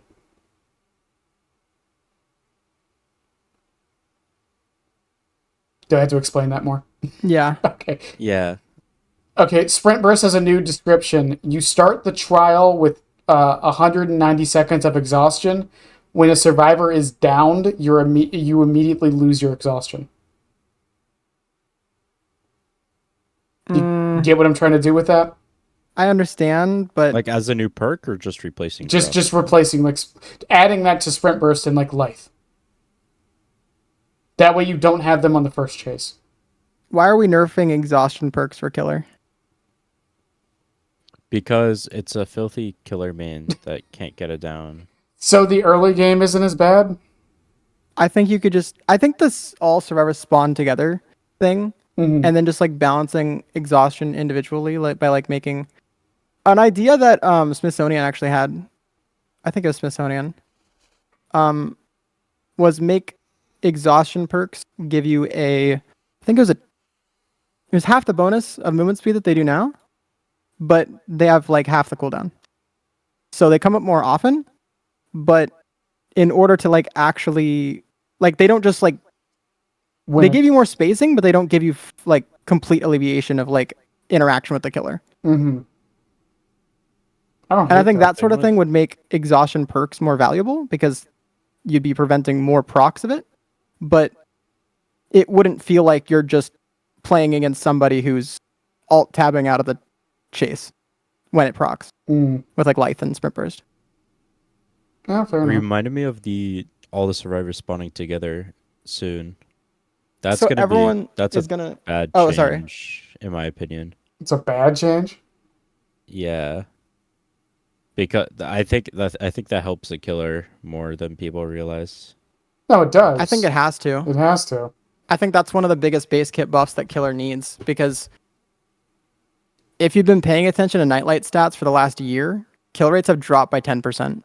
Yeah, I would. Like, I most wouldn't killers are make 52. all 4 survivors spawn together. I would do like maybe 2 and 2, but like they're both on like the opposite side. So like if you remember like comp rule set, usually killer spawns bot. Let's say all survivors spawn top, but they spawn in 2 opposite corners.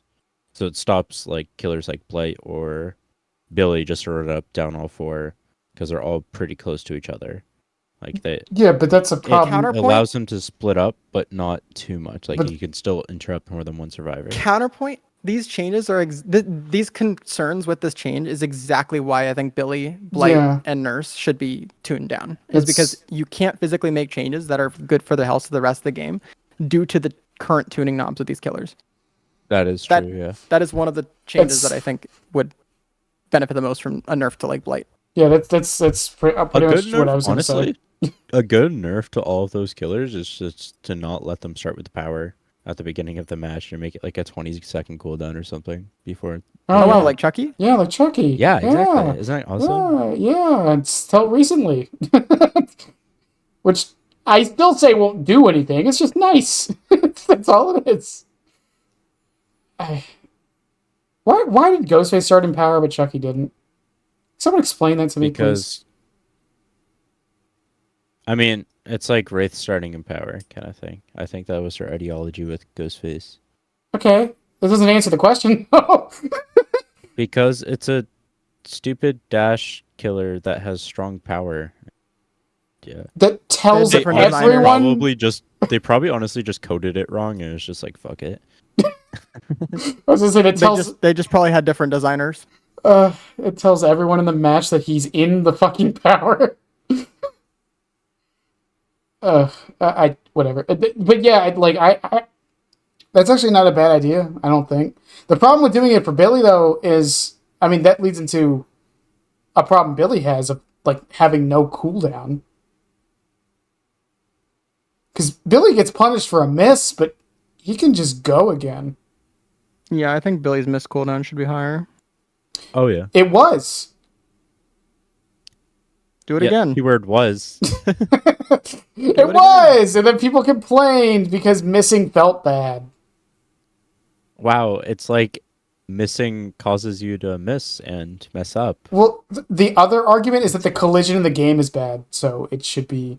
They literally fixed most of Billy's collision. If you're fucking up, that's your own skill issue. although at the same time, I feel like okay, we compensate this because the collision in the game is bad. But the thing is, okay, so then fix the collision. Mm-hmm. That should be Collision the in game's response. Huh? Yeah. I don't know, man. No, I'm just saying, like if the problem is the collision, then don't buff a killer because of it. Fix the collision. Yeah. No, but they already fixed collision. What are you talking about? I mean, yeah, sure. They removed hug tech for it. All right, hug tech doesn't exist anymore, right? Yeah, about that, guys. my killer. Did You know it? that Did anyone? that big update that helped everyone else but Blight? Yeah. Let's do it again. Did anyone actually test flashbangs on PTB? By the way, That's what, sorry? so the PTB, it said they fixed flashbangs again. Like to make them not silent? Or- Yeah, to make them not silent and to make it so if you stare at a wall, they don't blind you. Did anyone test that? That Oh, was yeah, they not said that- supposed to be a thing. I thought They said that that's- collision with killer doesn't go intangible anymore when you pick up. I feel like that's gonna be like window teching where you just time it properly and it doesn't matter. Wait, hold up. Did you say collision isn't going to go away when you pick up now? That was, I think, what they wrote in the patch notes. Huh. I might be misremembering, but I'm pretty sure it's something like that. I swear they said all they said was flashbangs just got fixed and said all the ways they were fixed. But no one tested it, so I don't really know. But guys, I think we're losing the plot at this point. So I don't even know where I didn't know where this was going to go or where we were really going to end with this, but I think I think we're pretty much all in agreement, and I think most of the community is that just needs some changes. Something. It needs changes and the devs need to lock in. Mm-hmm. And I'm hoping we see something at least.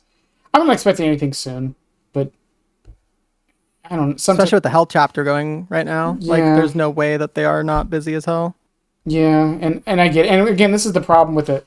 Let me rephrase this. This is part of the issues with a health chapter. Is I hate using that word because it makes it sound bad, but it's just like I feel like people are also asking them to do a bunch of other stuff, and it's like, guys, they've already said everything they're working on.